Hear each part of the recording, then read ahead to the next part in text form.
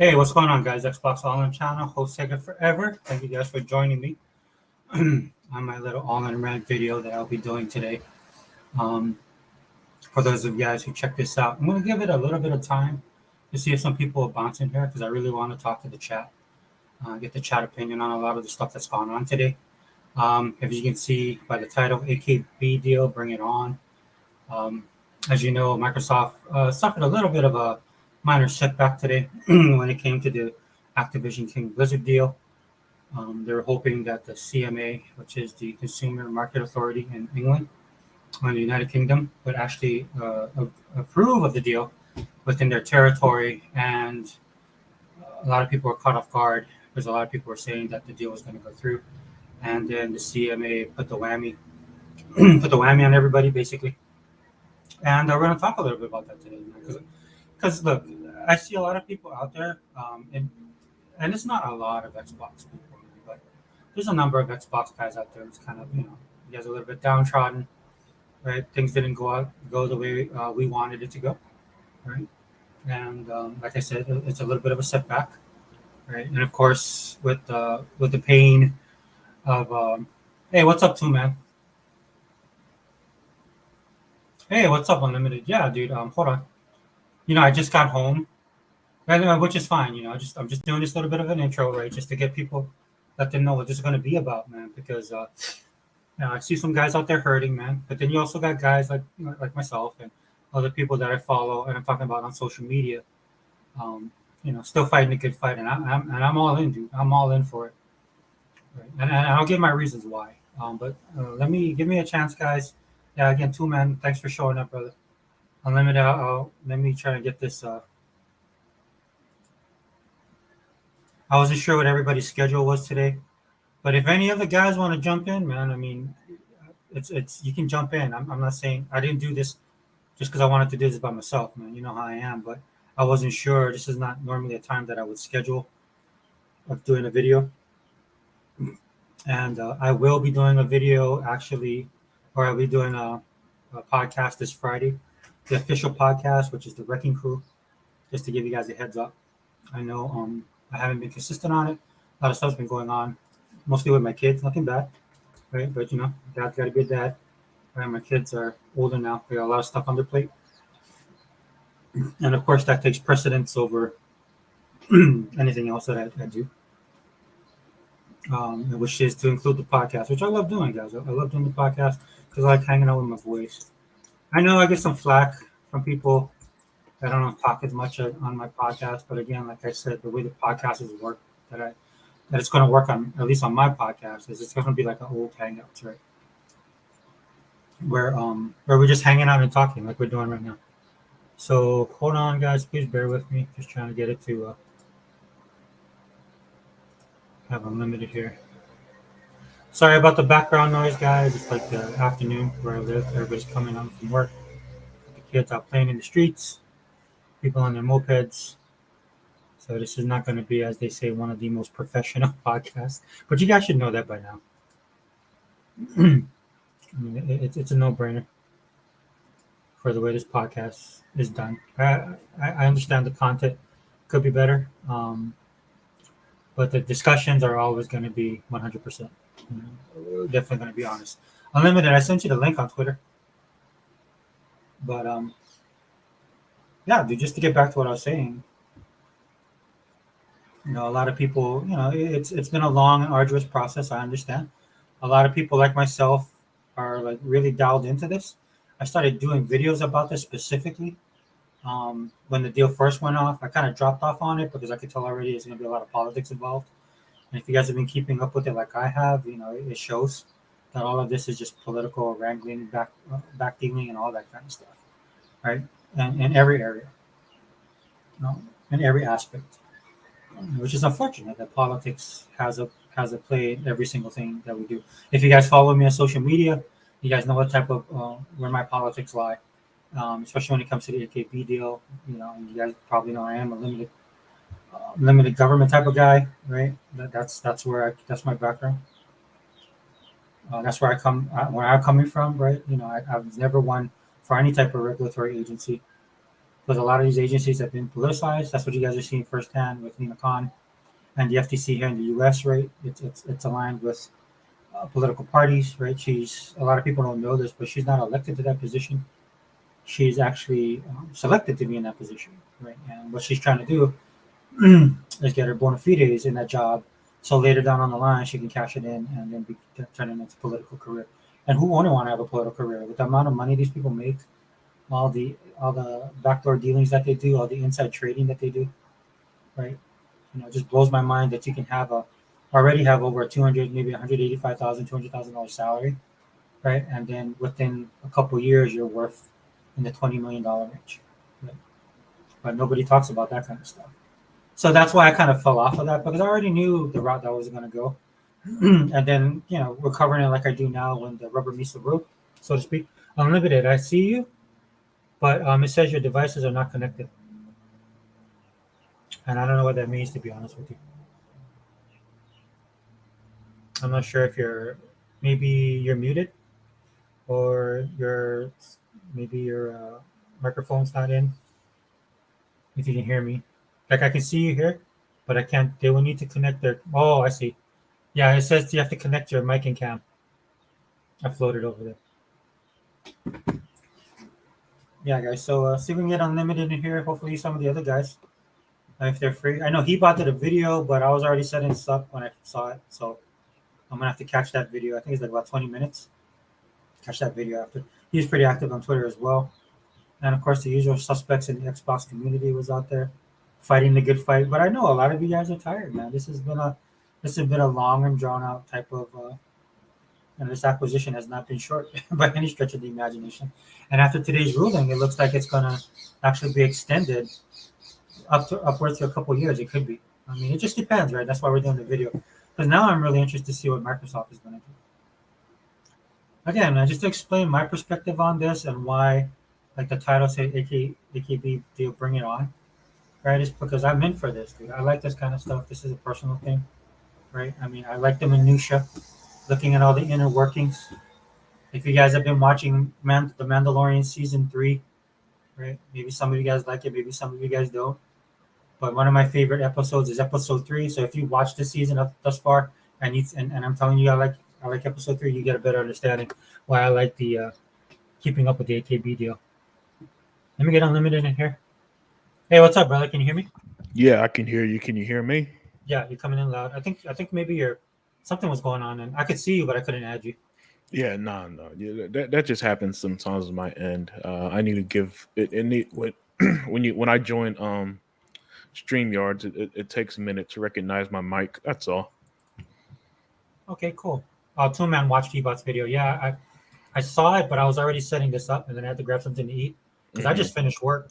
Work. Okay. Yeah, I was like, dude, I want to talk about this because I've been having fun on Twitter. Yeah. You know, I feel bad for right now. Who's that? Our UK brothers and sisters, because guys, this doesn't affect us in the States. And some people might be, how do you know that? Because they blocked the AT&T merger, right? So HBO Max is not available in the UK. Yeah. And shout out to the Xbox community for finding these facts. It's not available in the UK. It is in the US, obviously. So that just tells me that once the FTC approves it here in the US, because Lina Khan is a corrupt scumbag and she's gonna get exposed. So don't worry about that, my American friends. Mm-hmm. We're gonna enjoy the benefit of everything, of Activision and all that stuff. And our UK friends like Elite Gaming Guru on them, unfortunately, won't until this is appealed. And apparently the appeal could take up to 3 years. That's such a government bureaucracy nonsense, just to stretch things out, that made me sick when I read that. I was like, that's such a government thing to turn it into something that could potentially take 3 more years. Well, and I think that was the reason why, Jim Ryan was having a meeting with these guys, right? Yep. So I'm pretty sure a lot of that stuff was said and backdoor stuff, right? So it was interesting to see how they pivoted. I'm not going to lie, dude. I thought the deal was going to go through as well. I mean, I still think it's going to go through. But like I said earlier in the podcast, it's definitely a setback for Microsoft, but it's not the end of the world. I think a lot of people are just kind of tired of it. I said, I'm not, because I actually like this kind of stuff, right? So I like getting into the analytics of everything. All right. And that's why I didn't do videos on that level, just because it was just the minutia. Or just doing it would be boring for most people. Yeah. I was thinking of doing an episode of The Unlimited Truth, but I got so busy after work. I didn't get any free time until pretty much you went live, and I figured, hey, let me hang out with you and talk about it for a while. And like I said, if anybody, hey, Dea, Hey, Dave. yeah, um, yeah, if you want to jump in, let me know. I can send you the link if you want to. This was just an impromptu thing. The Wrecking Crew podcast will be this Friday officially.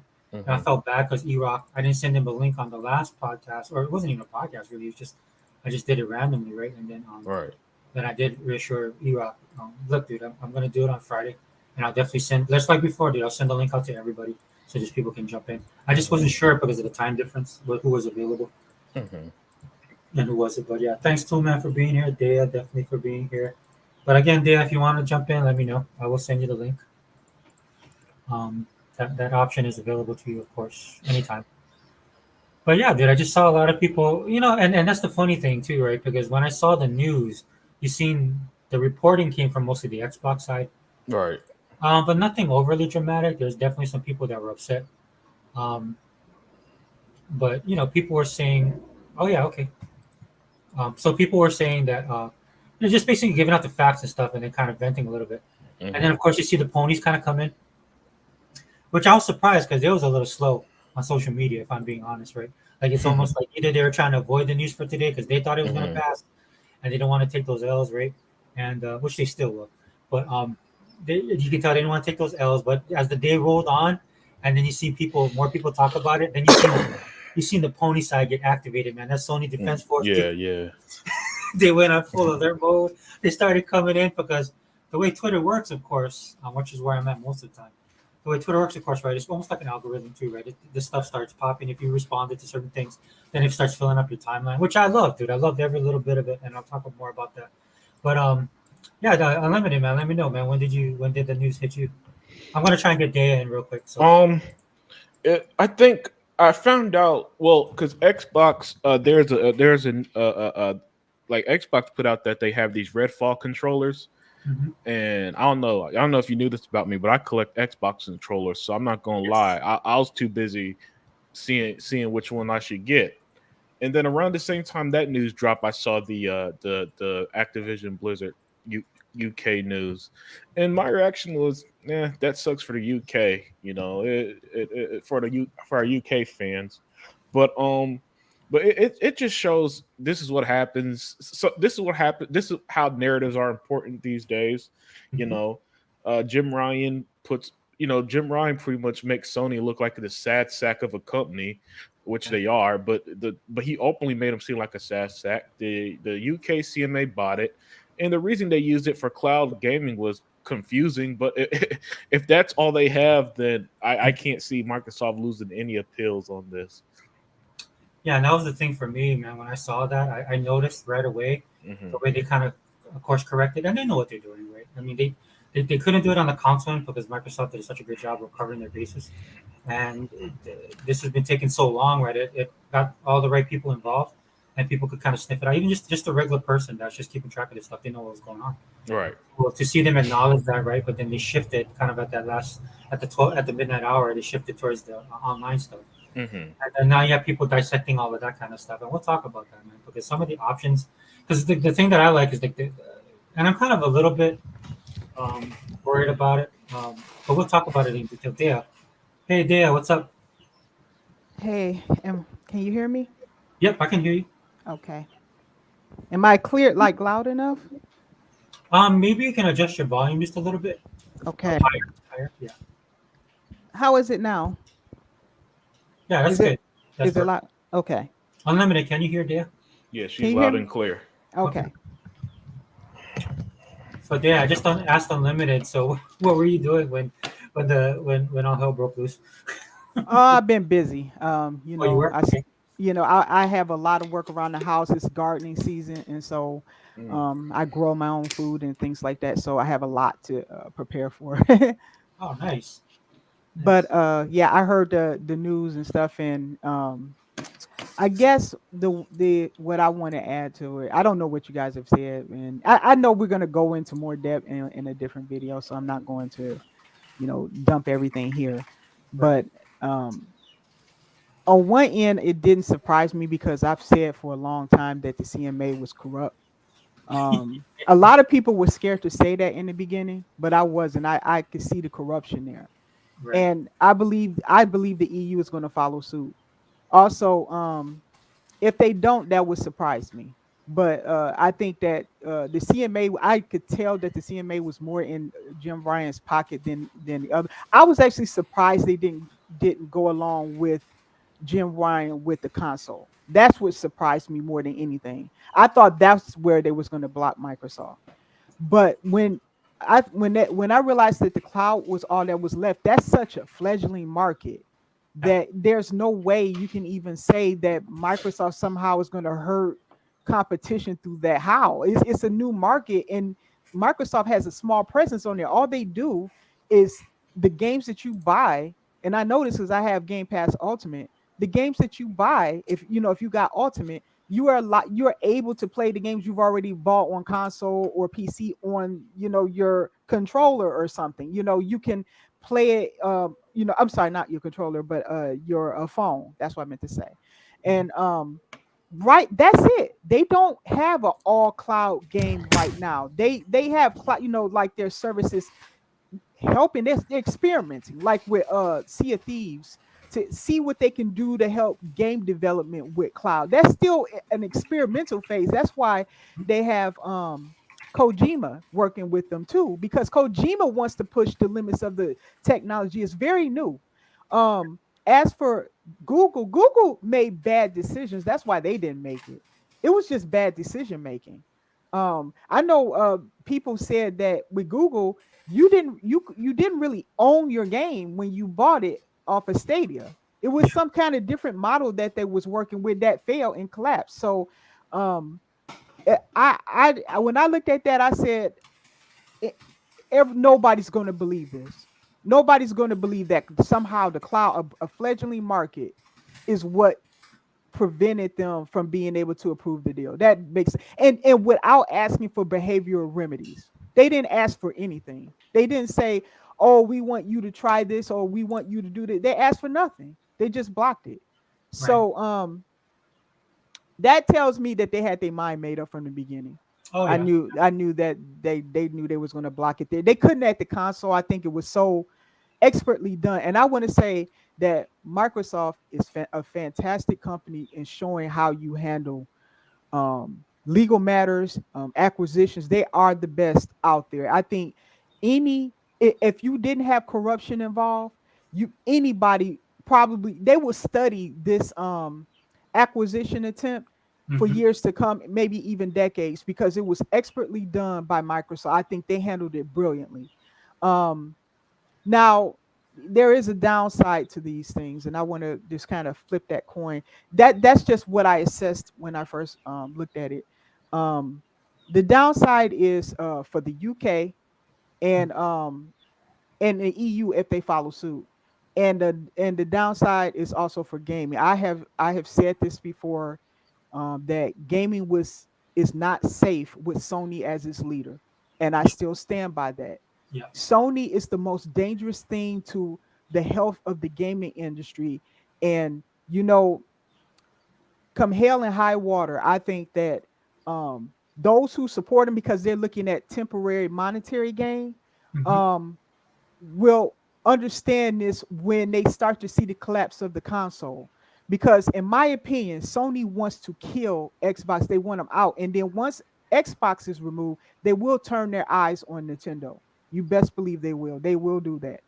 They Yeah. don't want any competition. They want to be the sole company out there provide. Right now, they can turn their attention away from Nintendo because Nintendo kind of crawled into its own little niche, right?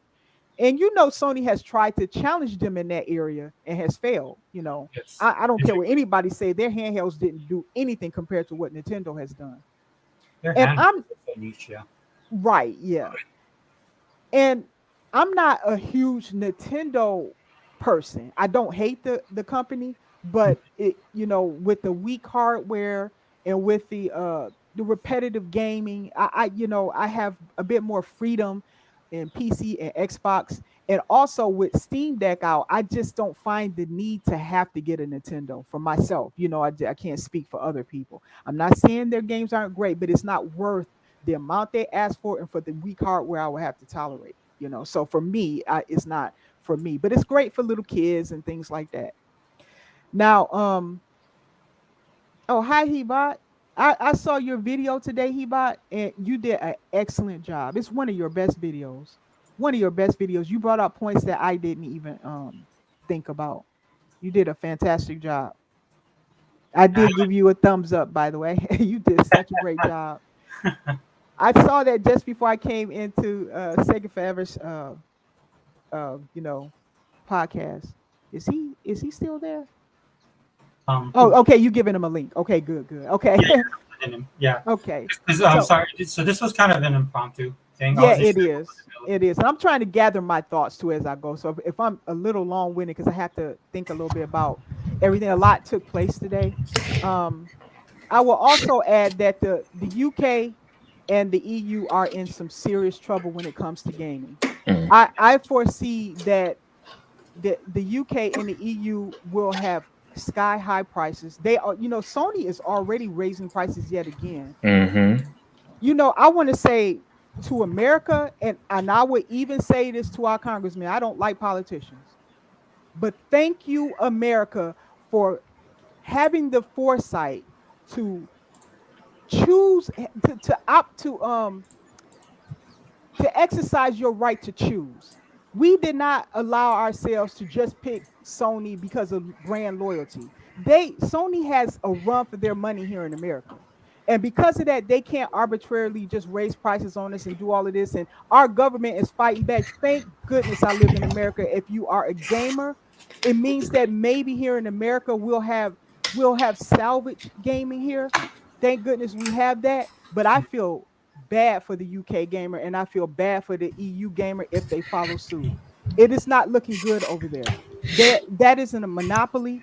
And I'm telling you now, with the way Sony is treating that customer base over there, I think they're going to raise prices to a point where those on the lower end of gaming will not be able to continue to do it. They also will block Xbox from being able to access those type of people. I think that the antics of Sony has just begun. They're going to feel emboldened by this because they're stupid. Now I think Hebot is right. There's another side of this, but I'll let him explain that. But I think Sony's gonna feel emboldened by this, that they have full control of the EU and the CMA, and I think they're going to do practices that are going to blow your mind. Okay, I think they're going to literally try to make sure Microsoft can never operate in those territories. So all I can say is that for those, people was talking about, you Americans, you're paying all this money because of the FTC, but guess what? Yes, the FTC has gone out of control, but our Congress is trying to rein them back. Yes, our FTC is out of control, but guess what? The gamer in America are exercising their ability to choose. They don't just pick one brand. And this is what the UK gamer and the EU gamer will have to do if they don't want super high prices when it comes to gaming. This is a dark side of gaming. And I have said this, I was concerned, and all my concerns have come to the surface now. We're in a dangerous place here in gaming. With Sony leading everything, we're in an incredibly dangerous place. And they would not have gotten as far as they have if they haven't had the support from governments and from the media. So I don't know how we solve this problem. I'm going to wrap it up in a minute. I don't know how we solve this problem, but I do see a dark side there. We do need to discuss that. We need to discuss how do we combat this, because if we want gaming to survive this and to be global, I mean, we can't just look at one territory. In order for people to keep investing in this, they need to be able to spread out. You can't just do it in one area. We're going to have to somehow think of a way to salvage gaming in such a way. So, because, also independent gamers, what is you think Sony's going to do to these people who spoke out against Sony in this whole ABK acquisition? What will Sony do? Because they don't care about those people. They don't care about if they're killing these companies. They're killing Square, and they don't care. It's a lot of dominoes that's going to fall from this decision, and I haven't even scraped everything, but that's why I'm going to stop right here so that we can get some other points of view out. I think Square is killing Square at this point. They are, but Sony is too. They're stupid enough to sign with Sony, but I think they're not the only ones. There have been other companies that follow suit, and I think that anybody who continues those practices won't be around for very long because Sony gamers simply do not buy enough games to support that decision. I'll go a step further. Sony guys don't buy any games. If I'm Right. being honest, right? But if we're talking about Sony guys, it's the reason why they're able to do what they do is because they have all the normies there. That's it. Yeah. They just got the numbers. They don't have the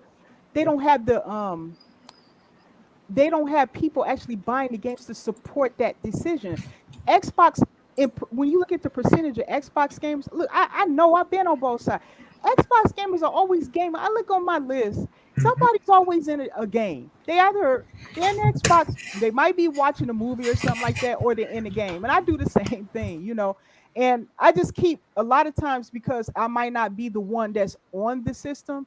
I have it invisible so that way people don't think it's me. So I have to keep it like that until I'm ready to get on there. But yeah, I get that. A lot of gamers are in different games and stuff. And Xbox gamers game, and I can say that from personal experience, but PlayStation gamers, I mean, you heard it from the devs themselves. They don't make enough money over there.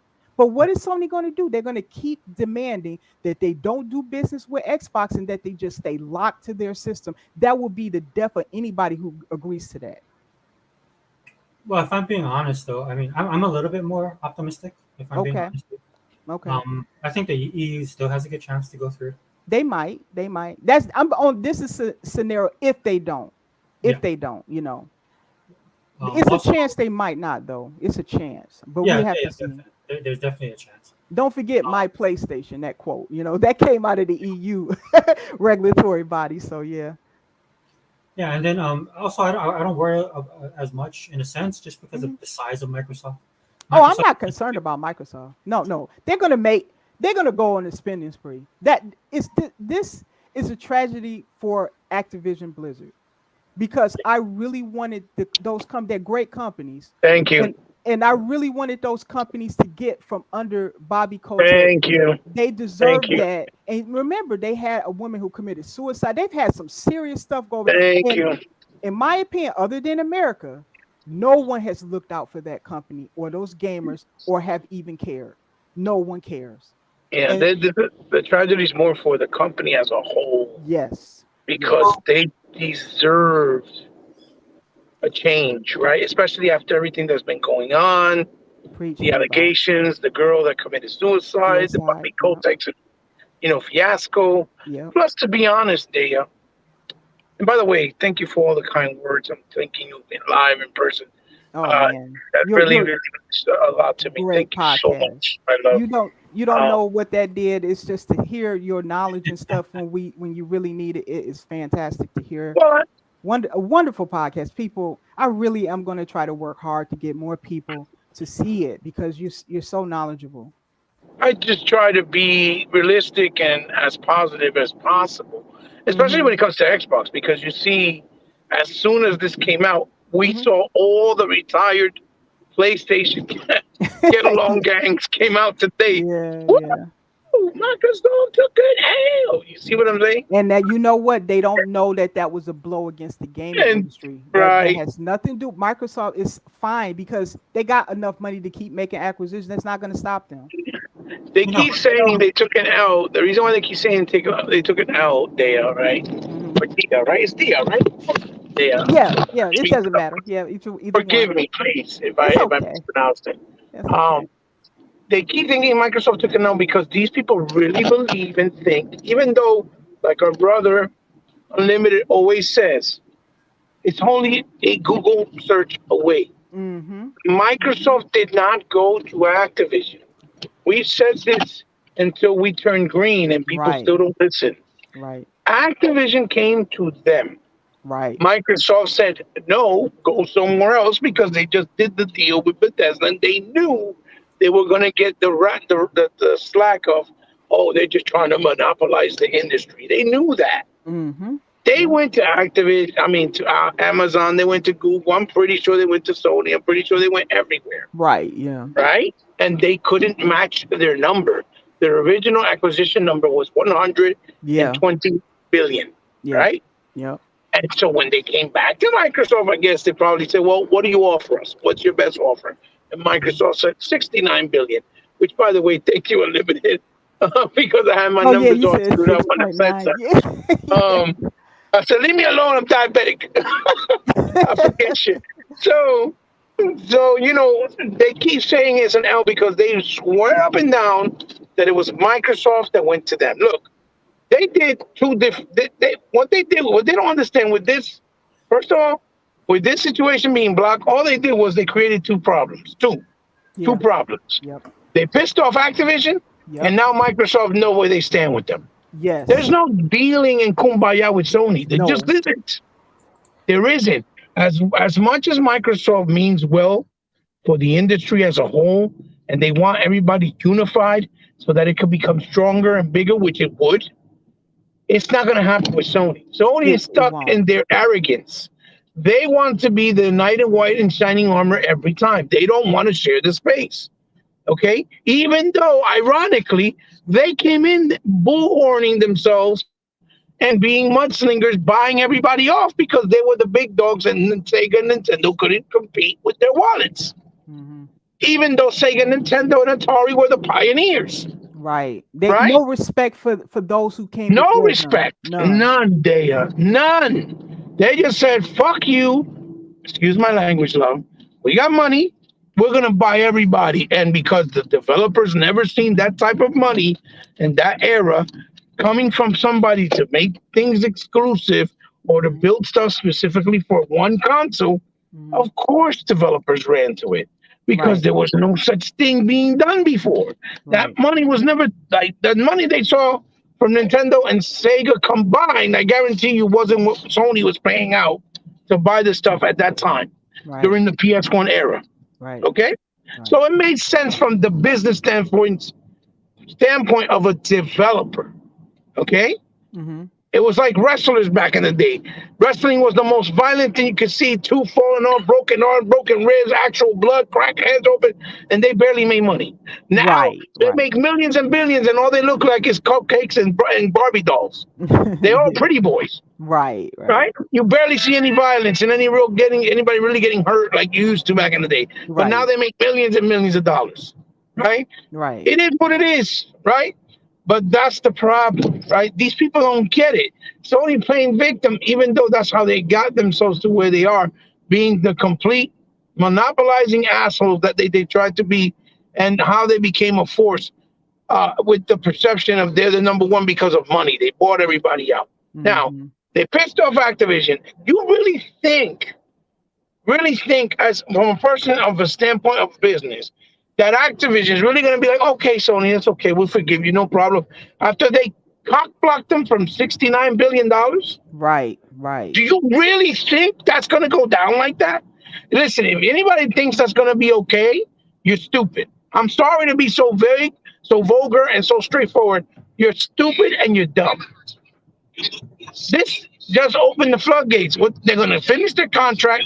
And then the funny thing is, Microsoft don't even have to acquire them. They At don't. the end of the day, if Activision wants to say, you know what? We're going to make all the Call of Duties going forward, every Activision game going forward, the way Square Enix does, right? Yep. Yep. Exclusive on Xbox. Yep. Because they're the only ones that showed us any respect. Yep. Yes. So if you want because- to play our games, you got to go buy an Xbox or an Xbox ecosystem on their PC or whatever the hell it is. Playing on PC through Xbox ecosystem. We're not going to support it on Sony. And because Nintendo was willing to work with us, we'll put it on Nintendo too. Yes. You see what I'm saying? Yes. For the And- Nintendo fans, And right? what you said, I believe that Microsoft and Activision have become way closer now through this Oh, yeah. ordeal, and I think you're going Absolutely. to see that moving forward. Absolutely. You remember the what was the lady's name? Unlimited or Sega Man? Sega Forever rather. The one that came out and said that was bull crap. That it was, when she said that it was Sony that made that comment, and they tried to say no, it wasn't. Yes, they did, and she showed the proof. She's like the head or something of Activision. Neela Khan. What was her? No, it wasn't Lena Khan. It was What was her Lulu name? Lulu Chang Mercenang. Yeah, yes, that's Yes, exactly. That's it.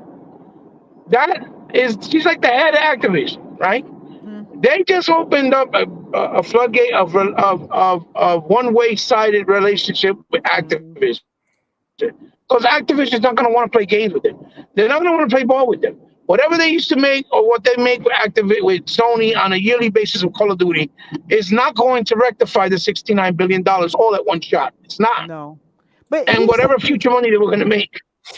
here's the thing: it's not just Call of Duty. We know Sony relies on COD and all that, and they thinking they're gonna have to put it on our. This is how arrogant Sony is. They think they're gonna have to put it on our, but they can hurt them. And not only that, what if Activision doesn't want to do any future business with them with any other title? Decided to leave it there. They could always leave. Okay, they'll leave it, but you're never going to get exclusive content first. It's going to be Microsoft. Yes. See what I'm trying to say? Could do that. It's going to always be Microsoft, not you guys. Just on principle. And don't forget, Microsoft showed them how do you combat Sony? You spread your stuff everywhere. You put it any and everywhere you can. Yeah.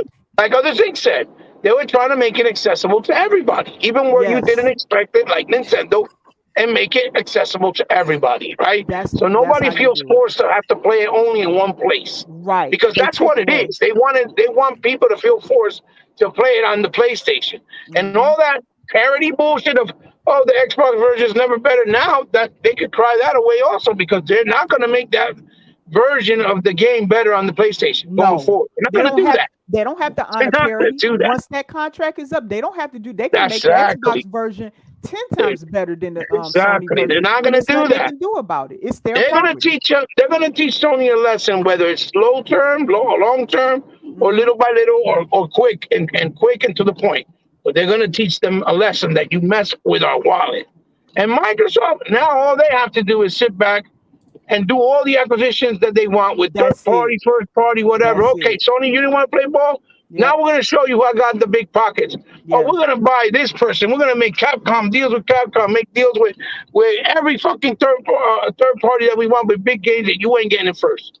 Or we're gonna make it exclusive to Xbox only. If they want I'd go a step further. I'll do what Sony did with Final Fantasy 16. Make sure it don't go to PlayStation. Yes, right. That's what I'm trying to say. That's what I'm saying.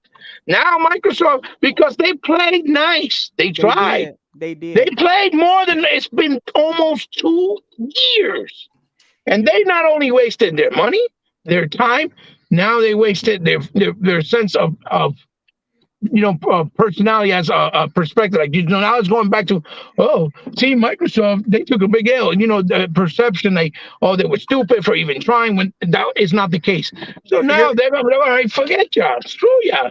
They can Microsoft make deals with everybody, all the big games, steal them all away from them, the way they tried to do with them. Oh, you think you got big purse? Because like Sega Forever always says, Microsoft is too big. They're not going nowhere. Okay? If they want to really play like the way they want to and want to really show who's the boss, they can do that easily with a snap of a finger. Because Satya already got Phil's back. Okay? And I truly believe that them investing this entire time trying to do this acquisition has made them overlook certain things internally, and that's why they haven't been able to focus on other things. Right. They were so like on Halo's situation, right, with some of the employees or whatever, or even with some of the releases missing the date, whatever the case may be. Right. Not entirely, but to an extent, I'm pretty sure this was distracting because this is a big deal. It's a big business deal. Right. Right. It was the largest. And they were doing it for the betterment. I'm sorry. Go ahead, babe. No, I said it was the largest deal in gaming and one of the largest history. Right. Yes. Because at the end of the day, if they win, it was for the betterment of the gaming industry, Activision, Xbox gamers, and gamers in general.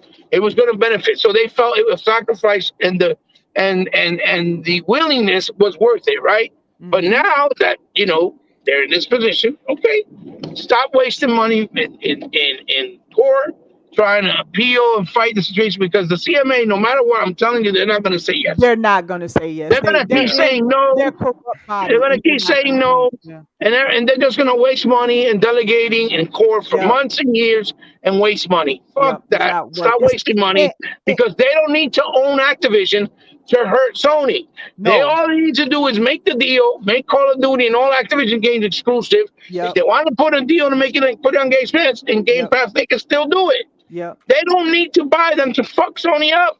Right. And also I would say this, that Microsoft has such a small share in the UK that it doesn't matter to them that Microsoft is not like they're losing such an important Here's market. my question to you guys. They've always been a smaller presence in the UK. Has it hurt them to this day? Has it hurt them so far to this point? No, they've been able to survive without. They've been okay without the UK. They don't need it to survive. So it's nothing new. It's not. It's okay. It is what it is. Okay, we move on.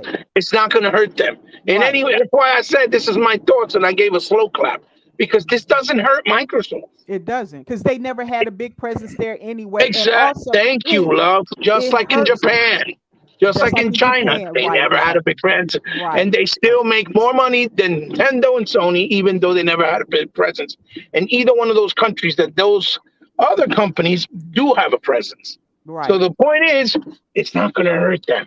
Right. Yeah. If anything, it took the shackles off, and now they could start acquiring other stuff, like Sony's been doing the entire time, buying other shit because they know they were fucking caught up with this deal. Right. They knew. That's probably why they announced that acquisition too. They probably knew at that point in time that the CMA had blocked it. They probably knew. Okay, go ahead. Well, you saw that Sony made an announcement that they acquired some new studio today, I think for online gaming or some shit. Right. And they bought and they made the deal with the fucking Silent Hill. They made the deal with the fucking Last Ronin. They did all these deals, Project Eve, with all these upcoming titles. And didn't you wonder why they was announcing it with no fear that the CMA or the EU would even look at that and question it, because they was never going to. Now, though, America is looking at that, and that's going to come back to bite them through this angle. But the CMA and so far the EU have never addressed any of those issues, and that's why I knew they were corrupt. Because I'm like, they're making exclusivity deals exposed, and we found out just before the decision that they block games forever off of Xbox, and no one ever even addressed that. Yesterday, what they did with Final Fantasy, the proof was right there when everybody was swearing up and down. No, they didn't do that. Look, out of the horse's mouth, of course they did. We've been said, of course they did. We knew this. They've been doing this for years. But the problem is only the little people talked about it because they didn't have nothing to lose. But the big guys did it. Now the big guys were forced to talk. Now the dirt is out. You understand? So there's no denying it no more. That you can't. So that's the biggest difference, right? But on top of that, right? When it's all said and done, on top of that, what they don't understand now too is that more people that used to trust had better relationship, let's say, with Sony, or felt like Sony was the better option. Once they saw what happened with this outcome, now they lost those type of ideologies from certain people with Sony. Now these people are like, nah, bro, I don't know about that. Look what they did. I think I'm gonna rather do a deal with Nintendo and Xbox. You get what I'm saying? Better. Because they already saw. Yes. They saw their true colors, right? Exactly. And if Activision, as important as they are to Sony, can be stabbed in the back the way Sony did them, they don't. Listen, if they can kill off a deal for Activision of $69 billion, even though Activision has been giving them exclusive deals for almost 10 years, right? Yeah. And didn't hesitate to do it, they'll backstab anybody. You're not safe in the industry. Okay. That's the whole bottom point. So again, who really lost here? I don't think so. I don't think Microsoft lost at all. I just think they released themselves from the shackles that they've been having for the last 2 years. Their reputation came out better. It's way more clean than it was at the time that they entered into it. They have a closer relationship with Activision and probably many other companies. Look at all the deals that they made with NVIDIA. NVIDIA probably thought that Microsoft was antagonistic, but then they probably sat down and worked things out. I think Microsoft comes out shining in this whole ordeal. Keeping in mind, Dale, to add to what you just said, from this point forward, whatever's done as far as Activision, whatever they do, no one can point the fingers at Microsoft because they have no ownership. That's right. That's so right. it's all going to come from the head from Activision themselves. Yes. So who do you have to blame? Sony. Because Activision is not going to sit back and laugh about this. They're really not. No. I'm telling you, they not. Yo, if you mess up my pocket, 69 billion, we have a problem. We have a problem. All I can say, there was some big people who had stock in Activision Blizzard, and I think somebody's head is going to roll at the end of the day because some people lost a lot of money. So, well, we gotta, guys, we gotta slow down here. Couple things. One, right, as of this moment, the FTC, the United States Federal Trade Commission, hasn't made any decision. Thank you yet. So what's most likely going to happen is that the UK is going to be without the benefits of the Activision deal. Right. Every other country, Japan, Brazil, Saudi Arabia, Saudi Arabia is more like everybody that agreed. Everybody that agreed. They're going to reap the benefits, and things are still going to pass. Here's another thing. Bobby Kotick said in an interview the CMA are far from the final word in terms of everything being approved. Again, this is more of a regional thing. The CMA is not some amazingly powerful force, world force that's going to affect every worldwide decision. Right. No, absolutely not. So Activision, they still going to get this money once the U.S. approves it. Another thing, the U.S. has been way more aggressive in how they've approached this situation. Yes. In the courts, and as we've seen with every document and video has shown, they're asking the important questions. Again, the South Dakota the senator last week wanted to see Sony's deals. Yes, they did. So this is far from a gloom and doom situation. Outside of the UK, and not only that, how can I forget? The UK isn't a part of the European Union anymore, so I'm not even sure if this will. I doubt this will affect France, Germany, and all the other countries that are still part of the EU. How they go forward. Remember too, right? Because I just want to add what you're boiling right now, right? They came out with some bullshit reason that it was because of the cloud gaming, when this entire time it was never mentioned in any of the documents. It wasn't. That's how you know it's some BS. Plus, cloud gaming is still in its infancy, because Amazon and Google are both invested, and no one's making the kind of money like that except Microsoft. It's a new technology. It's not even reliable. BS. Because some people's internet is not great. It's a lot of issues with cloud where it cannot be independent. It's just new, and Microsoft the CMA don't even believe the smell of their own bullshit. But look, go ahead. Unlimited is correct. Look, just because I'm saying this, I'm presenting the darkest side because there is a brighter side. That right, absolutely. That's what I was saying. Everybody to see all the angles, okay? There's a negative angle to this, and this is what I have been worried about. That doesn't mean everything is going to play out like this. If the EU passes it, and I think the FCC got to go by the law. It's not up to the FTC. They have to follow the law here in America. Thank goodness that we have laws in place and that we have systems in place. And I think they even recently didn't the Supreme Court rule on that one case when that was brought before them about being able to bypass the FTC's judge to get to the federal court system to get a judgment? So the FTC, what they did is they wanted to go before their own judge, right? Because they knew that the stuff that they're presenting, if it goes before like the Supreme Court or any federal judge, right, it'll get tossed out. That's what they were trying to do. Right. Yeah. So they're really restrained.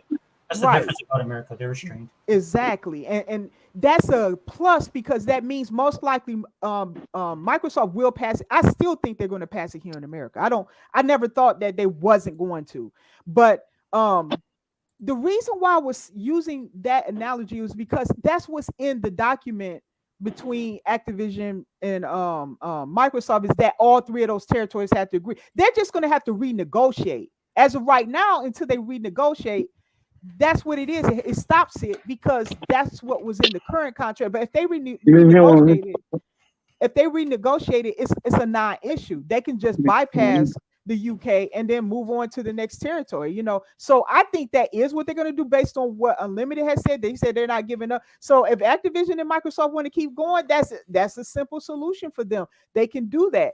They won't be able to operate in the UK, but okay. I mean, I'm okay with that. And as far as I'm concerned, is as much as I love all gamers, the UK gamer has made the decision by choosing Sony over and over again, even when the prices get raised, even when they're asking for unfair situations for the UK gamer to make choices on whether it's high games, high console. No one was questioning that. Not even the gamer was making a fuss about that. And they had the world's ear during this acquisition. They could have made a fuss and said, we want more rights. They didn't. So the UK gamer has signified they are okay with this. So therefore, that's like a Sony fanboy thing too, because they're all like, oh, I'd rather pay $70 for a game, even though we know they don't buy their games because that's bullshit. Right. It's been set on record in the data. Over having a system like Game Pass that gives you the option to try out the games, and then if you know you like it for sure, then you can buy it. That's the most weirdest thing ever. Yeah. Makes no sense. But yeah, I guess what you're saying, Unlimited, is that if they get approved by like the other side, they could just boycott UK altogether and still do it someone else, right? Yeah, they don't have to bring COD to the UK. And then what does the UK that means they still made their own bet. The people who getting screwed is the gamer again, but this was their opportunity to demand more competition so they can have better prices and things. And as far as I know, I don't know. I mean, I'm not going to say I know everything that's going on over there, but as far as I know, it seemed like it was dead silent over there. Nobody seemed to want more competition over there. Nobody seemed to demand that Sony lower these prices. They just ate it up like it was a main course on a plate. So therefore, they're going to get all of Sony in all its glory over there. It's nothing anybody can do. They're going to get the reason why, because the CMA has indicated we want Sony. We don't want anybody else here. And as long as Nintendo doesn't threaten Sony, they can exist over here too. But they don't want anything else other than Sony over there. So that's exactly what they're going to get. They're going to get that. Now, that doesn't mean that Microsoft is not going to bring businesses and things over there. They're going to still do that, but I don't think they're going to care. The more that goes on, the least Microsoft is going to need to care about that market. If the government is standing against them for even growing, even when they're third place, I don't know what they can do. I'm talking about just in the UK. I don't think that's going to be the case in all the other markets. And I think Japan is a non-issue because the American government has already called them to task.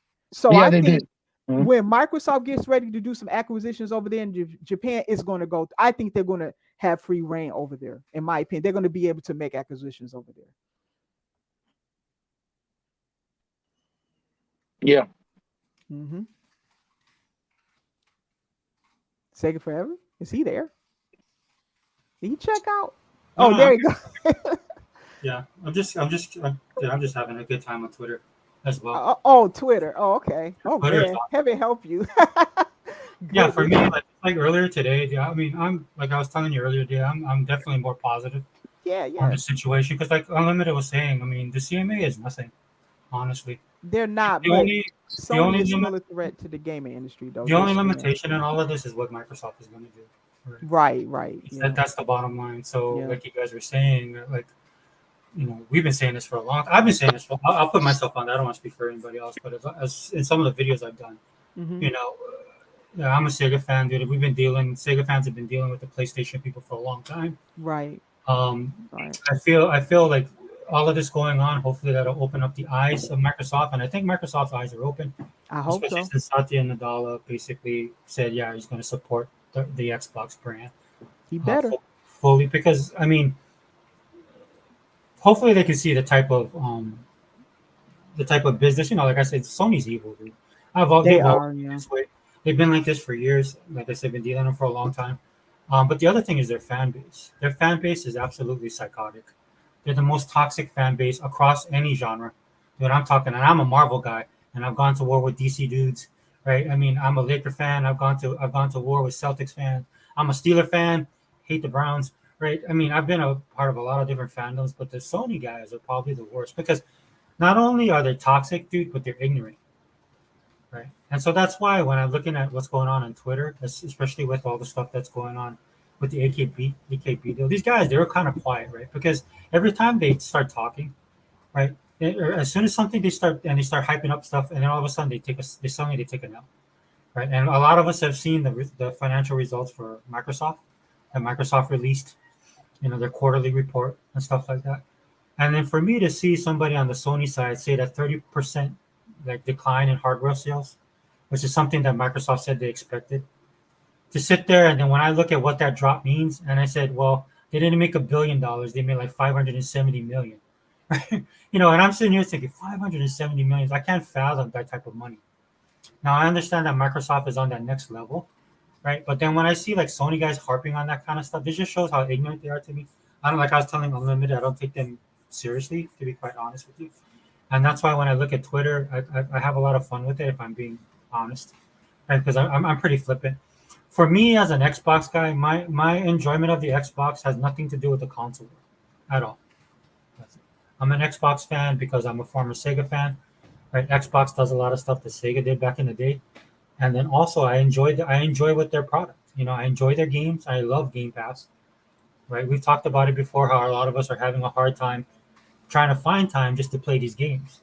Like I'm trying to do 4 games at one time. If I wasn't doing this podcast, if I wasn't like because of everything that went on, I just had to do the podcast, right? I know it's like I just threw it all together and just jumped on here. So I'm glad you guys can join me. But if I wasn't doing this, I would be playing a video game right now off of Game Pass. That's the way my night was looking before I decided to do this.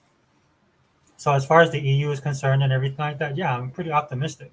The thing I'm looking at, like you guys are talking about, is what is Microsoft going to do? What is the Microsoft that we're going to get? Now, for me, like I said, I love to see the scorched earth Microsoft. Unlimited Production was talking about that earlier. I do feel like if a lot of the blowback from this is going to affect the UK gamers, right? But yeah, I agree with you 100%. I totally agree with you 100% that they made that choice. Right? They made that choice because they're not being vocal enough. They made that choice because they choose to support Sony. Even after Sony set the trend for the $70 game.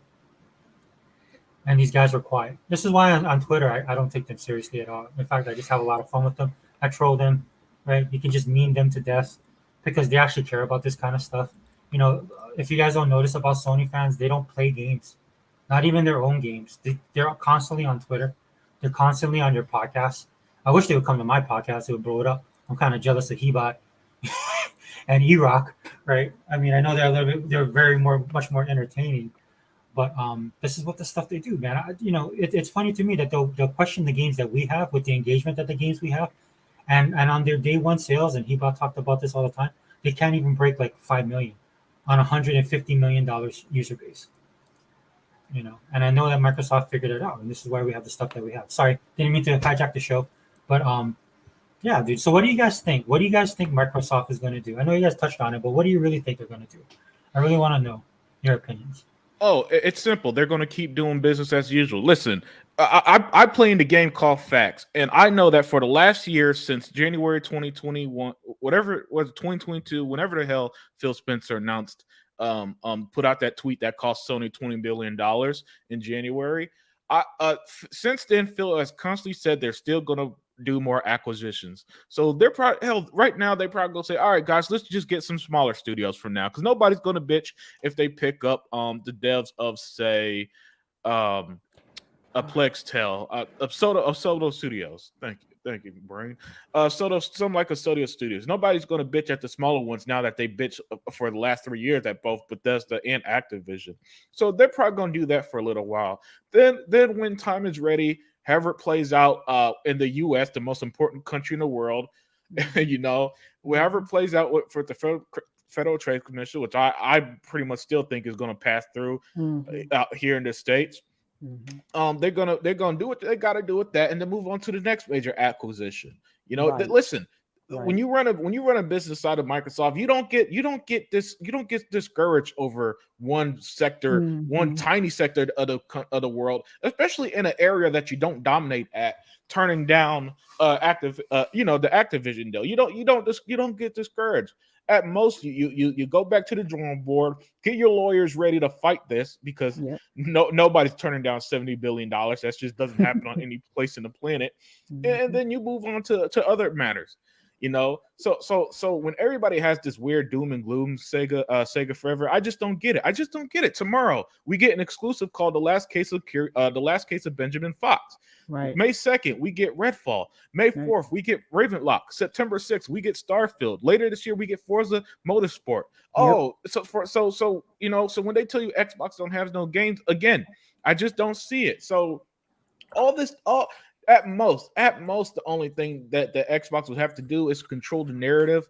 That would probably be it. But even then, it's proven that when the negative narratives surround Xbox, they still end up doing well. So that's my thing. They're not going to panic. There's not going to be any major changes. No, Phil Spencer ain't going to get fired like morons on Twitter would say. They're just going to fight this in the UK, keep pushing in the US, and make more acquisitions, both big and small, to bolster their Xbox lineup. Nice, Thea. Good stuff, Unlimited, man. 100% agree with you. Thea? I'm back. Oh yeah. No, go ahead. Yep. Yeah, I agree with him. I do agree with him.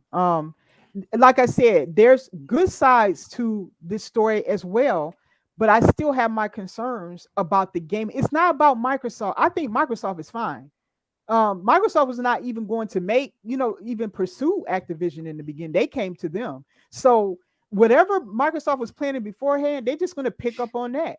And so I'm not even concerned about Microsoft. That's why you haven't even heard me say that. It's not about Microsoft. It's about Activision. I'm very concerned about the people there. And that's not a good scenario. No matter how we paint that, that's not good. Those people deserve better. They would have had unions. They would have had better working environment, because we know that Microsoft is one of the best ones. Now, yes, it may come through at the end, but they have to still deal with this company. It's sad that they do. And that, we'll see if they'll probably get all those things, but it'll be years down the road and they have to put up with it. And I don't know if some will be willing to hang on that long. We'll just see. But that is still a downside to this, because I know they want it out. And so that's the thing. I feel bad for the workers, and that, in my opinion, I don't think any of these people was looking out for them. And that's what just kind of hurts me in that, because unfortunately, and I'm not saying that other companies should care about American workers, but I would at least hope that Americans would care about American workers. I'm not saying that they should, though. But anyway, yeah, that's just how I feel about it. I just those are things I still am concerned about. But everything that Unlimited said is accurate. I do believe when everything is said and done, because the law is on Microsoft and Activision's side. They're not a monopoly. They're not going to be a monopoly. And cloud is the weakest approach that they could have taken, because it's a fledgling market. It's nothing there to stop anything. All they're saying is that they don't want them to innovate there in a market that's just not getting started. I mean, it's dumb. So it doesn't make any sense. Nothing about the cloud thing makes any sense to me. And Google is absolutely not. Their collapse has nothing to do with Microsoft. Nobody can tell me that them buying Bethesda, which has nothing to do with cloud at all, was the reason why Google collapsed. That's not the reason why they collapsed. They collapsed from their own incompetence, quite honestly, based on some of the things that I learned about their business practices with Stadia. It was just not. It wasn't good. They didn't have a good plan and layout on how to run their cloud services. So I do have some optimism with it. First off, I'm ready now to kind of just put ABK to the side for now and just see what Microsoft does next. I'm ready. And I'm not tired of the ABK thing, because it was great. It exposed Sony. And like I said, it elevated Microsoft.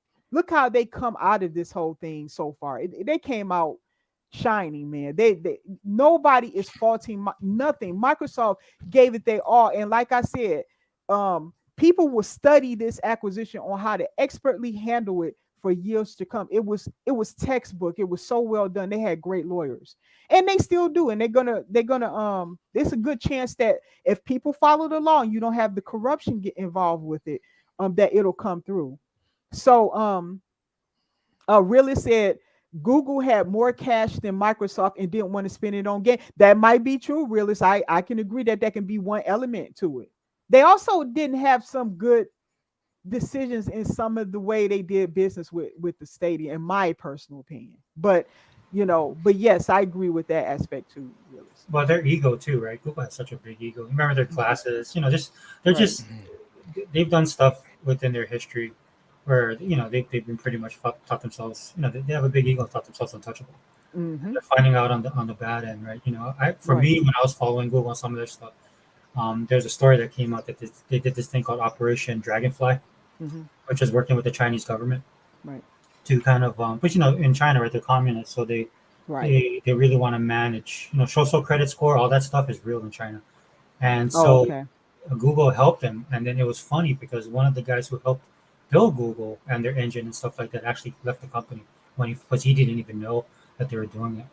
Mm-hmm. And so I think maybe Google had a hand in this as well because they really hate Microsoft because Yeah. Bing is doing really well right now. Yeah, I'm actually using Bing more than I ever thought I would. So yeah. Them reward points is why is Mhm. keep me on Bing. I've been collecting them things like crazy. yeah, man. Well, with the Bing too, the Bing is a little bit more open ended with your searches, and then they found out that Google is really, Oh, Google, that's right. That's right. yeah, Yeah, you're absolutely right about that. Google, Oh. yeah, Okay. Google has the most, if you will, biased search engine out Oh. there. It's the Okay. best way I could put it. Okay. yeah. I heard rumors about that, but I guess if you guys said it, I trust it. No, so I know, and then they lost the big government contract to Microsoft. They're both lying. Oh, okay. Yeah, That that makes was a sense. big thing, and I only noticed because I'm federal.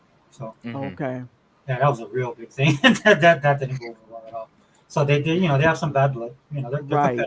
Right. So this is why I don't put any stock in Sony or Nintendo. No hate on Nintendo. I really don't have a problem with Nintendo at all. I don't either. On the personal, I know they don't do all business practices according to how I would like it, but I don't really have a problem with Nintendo either. I got really a don't. small problem with Nintendo.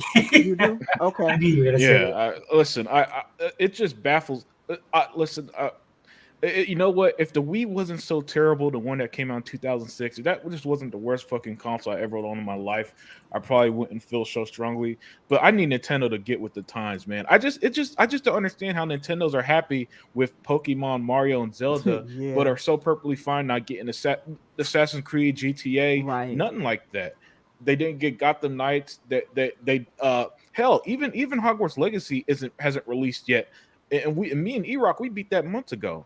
Right. So yeah, I got an issue with Nintendo because I don't understand how you could be a Nintendo fan and like any other thing that's not a Nintendo product and be happy with that console, because you have to own an Xbox or PlayStation to get the full game experience. You have to. No ifs, ands, or buts about it with Nintendo. So yeah, I I'll die. People for some reason love to handle Nintendo with kid gloves. I don't. I'm holding them to the same standard I hold Nintendo and PlayStation.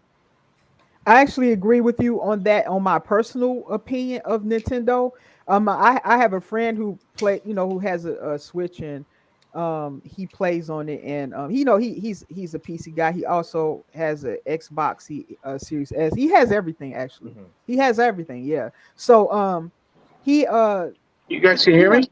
oh, there you Yeah. go. He bought. Yeah, I was I got wondering you. what I happened got to you. you. Yeah, I was talking, but I don't think you guys were able to hear me. I was No. trying to talk over you.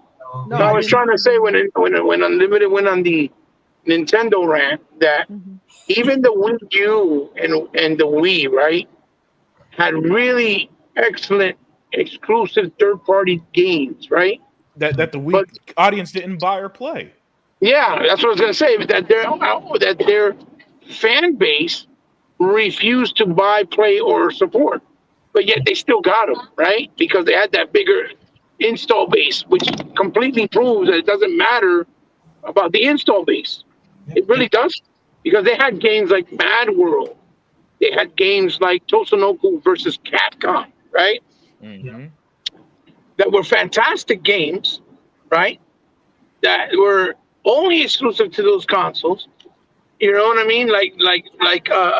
Devil's Third, right? With our boy, Tomonobu Itagaki, right? From Yep. Ninja Gaiden fame, right? And even now with the Switch, with Marvel Ultimate Alliance 3, what's the other one called from the guys that were going to do Scalebound? He's talking about Astro Chain. Platinum. Astro Platinum. Chain, right? And even the other one that they got lately, Bayonetta 3 and 2, right? Games didn't sell. Bayonetta 2 on the Wii sold literally 28,000 copies there. Okay. And Sega Forever. Yeah. 28,000. Yeah. Still, they managed to keep it exclusive. Still, they managed to make a remaster that only sold 68,000. And now they got a sequel that didn't sell either. It sold like 1 million copies out of all the plethora of Switches that they sold. Okay. Only 1 million units. Hiva, can I say something real quick? Sure. That's technically the Sony fans too. Honestly, Well, that's what I'm trying to say. That the Sony fans, right? They and Nintendo fans, they have that in common. Like they're very good point, brother. like they only support. Well, Sony fans, that it depends, but they only support their exclusive from their in-house, their first party. Yes. They get all this other shit, quote unquote, that they need to get because they're the leading platform, but yet the player base doesn't support them. Right. You know what I'm saying? Right. So how does that make any sense? On Xbox, you see that games do well, all types of games, whether they're a smaller indie title, an RTS, an open gaslight game with microtransaction, whatever the case may be. There are almost all types of genres and games do well on the Xbox ecosystem. Yes. And if you see it because you see it on the feed, you see people always playing different things. You see it on the storefront that different games always sell or on the number one spot because it's like the Xbox ecosystem and gamers are just straight up just actual gamers. They play games. Right. It doesn't matter what genre or if it's just a high-end AAA title. They play games. If the games are good, we play games, and that's the difference. So I never understood the argument because, like I said, and like Unlimited said before, they had great games, but the console was horrible. They're still way back in the dinosaur era still. They don't want to evolve, and then they want to price everything super ultra high. Yeah. Like you don't think that was a scumbag move that Nintendo did that, okay, you can get GoldenEye Xbox, right? But you can't get the online aspect of it when they know their online ecosystem is trash compared to Xbox. Like they really swear motherfuckers are gonna go to Nintendo to play GoldenEye online versus an Xbox. Like you sound stupid. You know what I mean? Yeah. Like you serious? And those are the things that I just you from looking from the outside, anybody just with common sense, you don't even gotta be a fan of a company. It don't make no sense. How can you justify that and say no, it's not stupid decisions or it's not funny play or funny business? Of course it is. Of course it is. It's bias. It's bad anti-consumer practices. It's all of the above. You can't deny it because the evidence and the facts are all there and they all point in the same direction. Nintendo is gay. Oh my god. Oh, man. Hey, I see Radiant's in here, right? Yeah. Oh, Realist. Oh, the real. Realist. Hi, Oh, Realist. Realist. What's up, Hi, everybody? Mr. Kima. I see you in there. What's up, brother? What's happening? Drop some. What is happening? No, I'm just here. Yeah, just here. Yeah. Keeping it Xbox while everybody else is dooming and glooming or trying to anyway. Yeah, that's why. Like I saw you guys going live, and I was like, I wonder if they're down. So No. I checked in. Yeah. Yeah, I mean, man. a lot of people seem to think that the sky's falling down because the deal didn't go through. Mhm. There are no surprises in this, right? Right. Microsoft expected to get clearance today. Thank But they have it on record that Lena Khan, she's been colluding with the regulators across the pond Okay. to get these to get behind her cause. So I'm not surprised, and I wouldn't be surprised if the EU backed away. But what I think is going on, I think that those countries want to pass the buck back to the United States. Once they go to their court, because there's really no true arbitration when it comes to the CMA, because their tribunal is basically gonna defer back to them. Yeah. Right. Now, Right. I don't know much about the EU's process, but I do know that United States, leader of the free world, right? They are going to be the ones that lead this thing. So once they lose in court, then the other two will have to figure out what they're going to do. And I doubt. And also, I've been doing like a little research. The UK represents it's the number 2 largest single market in Microsoft, but it's only 5% of their total revenue. That's why I said they don't. I'm sorry. Go ahead. Yeah. I mean, you guys can chime in, because I'm really just trying to catch the flow of what's going on. No, that's a fact. That's a fact. But people don't realize that although they're the second biggest markets, the biggest market will always be America. Well, that 5% is not bigger than the rest of the world. No. And also people are talking like Microsoft would have to cease production. No, it would only be Activision, not Microsoft. Only Activision. Yeah. So there's a lot of misinformation going on. The ponies are running Twitter right now. So the Xbox fans can't get a word in edgewise either any way it goes. But there are ways around it. And if they were prepared to go forward without the FTC's approval, I'm of the opinion that them adding that language in the contract where they have to get approval from all of these regulatory bodies, that was somewhat of a courtesy, right? Because they said that they would move forward without the FTC, and that's the most important one. This is an American company, right? And there are other options, and then you have CMA that was saying that they wanted them to divest, so they offered them no, they won't divest, but they'll have a third party to oversee. Right. We went through all these things, right? They can't even talk about console anymore. That's pushed aside. Microsoft was preemptive in their approach by signing all these cloud contracts with everybody except for Amazon. I don't know why Amazon hasn't come yet, but I'm pretty sure an offer will be on the table if they were. But they weren't one of the ones that opposed it. They said that they don't have a problem with it. Yeah, they did. Sega, I'm not Sega. Sony are the only ones to oppose it. No, they said there's Sony and another silent complainer. Well, a lot of people say it's Google. What's that? Yeah, which is weird because it's gotta be Google. It's gotta be Google because remember, remember. You know what? Huh? You know why it points to Google? Okay. Because don't Google on YouTube too? Yes, they do. Right?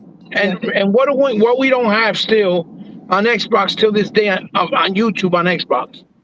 What, live streaming? Yeah, we don't have live streaming. They have it on PlayStation, never put it on Xbox because they're the first party competitor. That's why. That's how you know it has to be Google. Well, my problem with Google having anything to say about gaming is that they got out. That's right. True. That's And like I put in the chat, Google had more cash on hand than Microsoft, and they chose not to invest any of it in gaming. At least any substantial amount. They closed studios down. Now you got Kojima making games for Sony and Xbox. Jade Raymond and her team, they're now Sony first party, and that's all. And Google is to blame for that. So they've already wiped Sony aside. Nintendo's a non-factor to them because they're not a high performance console. So now we go. So now we go to cloud, where they really have no leg to stand on. Right. Because correct me if I'm wrong, Activision did not have any games in anybody's cloud. No. So they without have mobile presence, but not cloud. Yeah. Cloud, but see, cloud is what the CMA is leaning on for their objection. I don't know how though. That's the without thing. Microsoft, with no real backbone to back it up, because the cloud, like I said, it was earlier, it's in its infancy. It Yes. hasn't done anything yet. Yes. Right. But without Microsoft, there's no Activision Blizzard in the cloud. No. That's So right. so I believe that they're just trying to buy time and push this off as far as they can, because I believe that all the rumors were true, that they were leaning towards going and get it passed. But Lena Khan got them to come through. But the thing is with her, they asked, she wanted more money. She needed what, $400 million?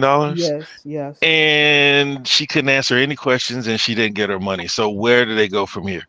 Because Mhm. unlike those countries, the United States has a real process where they have to go and Exactly.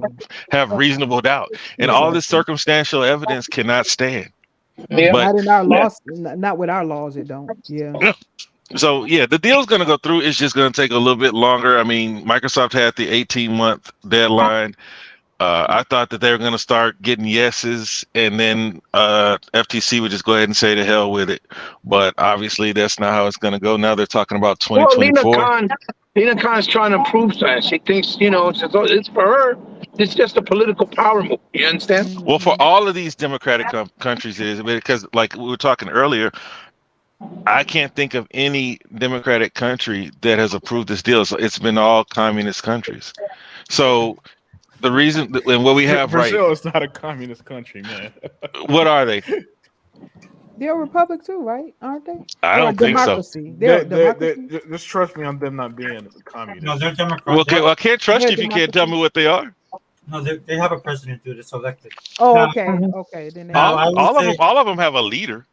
No, but no, he they're- said that's duly elected. So they're Okay, well, I have to look into it. A But feudal even- republic. there's a What's that? They're A feudal. feudal The Federal republic. Republic. I mean, the Federal Republic. Okay. A feudal republic. Federal. Federal Republic. Okay. So but they're not. Everybody else that's not aligned with the United States already said okay. Yeah. yeah. No concessions needed. Yeah, they Japan, did. Japan also agreed, and I know for a fact they're not communist either. Yeah, that's true. crazy. Japan is That was not the craziest part. I thought Japan was gonna go copy edited as well. Here, wait. So the reason why Japan will never do that is because they rely on us a lot. Yeah. Well, not that's true. only that, they got That's called true, out too. about letting Sony slide on a lot of They things. did. yeah. Well, they got Sony caught was a on it. They monopoly got over caught there. on it because the dirt came out. Yep, it did. Look, let me tell you guys something about Japan. Right? They had a 6th generation fighter that they're supposed to be building, and they canceled it. So who are they going to rely on? They got to rely on us and our 5th generation fighter. Right. Right. We support. One of the things we do for Japan because of their constitution is we support them with their defense and with the issues they're having with China and even to some extent Korea. Mm-hmm. They rely on us a lot. So they don't want, and their economy's bad. They got a population bomb about to go off over there. That's why they're always building robots Mm-hmm. because they're losing population. They are Yeah. severely. I've looked into that. Plus, they got the laws of how many of concession, right? Of how many kids marriages can have and all that, right? Don't they have that there with? No, That's China. Oh, it's China. Okay, Yes, okay. it's- Thank you for correcting me. Okay. There's Okay. villages in Japan that are actually paying women to have children. Yep. Oh, okay. Yeah. Thank you for the correction. Okay. It's Okay. pretty severe Gotcha. problem over there. I've looked into documentaries about that. Yeah, Very yeah. scary. Sorry, realist. Go ahead, bro. I'm sorry. Oh no. I said what I needed to say. Now I'm looking up the forms of government these countries have. Oh, okay. But yeah, everything realist has said is correct. Those are Outside of the Federal Republic, Like I was saying, everything. they have elections, but there's of course the thing. Well, no, see, like these different hybrid governments, because I said the same thing about South America, and they're considered not South America, South Africa, and they're considered some kind of socialist, capitalist, socialist something. Oh, okay. It's not the way that we do it here. The way that the other countries do it, they do it the way we do it, and they're in alignment. They are the ones that are colluding. The rest of the world doesn't care. They pushed it through with no concessions. Right. So these three are the ones that Microsoft has to deal with, not the rest of the world. They don't care. Okay. Hey, what's up, Invader? Welcome. Hi, Invader.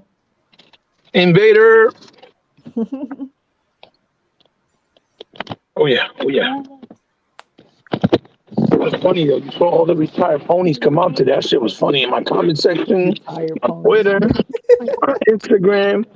Yeah, Microsoft took hell. I'm like, what? Like, what the hell you been having the last what? 2 years? I saw some of your tweets, bro. I've been having fun with those guys, man. You can just go That there. shit is hysterical. It's funny as hell. Hilarious. Solid Red was the first one that made me laugh. Yeah. I saw it.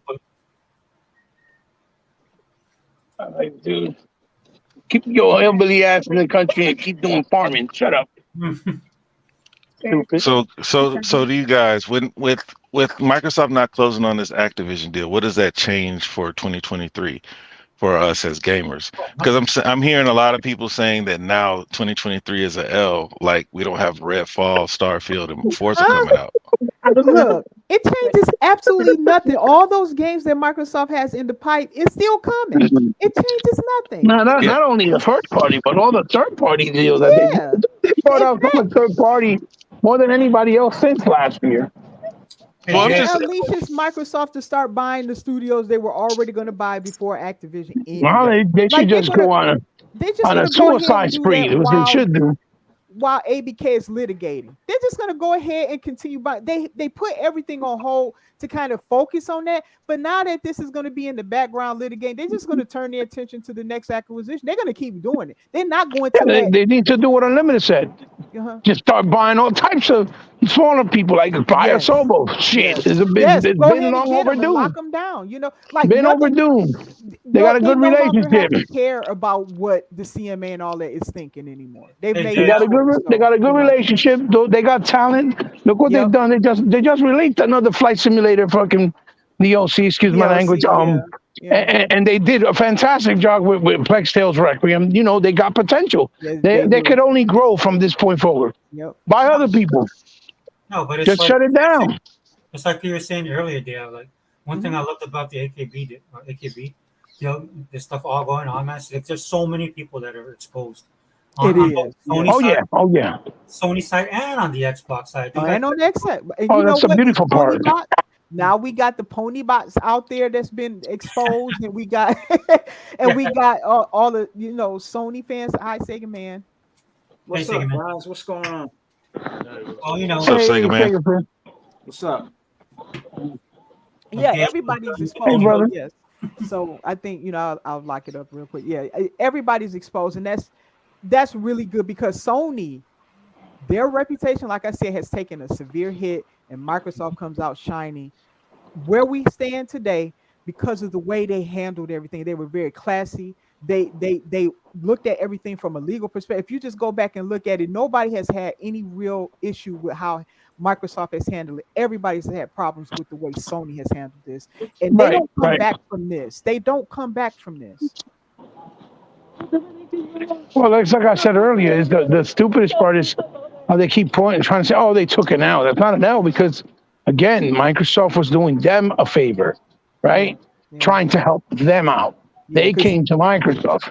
Microsoft, all they could do is just concentrate on everything they're going to do for this year, from the showcase, from whatever else hasn't been announced, and all the stuff that they have announced, and just worry about that while all litigations keep happening and all the other, paperwork has to be done with the appeal process and whatever, and see what happens. But again, at the end of the day, if everybody agrees, Oh, we lost him. He had a tunnel.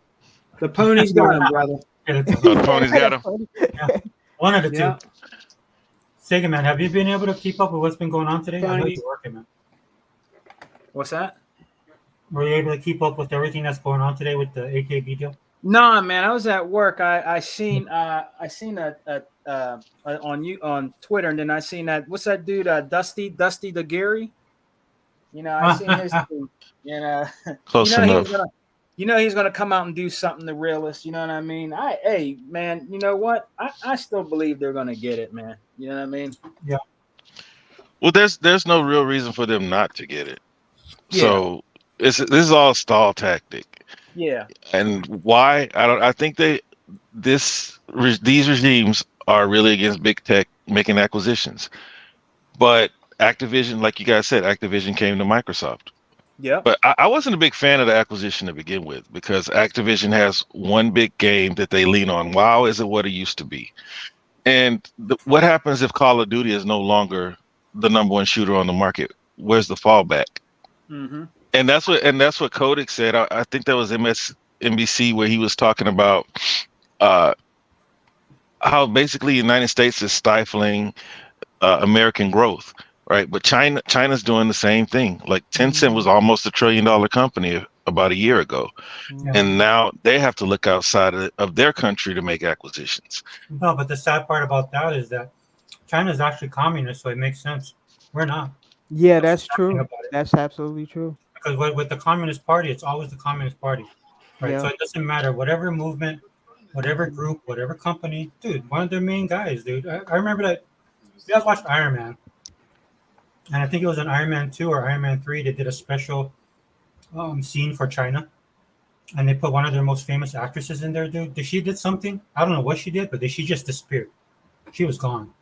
Huh. Nobody knew what happened to her. Right, and they did that with one of their businessmen. Right, wasn't it Jack Ma, one of those guys? Sorry, I actually keep up with this stuff, guys. Who is Jack Ma? Like a crypto guy, right? No, he's like or is that Alibaba? I think he's Alibaba. Okay. Right? And he got shut down, right? So China, like that's to me, that's expected. Like you hear about the Uyghurs and all this stuff. You know, it doesn't matter, Christian, Muslim, nothing's bigger than the state in China. Right. It's that's just the way it is. And then their president just elected himself for like 100 years. Wow. I'm being serious. So no, he's. It's just funny that's how them communists work, man. That fake ass democracy gets me every time. Yeah. Castro used to do that bullshit too. Cuba held an election. Somehow he won 100% of the election. Oh god. It always puzzles me how the whole populace gets in line with it. well, That's why they have to be removed. What's that?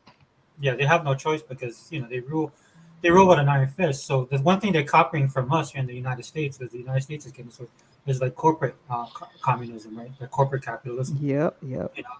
That's what we're doing here. Yeah. That's what you're seeing with the FTC. Because the FTC, if you look at the way America does things, right, they really want to be like that. They can't be, right, because of the populace that we have here. They really can't be, so they find little ways to try and do it. The FTC is a perfect example of that. This is why I said when it first happened, I saw what was going on, and I'm like, dude, it has nothing to do with gaming. They don't care about video games. They don't care about Xbox, Sony, none of that stuff, dude. They care about consolidating their power. And the biggest threat to big government right now, is big tech. This is why when Dr. Doom and Loki get together, they always lose to the Avengers. Not because the Avengers are good. In fact, the supervillains should always win because they have no morals, principles, or standards. Right? They should win. But what always ends up happening in those cases where you have a supervillain team up, right, is that there can only be one. And that's what's going on with big tech and big government, right? Big government wants to be in control. That's why big government takes big tech's money. So like, who's really in control? No, but that's the rub, right? Because big government knows they rely on big tech. Big government knows that. That's what I'm saying. Like Loki and it's like Loki and Dr. Doom, dude.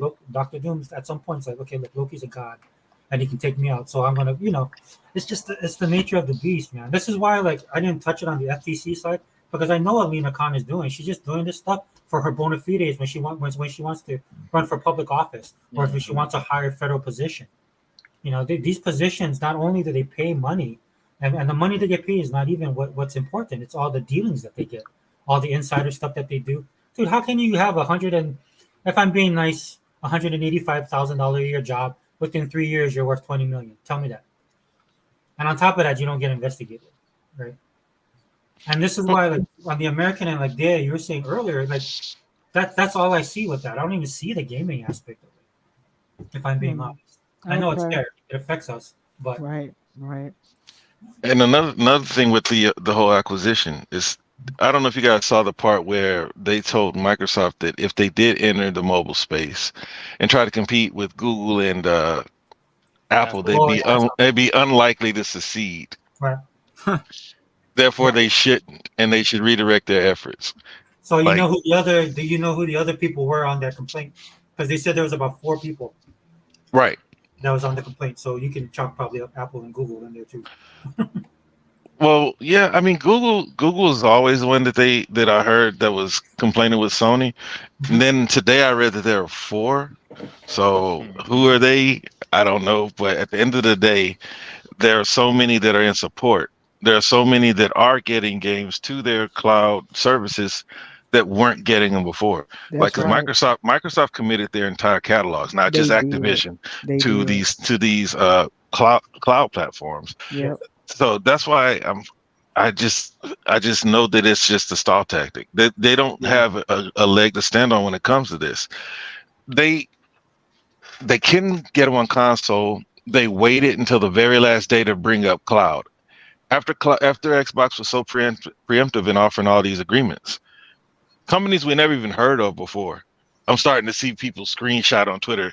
Like, I never heard no Blazoid or whatever it was called. Yeah, Blastoid. But now Blastoid, and now people are talking about it.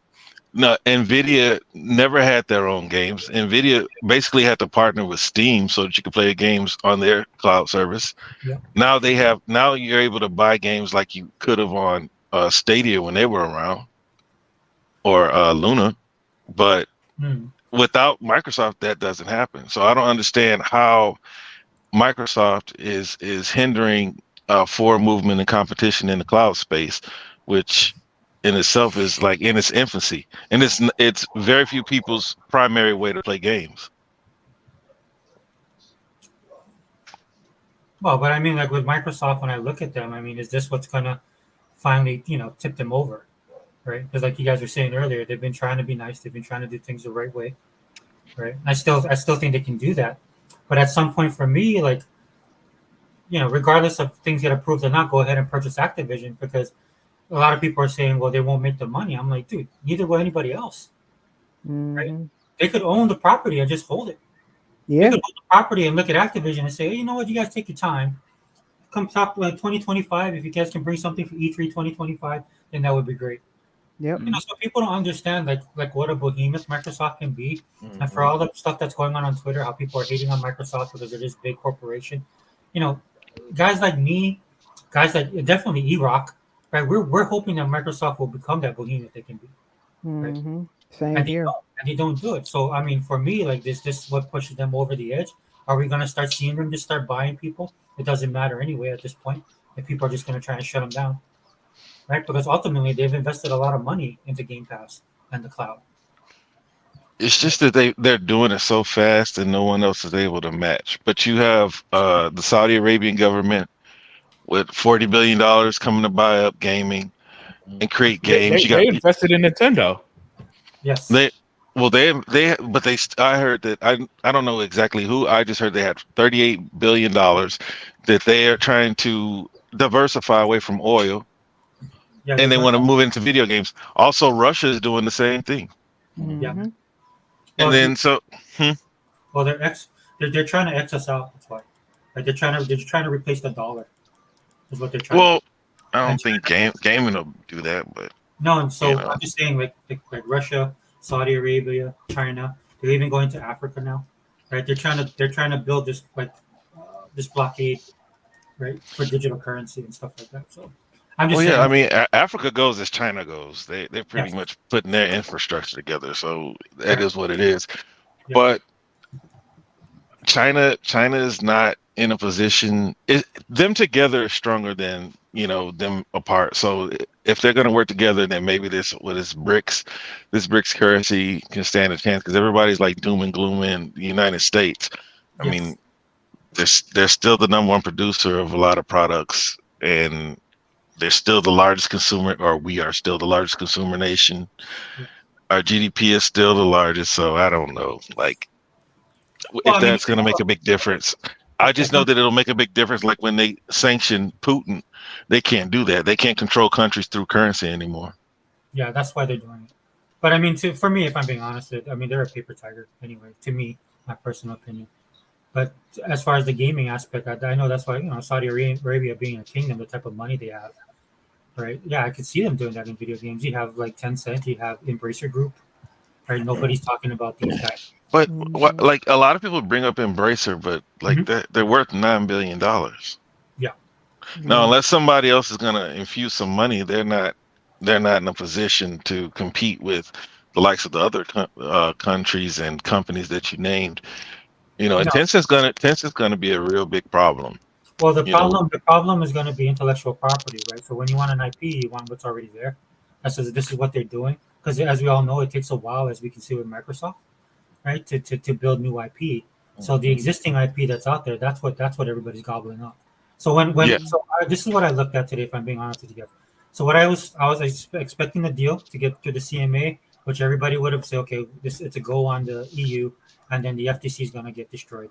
And so what I was expecting was you see all these guys start coming in and start buying stuff up. I was expecting like a basic Cold War within gaming. yeah. That's what I But was expecting to happen today. with what's going on with Microsoft, they're gonna be discouraged from trying to make these Yep. moves. Yep. Possibly. If they're a big company, They're if big. they're Sony or something else, no. But But if they're a Sony big can't afford company, to make these moves. Like, yeah, I know they can't. They're making like what's that? What was that last studio they just bought? Fire Sprite. Fire Sprite never made a game, I think, and stuff. So they're starting from the very beginning, So and we know how hard it is to make new IP and new games at the from that position. So Yeah, and that's Nintendo's strong point, and Microsoft and Sony's weak point. Like Microsoft figured out a way to get their games in the hands of more people through Game Pass. mhm. Sony's still hoping that people will buy their games for $70 and then eventually start selling them and get to $20 million when it's $9.99, and then hype the 20 million, hoping that the next game sells better. I'm hearing that they have more Horizon projects coming. And it's like, Mhm.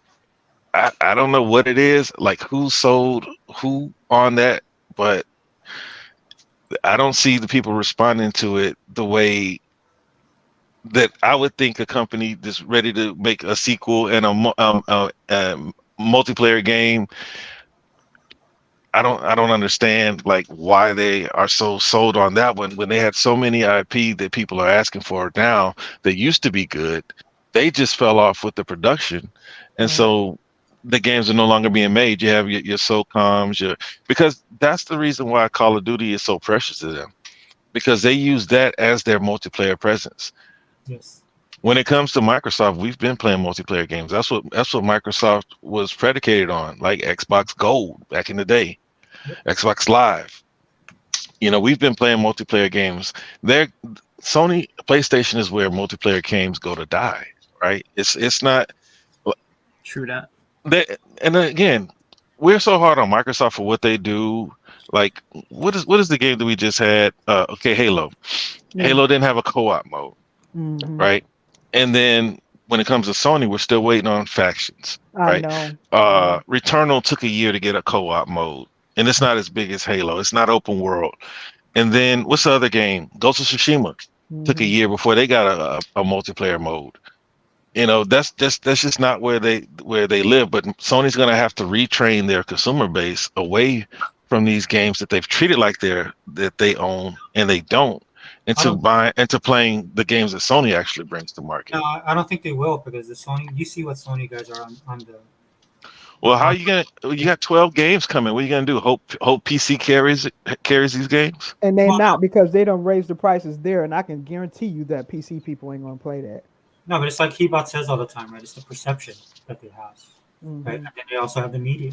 And I'm not saying that you're wrong, but what I am saying is that at least the Sony ponies, man, their hardcore base will do whatever Sony tells them to do. Yeah, they're a small percentage though. The casual. They're a very small percentage. They are. They sell 115 million consoles, and Spider-Man is the only one. Well, hell, Spider-Man together with two games, if you count the second one, Yeah. which I consider DLC, a full game, 33 million combined. Yeah. Right. Other than that, 20 million is about the cap that they get from 115 million consoles they sold. That attach rate is the highest that they've gotten is 17%. Like, Sony is getting by being a storefront, and the minute they lose this console lead, that's when their house of cards crumbles, because that's they make the most money because they're selling other people's property. They look at Right. Nintendo. Microsoft sees Nintendo, and so that's why Microsoft's in the business of buying IP. things that Right. can't be taken from them, things that can't be Right. bargained away from them. Right. Mhm. It's theirs. Right. Like they saw what Sony did to Nintendo, and Nintendo had no choice but to lean on Pokemon, Mario, and it became what it is today, where people don't mind paying, for 5 Mario games every year or 5 Pokemon games every year. And that's but Phil has acknowledged that though. Phil said that the thing that he admires the most about Nintendo is their IP. When they release their games, their fans go crazy for them. Yeah, but Right. Xbox can't be like that at all because it's just they occupy a bigger market, right? Well, no, Xbox can. It's just that But it won't push what them. what they do is so much different than what Nintendo does, right? Yes. Nintendo has a character. They can make them a little 2D game, give them a little goofy adventure, Yeah, barely any yeah. story. But with the challenges that come with a game like Halo or Gears is so Mhm. much greater, and keeping the consistency and Right. keep it and the competition. And so that's why I said sometimes I think Nintendo has the right idea, but then we don't need 20 consoles or platforms out there I'd because kill they. myself if Nintendo was the I right way to think do it. if Nintendo Well, was in, well, when I say it's the right way to do it, right? These guys want to sell more of their IP, right? Nintendo has little competition when it comes to selling their IP on their console. Well, yeah, that's Microsoft, because their shit is so fucking weak. They don't get GTA and any other big game, exactly, but and thus they miss out on millions, possibly billions, outside of shit like they Fortnite. they But they don't do get the miss out. Well, GTA money. they don't get the Call of Duty Fortnite, money. Apex. No, that's They- what I said. That's outside of the Fortnites and all that. They don't get the Call of Duty money. They don't get the GTA money. They don't get a lot of money that they should have easily gotten if their hardware was just comparable, just but good nobody, enough. but And Unlimited, as a result, they don't nobody make nearly compares as to much their, money as they should. but nobody I compares to their just first keep party revenue. Yeah, and that's it. That's it. And they could be much bigger. They could be much more. And Well, I'm that's sorry, why. I'm not going to sit here and praise them for being slightly above mediocre. Okay, you could call it mediocre. Like that, people say the same thing about Xbox, and I defend it. That's just going to be your opinion. But what I'm saying is, when it comes to selling your IP, maybe they have the right idea, but Xbox and Sony can't do that because they're mostly acting as storefronts. Has to sell their games by unit, and Microsoft has Game Pass. That's how they're going to get their games into more hands. Because if they both have to do it the way Nintendo does it, they're not able to, even selling these games for $5. Nintendo never lowers the prices on their games, and they're selling 30, 40, 50 million copies of their IP that they get 100% of. Yeah, yeah, but Nintendo is such a closed ecosystem too. yeah, Like it's just so tightly closed, and in my opinion, Sony is close too, but not as badly as Nintendo. You got to understand, when you ain't got no other choice but to play with what Nintendo gives you, then yeah, you're gonna sell that. They don't complain. That's what I'm saying. No, nobody on Nintendo, they don't complain. We're not primary Nintendo people, so like we see it and we're like, man, I would never make that my primary platform. Right, right. But the people that are there, they're happy there. They're happy with those same 4 games every year: Pokemon, Mario, Pokemon, or Mario, baseball, soccer, Smash Bros. Well, Smash Bros. They haven't had to release one because it was so successful. Mhm. And they've been selling Mario Kart for the past what is this, 20? So for the past 6 years Mhm. at $60. And that's what I'm talking about. The way that, like, Microsoft barely beat them in revenue, and then we say, oh, they only have their own games, but they're behind Microsoft by 1 billion Yeah, doing it that way. but understand, Microsoft has less IP than them too. I can't say that. Well, They they had, did before they started buying everything. But think yeah, about how much yeah. they Well, were maybe earning with they the did, few but like, IP they had. it's just that people know that their games, and it's centered around 2 different characters. And I I, don't think I anybody don't else could know. get away with that. I agree with you on that, but I don't know how anybody plays the same characters, the same games, over and over again. I've said that myself, but one thing I've also said is that if the market has a demand for the same exact 4 games every year, then give it to them. The Yeah, market is yeah. speaking. But I, for one, would get bored with that. Like Pokemon, to me, I have never understood how that game, it does the same exact thing. You just go to a different location, you throw a ball and you capture a Pokemon, and then it's the same thing. And It's nothing it's the different. same Pokemon. Same Pokemon. Maybe But the main The character same might change up a little bit. Pikachu was popular when I was 8. Right. So that shit's been around. But see, That dude but they still don't popular. care. They'll buy Pokemon, Diamond, Oh, Pearl, that's right. Ruby. That's right. Nintendo sells 2 Pokemon games at the same time and count them as separate sales. Oh yeah, what is Wow. it? Sword and Shield. Something Yeah, like yeah. that. But Back they in my both. day, it was red and blue. Oh, And was gold it and That's red a, and silver, blue? right? Oh, Pokemon yeah, Red is the yeah. last Pokemon I played on Game Boy. Yeah, that was Like, from 1998. yeah, like that's the last one I played. But I'm just saying they do a good job of selling their own IP. That's Oh it. yeah, Like, yeah. Don't Right. get me but wrong. I'm not when it comes disagreeing to with that. consumer choice, that's not where it is. And Yeah. other than Japan, I would assume that it's everybody else's secondary console. It is because If they you wouldn't. consider it a console, It has to be. It It has to be has to because be because it I, would my not brain appeal just to. can't Sorry, Dave. No, go ahead, Lemon. I'm sorry. Go ahead. Oh yeah, no, I'm just saying my brain just can't process somebody who's a fan of Assassin's Creed, Grand Theft Auto, Madden, and all of that, being like, Yeah. nah, Nintendo, that's my only console because Yeah. you don't get those games, so it has to be their secondary console. but see, that's why I think that they are not going to be able to release a console that's 3 generations behind next time. Because the only way for them to grow is to Yeah. improve on their storefront, and the way they improve their storefront is be able to run other third-party games. Go Yeah, ahead. let's not forget a realist. The Nintendo Wii U, that was such a bomb that it almost if the Switch didn't catch the lightning it did, that would have been it for Nintendo. I remember reading the reports years ago about That's true, though. the Switch. So just one bad Wii U level console could do Nintendo in, and you know, and so. Well, you know, so I just want to add that perspective when people endlessly praise them as this unstoppable force. Maybe right now they are because the Switch is a hit gimmick and all that stuff. But if they ever do something stupid again, like the Switch U, and nobody know what the fuck that is, then they're done. Yeah. It's not an unstoppable force. But see, the thing is, if we always consider handheld sales, Nintendo won every console generation. Mm-hmm. But What also, they did with the Switch is they combined the two. they Yeah. did. But And here's so the you thing, got all though. these Game Boy owners with a Switch now. Go ahead. I'm sorry. I'm sorry, I didn't mean to cut you off. I thought you was done. No, you good. But yeah, what you also got to understand that there's an unprecedented interest in the handheld market now, and you have a lot more contenders coming in. And at some point, I think that what they're not getting from Nintendo, they'll get from somebody else. And Then just saying, just still look at Steam Deck and any other companies that are coming out, because what that's showing is that they're willing to put money in there. And I think if this continues on, there's going to be competition for Nintendo. Nintendo is not going to be able to ride it forever. And those same games are not going to get them by, I think, moving into other generations. Just not going to. They're not going to have that get out of jail free card forever. And they need to be planning for the future. That's all I'll say about that.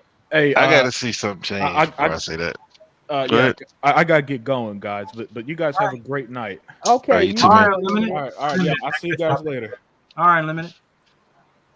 Hey, so Sega man, just real quick, we were talking about what do you think Microsoft's going to do as far as the AKB deal. Like, for example, for me, I'm wondering if they're going to go scorched earth and just start buying a lot of different companies. I'm not saying they're going to do that, but just throwing it out there. Do you have any opinion? Sega forever, brother. I'm with the realist, man. It's just a stall tactic, man. It's a stall tactic, and they're still gonna get it. They're still gonna get it. They're gonna do the appeal. It's a stall tactic, man. I'm not even worried about it. When I seen that stuff, I just started laughing. You know what I mean? They're still gonna get it. And if they didn't, you remember, I did a video in a podcast saying if they didn't get it, like if they did not get the acquisition, the Activision Blizzard, it's not going to deter my fun of my Xbox. Yeah. I mean, being an Xbox fan, you know what I mean? It's not going to stop my fun at all. So I'm not taking the L. I mean, you know, we still, in my opinion, we got the ultimate game pass. We got other stuff that's going to be coming. We got more than what the competition has right now. Am I right? Yeah, we do. Yeah, So, but you go ahead. know, I'm sorry. you know what I'm saying, real. It doesn't bother me. I'm not worried about like who won the generations and stuff like that. I'm just always rocked with Xbox, no matter what. When the 360 was out, it was king. There was nothing that could touch it. You know what I mean? Back then. You know what I mean? Till like the very end when PlayStation 3 caught up. But it was the darling back then. The 360 was the darling back then of that console generation. You know what I mean? I don't, like I told you, even if they don't get it, they'll probably buy other other companies.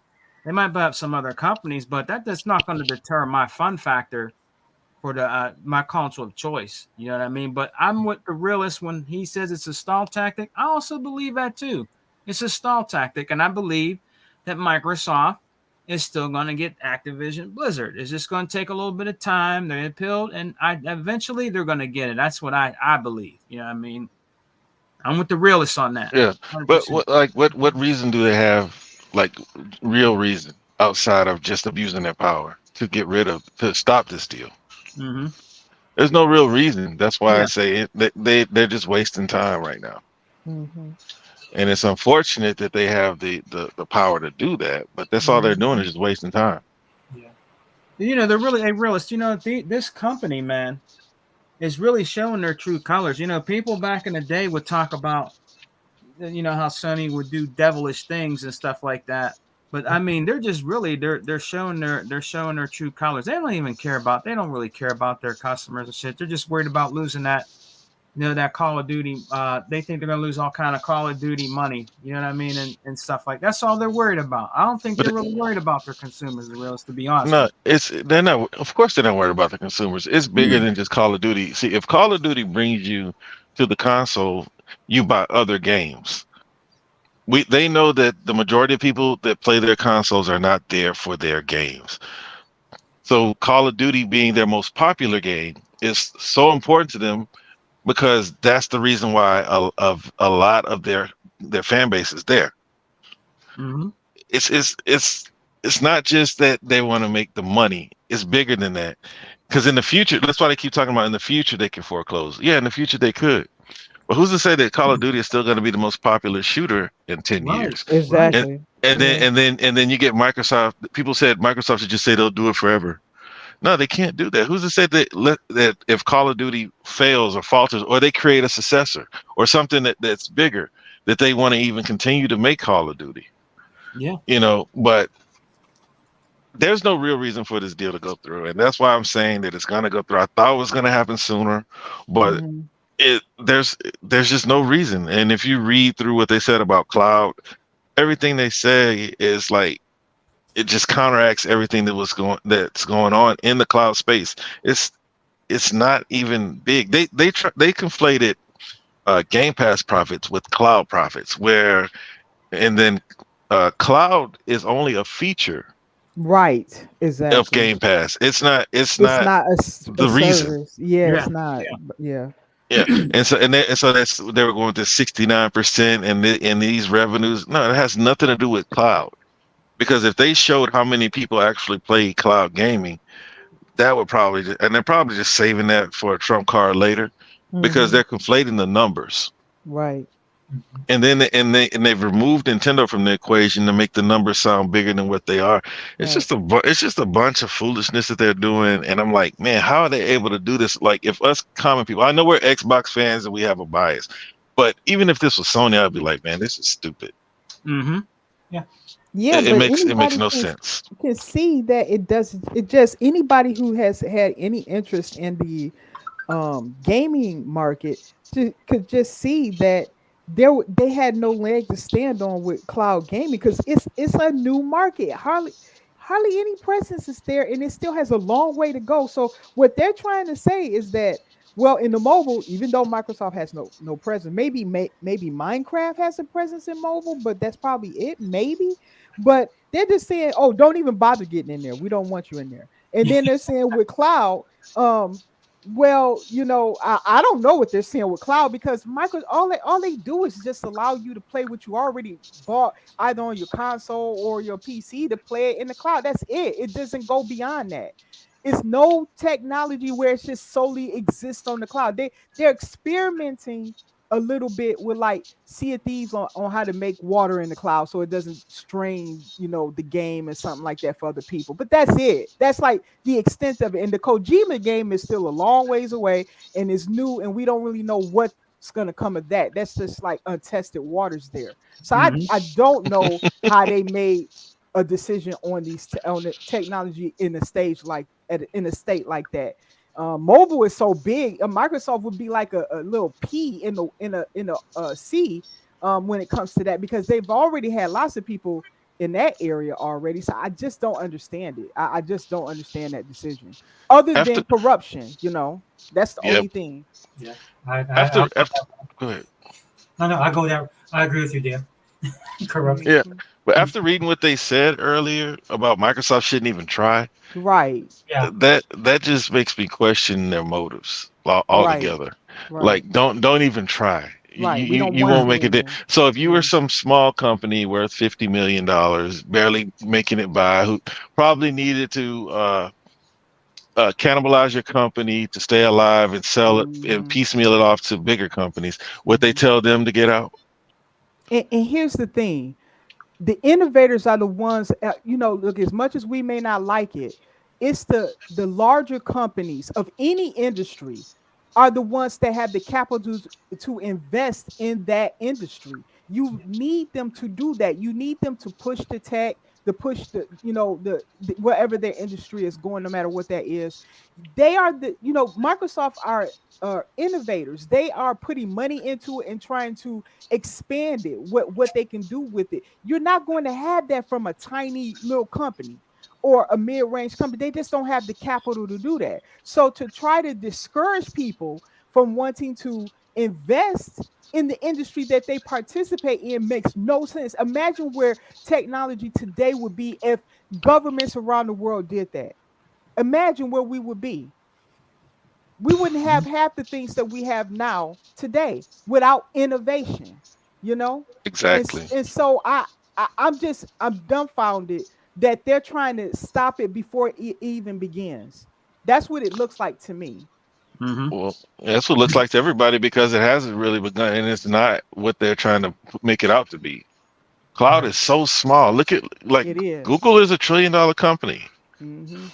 Sorry, and they had like 20 billion more dollars of cash on hand than Microsoft, and they Right, decided that $7 billion was too much. right. And if Microsoft can't uh, be a disruptor in the mobile space, then who? And if Yes. you don't want Microsoft to become a disruptor, then stop complaining about a duopoly. Yes, Yes. yes. They can That's never say that's my anything issue about with that that. again. You're right, realist, about that.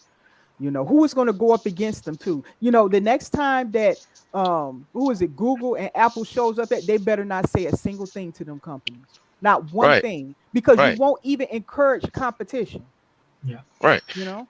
I wish I had it in front of me, but I can't do my phone and surf without getting out of here. But like, Okay. it basically just telling them don't even try. Yes, Yeah, that's we what they're we heard doing. we heard you, but get out of here. Like, Yeah. you be better served doing something else. But they spend a lot of time talking about the duopoly, breaking up the duopoly, Mm-hmm. how this duopoly is bad for consumers, and how the royalties that these smaller companies and developers have to pay out to Google and Apple. Right. But they don't want the second largest company in the world to jump in that space. So what that's telling me is that they were all talking, they didn't mean anything they said. Or Microsoft would have to treat United States like they're China and get into some type of venture partnership. Mm. You don't want to do Get it. get well, you know what I'm saying is, like, if an American company wants to do business in China, Japan, Asian companies, I'm sorry, countries, companies might be more appropriate anyway, but you Mm-hmm. would have to get a venture partnership. You can't just bring an American company over there and set up shop. You have Right. to do business and have a Asian company as the middle group to facilitate things with you. Mm-hmm. And that's a lot of what stops American companies from being able to flourish in Asian countries. But if Okay. Microsoft was to partner with a smaller company, and it won't just be their name on it. They won't just be going after Microsoft because they're not going in by themselves. That's I'm just trying to think of something to at least make sense of this whole thing. How could Microsoft have them give them a chance to compete or be a disruptor in the space? you have to. Okay, I'll let you know since you brought up Japan. You have to give that country something that you have that they really want. Yeah. There's a reason why iPhones do well in Japan. There's a reason why McDonald's do well in Japan. Right? It just depends on the brand. Right. So if the country wants the brand, China aside, China that doesn't count. China Yeah, I will. thought it was China that just got the iPhones. Well, China does what exactly what you're saying. This is why when Disney would post their big numbers for their Marvel movies in China, right? Like half of that profit is gone. It goes to the government. Mm-hmm. Right? Yeah. There's a middleman in that. But as far as other countries, right? If you make a product that they really want, then like Dea was there, you were saying earlier, man. But it seems like the UK gamers have spoken when it comes They to have. right? Yes. Yes. So to the realist point, I think it was you realist, it's you the you unlimited. Right. I mean, so why not go scorch to me anyway? Why not go scorched earth when it comes to this deal, right? Like, what other option does Microsoft have? If they can't be the disruptor like you guys are saying they are. Well, And if they go scorched earth, then they become bad Microsoft again, and that's a reputation they've been trying to shed for about 25 years. I think what they're doing is they're trying to put themselves out there. Look, and I can see. Look, Microsoft is very passive aggressive, right? If you guys like, I don't know if you guys saw that story, but when the stuff started going on with Ukraine, right? And then America was starting to get involved in stuff like that. You know that Microsoft cut off all the Yeah, they access did. to the Yeah, they people in Russia. did. Yeah. Yeah, that's right. So what Microsoft like I'll be honest with you, it's something I don't like. I would rather somebody punch me in the face than talk behind my back, right? Because at least I can see where you're coming from, right? You know what I'm saying? So Like a man. yeah, so Microsoft is kind of like that. So that's the one thing I'm wondering about that Microsoft is going to do is like they're presenting themselves that way, right? But at some point they were like, well, we kind of did that and we tried that. So, I'm not saying they will do that, but I've just seen stuff that they've done before that would indicate that they would do something like that. And to be perfectly honest with you, I don't care. Yeah. I mean that kind of bothered me that they did that on that scale because they just one time just had the button and they just cut everybody off. And that to me was kind of scary that you could do that, right? Right. And I hate to say, I don't want to be hypocritical about this, but given the position that Microsoft is in with the UK, so that's why I can see them doing what Pachter said, where they just won't sell their stuff there. Yeah. Pachter did mention that. Yeah. Right. So anyway, I could see them doing something like that, not to the scorched earth extreme, but at least give themselves some kind of wiggle room. And I don't know if you or Unlimited were saying that earlier, right? Because I'm pretty sure. Look, this is they're $1 trillion company, right? They have a crap ton of lawyers, right? They definitely got Activision on their side, especially like 99% of the employees, I believe it was. Yeah. Right. Yeah. That's the great thing I like again about the AKB deal. The one thing I love about it, like we talked about the exposure. If you go on Twitter right now, you can see the Sony people exposing themselves. These people are not gamers at all. They're not because they're not thinking about the market. They're not thinking about the health of the industry. This is why I keep harping on it. That's what I'm afraid of. It's not Microsoft. I don't think that Microsoft gets hurt out of this. Okay, No, they don't. And that they're little rich. $3 billion they might lose is nothing to them. Okay, I don't think they get hurt out. I'm not saying this to try to, fanboy or not. It doesn't. They're too big of a company for that. No, yeah, They can always afford that. That's nothing. The thing because Microsoft can just go on buying other stuff. That nothing's going to stop them from buying things, But it's the health of the industry to leave Sony of all companies leading it. As selfish as that company is, little regard to the health of it. That I don't like it, and I never will. I just don't like it, and I don't see good things because the problem is there's no checks and balances. If it was that, like, I don't care that Sony is the market leader, quote unquote, because it's really Nintendo, but is the market leader because I don't care about that if the industry is healthy and there's checks and balances. But I don't personally believe there are any. I think Sony can run roughshod and do whatever they want and nobody will stop them. And that's what I am most afraid of, because any kind of situation like that, they dictate everything. They get to dictate the prices. They dictate what you're going to do, what you can see. If some gamers can play games and some can't, if that's the new console industry of gaming and all this stuff, then maybe it's time for me to bow out. Because I don't want that kind of gaming anymore. I don't want that. Okay, so that's what I don't want. That's why I like Microsoft is there to challenge them. And hey, if Microsoft can't do it or won't do it, then let Nintendo do it. But let somebody do it. We need somebody to keep Sony at bay. Because I mean, I'm tired of hearing about the price increases and in my personal opinion, I don't like their console. I don't think it's worth the money they're asking for. And when they do the exact same things that Xbox does, they get a pass, and they got all these protectors around them, and it just scares me. If it was any other industry, if it was the car industry, if it was the tech industry itself, if it was any other industry, we would be screaming. If it was the oil industry, we would be screaming if the same practices was being done. But we're turning a blind eye. Oh, Sony has a right to do. No, they don't. They don't have a right to do this. And this is what I hate. This is why I'm screaming. This is what the ABK deal meant to me, is that all these protectors around Sony, and they want the status quo to continue on. That's what scares me the most. I just think they care more about stopping Microsoft than they do about what Sony's doing. And that's the problem. Well, there's definitely a hate from Microsoft. That is a given. But these dudes, man, they will rep Sony. And I'll guarantee you this much, man. When you look at them, I would be surprised if they even buy Sony's games, because what you have a handful of these dudes that are leading, like about 20 guys, right? And all you have to do is go into their comic sections, right? And these people don't game, right? Because a real gamer would be excited about certain things. Like if I was growing up with Game Pass, I would be totally blown away with it, right? I'm blown away by it now, and I'm old, right? So this is why I say about the Sony guys, right?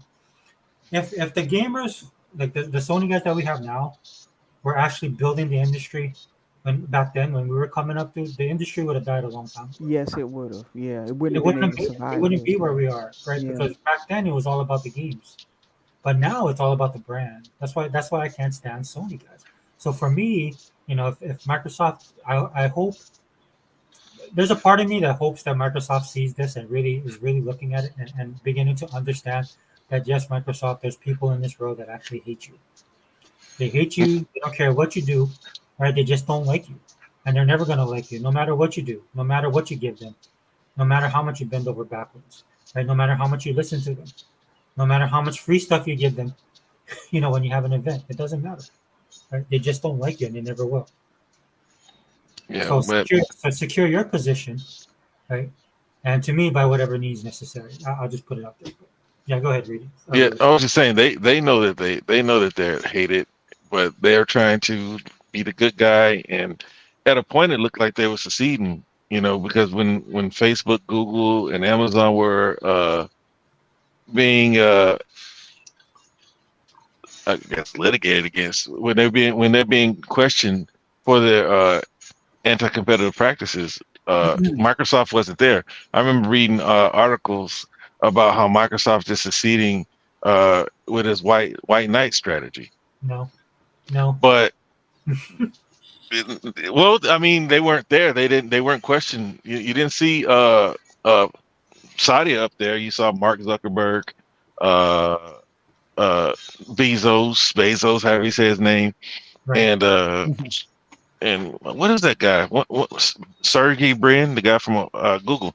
You saw those guys. You didn't see anybody from Microsoft, because Microsoft has been successful in keeping themselves clean. This is a good idea for them, because the white knighting and stuff like that, you can do that, dude. It doesn't matter. Again, it's big tech versus big government, dude. And everybody has a target on it, right? Because that's what it is, right? That's the sad thing about this, right? Nobody's taking Sony into consideration the way that they should, is because they're just looking at Microsoft, not Xbox even, right? Like, because if it was Xbox versus PlayStation, right, all of this stuff that we're talking about would make sense, right? But none of this makes sense because they're looking at Microsoft. They're not looking at Xbox. They're looking at big tech. Exactly. And that's the problem. Sorry. Exactly. I was just saying exactly. It's not about Xbox at all. It's about Microsoft. They're looking at. They don't even. This is a Microsoft ABK merger. This is not the Xbox merger. Yes. They're only looking at Microsoft and what Microsoft can do, and Microsoft could literally buy the industry. But I don't. Yeah. They haven't done anything to say that that's what they're trying to do. And they've only. Go ahead. No. Well, look at the ID at Xbox program, right? Look at everything. Look, they even had they even had what's that a layaway program for people if you could afford, everything they've done. Yeah, they And did. I honestly, Yeah. and honestly, I believe this. I believe this, and this is why Phil's in charge. I honestly believe, and the reason I believe this is because I hate this. Right?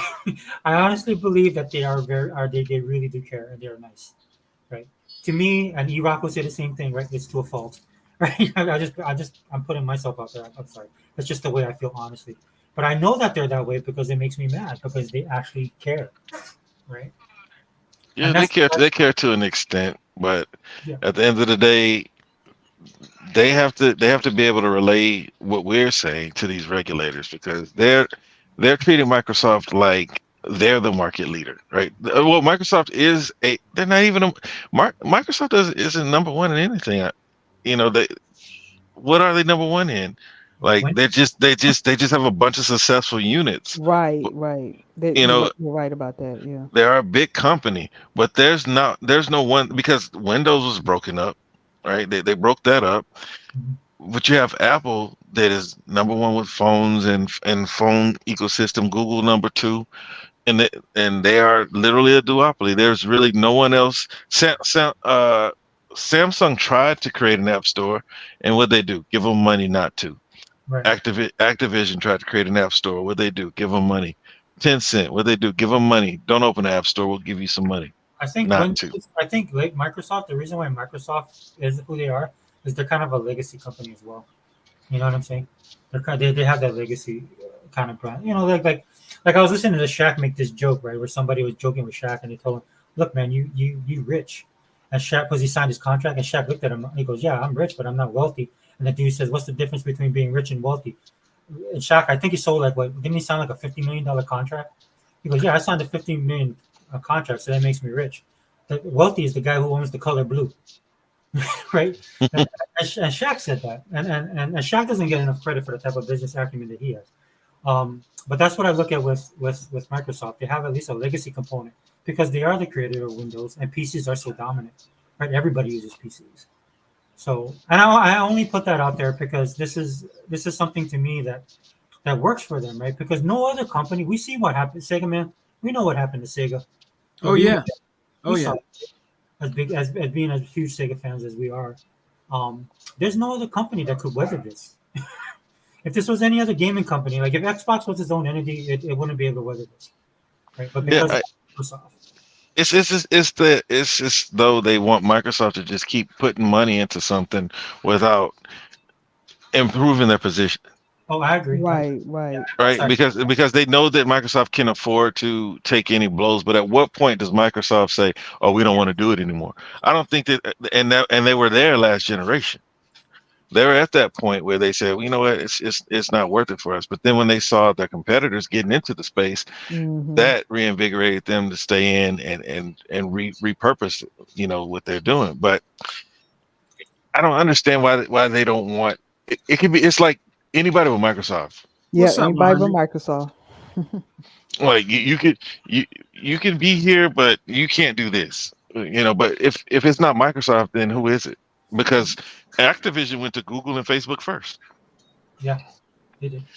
Hey, right? And realist yes, brother, man. What do you think? Like now that the UK and all them have did this, how do you think Activision right now is feeling about this? well, they've been very public. They still want to be acquired. They say they're going to stand with Microsoft and get this overturned. Like they're not deterred because this is what I was saying earlier. Like when I got into Nintendo and all that, and Unlimited said what he said. These games have to sell. These games need a following. It's hard to build IP. Yeah. Microsoft has been trying, right? And Call of Duty is really all that Activision has. Before Guitar Hero, Activision was almost out of here. Yeah, You, that's right.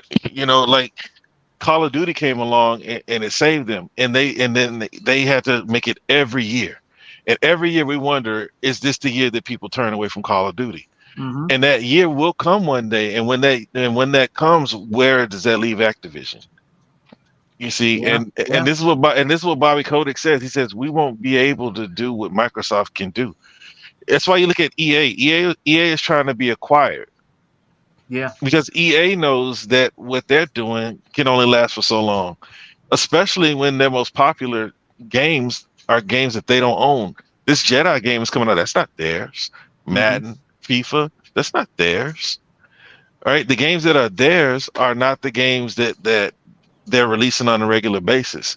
That's a So good they're point. trying to be a subsidiary because they know that this can't last forever. And a lot of these companies are, we brought up Nintendo. Nintendo was almost a failure if the Switch didn't pop off. So was PlayStation if the PlayStation 4 didn't pop off. Mm-hmm. A lot of these companies are a misstep away. And the gaming public is fickle and unpredictable. So there's no way for you to just say, "Oh, in the next 20 years, we're going to still be able to depend on Call of Duty to keep us where we are." Because I mean, I'm asking like this is a real question. I mean, is there something that I'm missing? I mean, is Crash Bandicoot bigger than what I think it is? Is WoW growing instead of shrinking? WoW's been going on for like 20 something years. You You know, know, Yeah. in isolation, the Call of Duty titles are not strong, but to revitalize, IP of Activision Blizzard, releasing them to do new stuff, maybe create something else would have been great with in combination with Game Pass. That it's that combination that I saw potential in, oh, it will and be, you and you know, should still see it. oh Don't yeah, don't, yeah. yeah. It's not this deal is going through, deal.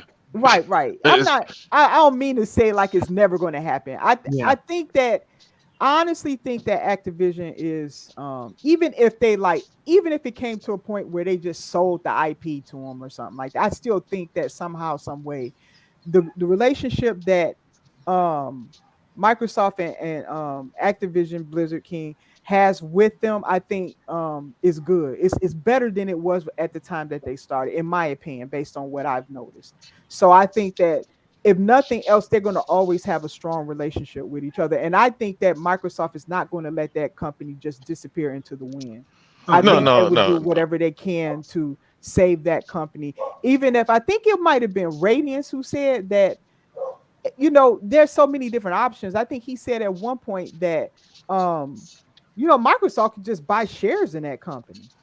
Yeah, somebody. It's a lot of different things they could do. It's not the door is not shut. I don't mean to make it sound like that's just a habit of mine, um, but what I'm trying to say is the way Microsoft wanted to do it right now, as of right now, until something changes, that's on pause until something changes.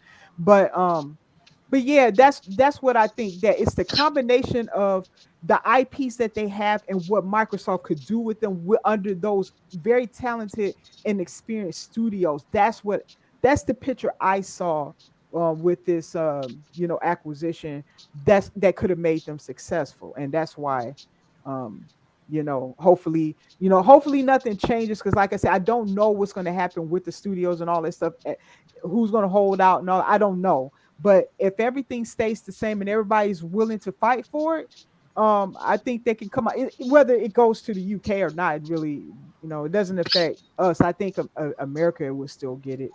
But I think it's going to come through. I just don't know if it will come through for places like the UK or something. That's the unknown for me. Yeah. I Yeah, don't know. I don't know, because that's their jurisdiction. yeah. I don't see a lot of people are overestimating the reach of the UK. It's their second largest market, and then when you look at the number, it Mhm. represents 5% of their total revenue. Right. No business likes to make money, and with the way Microsoft is flying high with AI, I Mhm. I Yeah. I think that they could stand to have a face off with the UK Oh as yeah. as it Oh yeah, pertains to man. Oh yeah. getting things done. Yeah. I agree.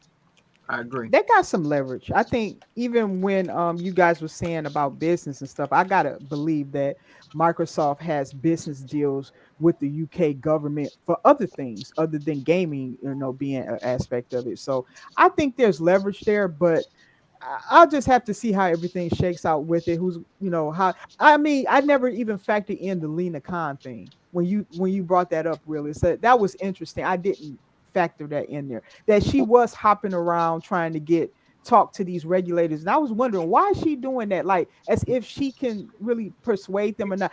if they were really looking at their own economies and what their own economies needed, they would have ignored that woman because she's going to lose. She's lost every other case. She's going to lose. She doesn't have a ground to stand on as far as the law. She just doesn't, But they put this deal. They made the decision that they made. If that whole Lena, I can't say that happened. I know really What? you're not saying that Lena Khan talked them into possibly. She was colluding, so like the verbiage talked them into it. I'm gonna say that she did because what else would she need to talk to them about or convince them of? Right. Right, because you see us doing that all over the world right now. Right. And So like she you were poured a saying, Sony on it. She was flying all over them. Well, Realist was saying like on the Western side, right? Because our administration went over to Africa and tried to tell them to do stuff, and Africa told them to go pound sand. Yeah. Yeah. They're like, oh, you will recognize whatever, the LGB, whatever. Oh yeah, I remember that. Yeah, you can't tell another country. Yeah. Well, yeah, the rest of the rest of the world laughs at us when it comes to those issues. They do, and rightfully so. We can't tell them what to think and all that and what to do. I mean, try to tell Saudi Arabia that they got to ignore their religion. That's a country that's ruled by their religion, and that they have to somehow adopt our principles, which it's not my personal principles, but it's United States principles in part. Right. And they're gonna laugh in our faces and say no, so as they should. Would we want somebody coming in telling us what to do? Dude, somebody should. They were trying to do that with anime. That's why I love Japan. Japan was like, I do too. Yeah, I like the anime. I like it. But then Japan's just like, oh yeah, okay. They don't care. Yeah. Yeah, they don't care. The next episode, the boobs are even bigger. Yeah, the boobs are larger. They jiggle it around like the entities on it. Yeah, that's crazy. They just go, they just go hardcore. So then I look at people that are offended by that. It goes, doesn't that? Because like for me personally, right? Like the fan service they call it. So doesn't that bother you? Saying I'm like, yeah, it does. Goes, so what do you do? I was like, I don't know. I just don't watch it. Yes, you make a choice to not watch it. I don't look at because to me it's just silly. If the boobs are moving more than the person, but that's not for me, that's what I look at. It's not for me, Right. It's something that I do with my daughter. We watch stuff, and I ended up watching stuff with her just to make sure she wasn't watching, but I don't have to worry. Right, yeah.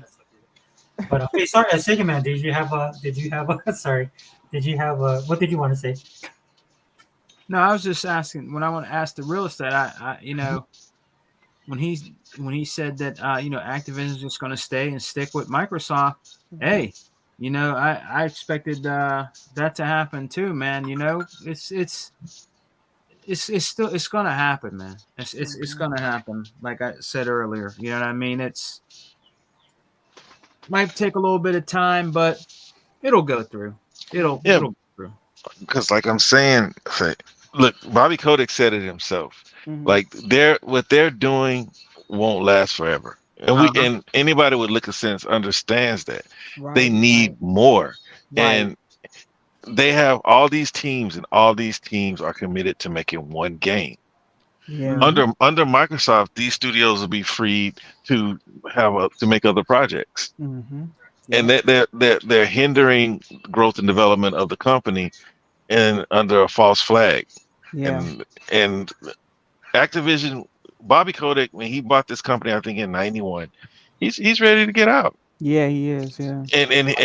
And what's lost in all this by a lot of people is that there's a whole lot of fire coming against Activision for the way they were treating employees. There are lawsuits that still have to be settled. Yes. All this is what, like, Microsoft went through everything. They started by categorically dissecting Sony's arguments and the regulators' arguments for following Sony's arguments. They enlisted unions in Europe, in the United States. They're going to unionize these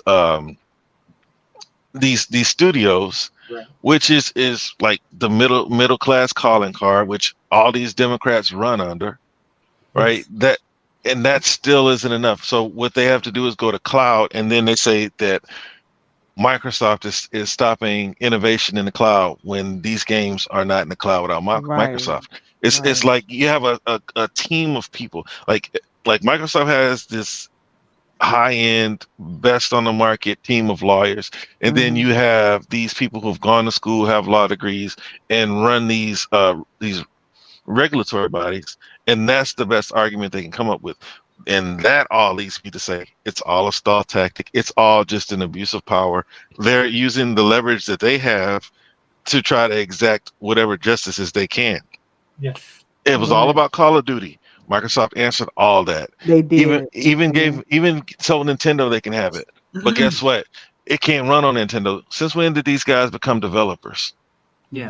They say that it can't run on Nintendo.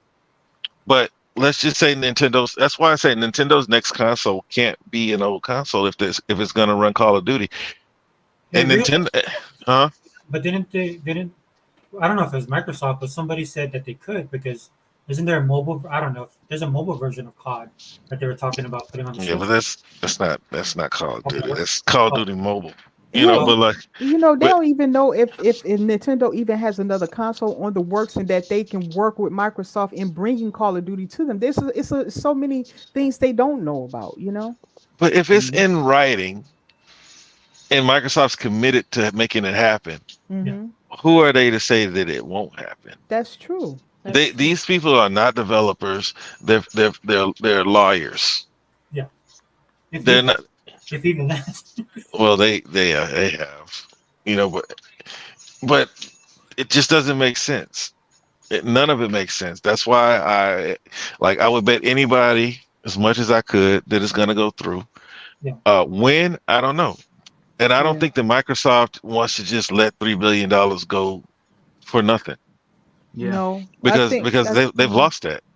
They have lost that, but I don't think they're sweating over that though. I know they don't like to lose money, but I think that I don't think they like being blocked for this reason. Like if it was a legitimate reason, that'd be one thing, but this is a ridiculous reason. I think they're going to just fight it because they are on law's side, and I think and like you said, the UK is such a small market. If they had to just skip that market when it comes to those games and all that, they can also do that. They do have options because I think Pactor said something too about how they can handle the UK if the CMA blocked it. I can't remember everything he said now. I did listen to when he talked about the deal, but he did say that there was an option there should that happen.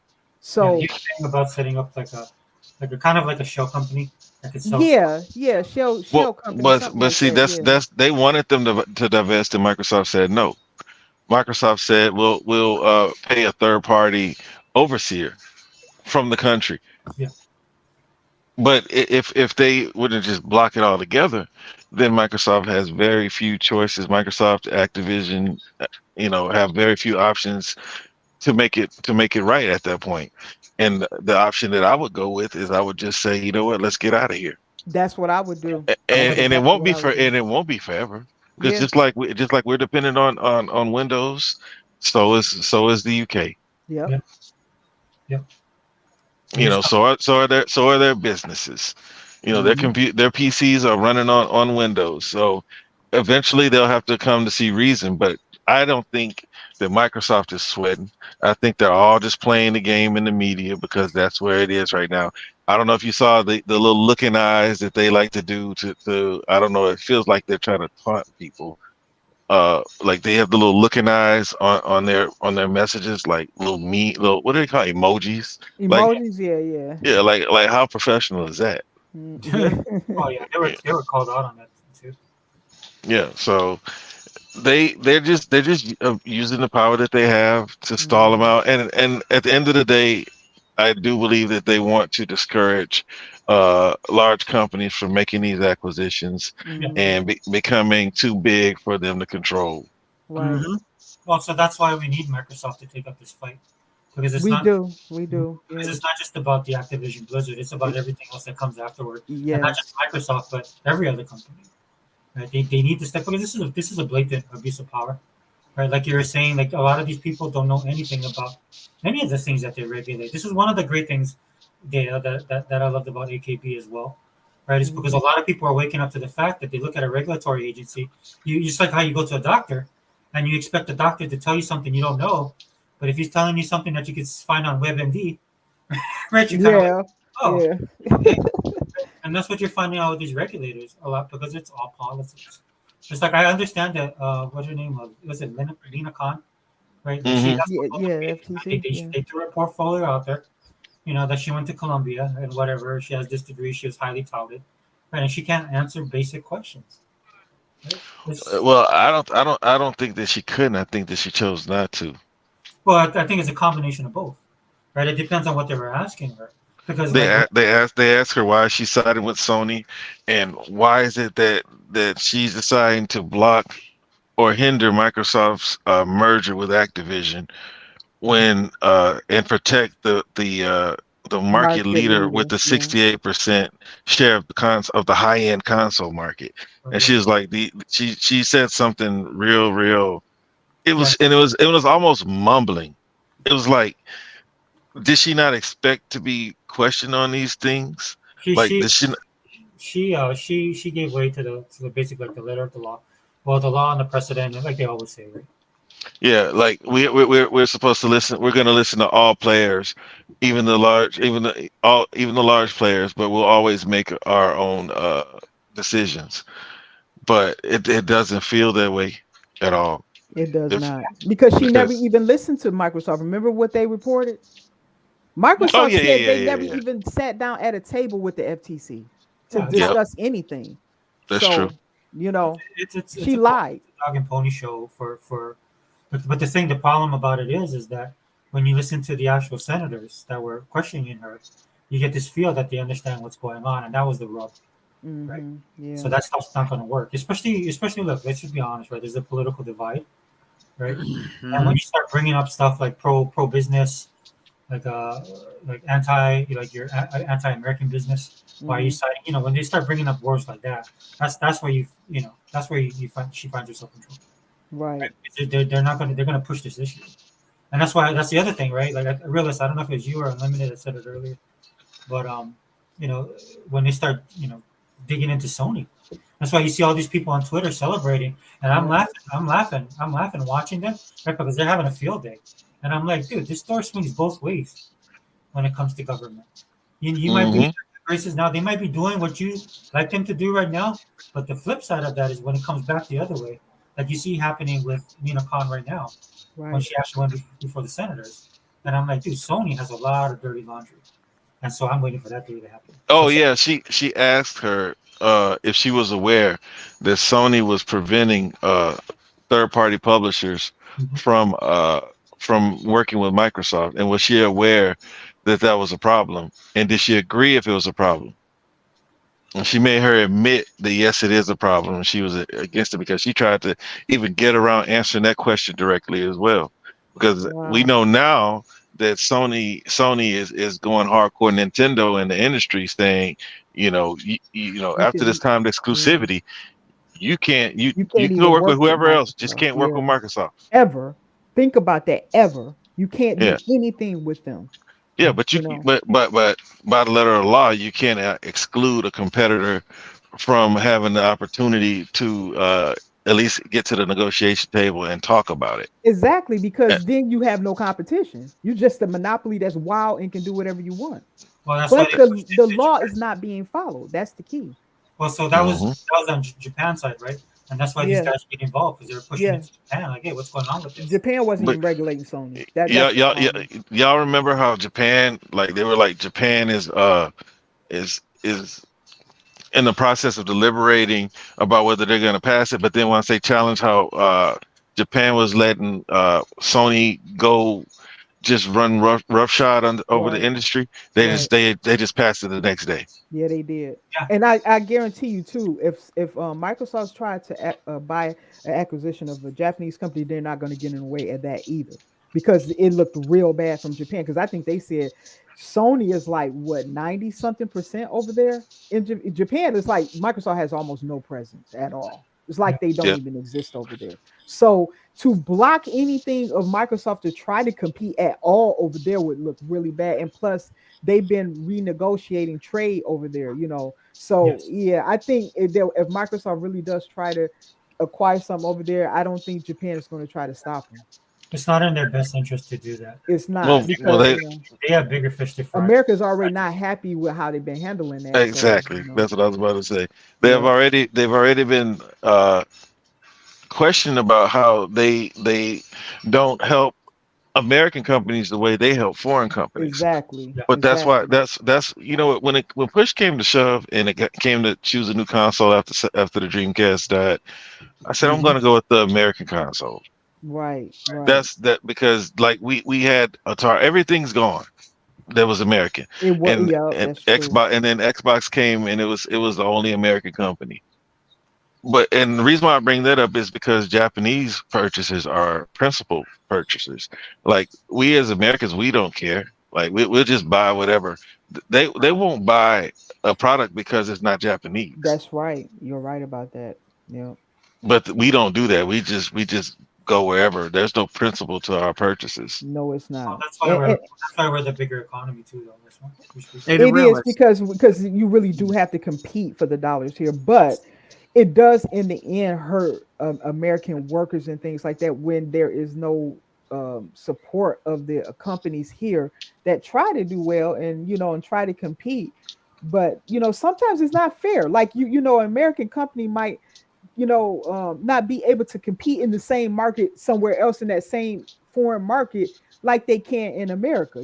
So like they're hurting, like they might not be able to make the same kind of money. Like a foreign company can come over here, make a lot of money, and then have the protections of their home company. And sometimes American companies don't have that.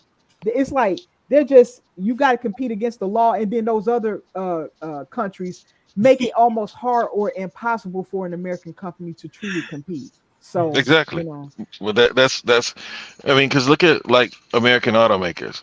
I'm not gonna lie, we got Hondas, like, but mhm, they're mhm, quality machines, but mhm. they don't buy that over there. They're not gonna No, they buy a don't. Ford in Japan They're on not. principle. And we own the Ford. So, but yeah, yeah, that's yeah, Yeah, yeah. they're not gonna buy it on principle. But Mhm. we don't operate like that. We This is don't. why this is like sometimes when I see these guys, these American guys, they're like PlayStation this and PlayStation that, and Xbox sucks. It's like, man, like it's only that way because of the way they do business, the way those people make their purchases. Yep. It's not because Xbox is not on the level with Sony. Did you see what the ponies were doing on Twitter? No. Like What J Dub changed his picture to the Union Jack. What? Yeah, he You changed guys are to the what? the Union Jack. the Union Jack. You know the Oh, British. Yeah, yeah. and he put on one of his things CMA and Sony and CMA or something like that. I was like, dude. Wow, to be celebrating that though. I'm sorry, when Unbelievable. Rilla said that, dude, that reminded me. So I had to throw that in Yeah. I mean, I just wish do the pony guys look. I understand console war stuff when it's light, right? But do they even understand the impact this has had against these workers? Do they even care? Nope, They they don't don't care. care. They don't care, dear. These They are don't care. families. These are people who have devoted themselves to making games for us, and these people are suffering. I mean, where's their money so Sony can make more money? This stuff frustrates me because it's people behind this. It Fine, just frustrates me. when you love Yeah, that brand so much, you know. it's just me. And I don't want Sony to die. I just want I them to don't not. I either. just I just want them to not control the market. I'm ready. I'm Right. ready. I'm ready to see what a market looks like when American companies are control. Because Yes. we've seen like all this time, a Japanese company has been the one controlling the board. Hmm. It went from Nintendo to Sony, and it always ends up the same way. Them stifling competition and getting Yeah. away with it in their own way, Yeah. right? What they've done is found a way to circumvent all the laws and just go directly to the companies. And all this time, nobody had anything to say about it. Yeah. And Because then even because they protect them. and then with this new okay, since this is new knowledge to these people, they still say that they don't want this deal to go through. After all, like what 20 years of Microsoft having to deal with Sony and those types of practices, they still Yeah. want to stop them They from going still. forward with a purchase that helps them be more competitive in the market. Yep. What did the CMA tell them that you don't need to compete there? Like in mobile, no, don't have no Hmm. presence in this stuff at all. They're not a threat to anybody in these markets. And yet, what did the CMA say? They shouldn't even try to compete there. This is the sentiment. Yeah. They want Microsoft gone, and that won't be the end of it. I think that, like I said before, I think even if Microsoft disappeared tomorrow, the next thing on Sony's list would be to try to get rid of Nintendo.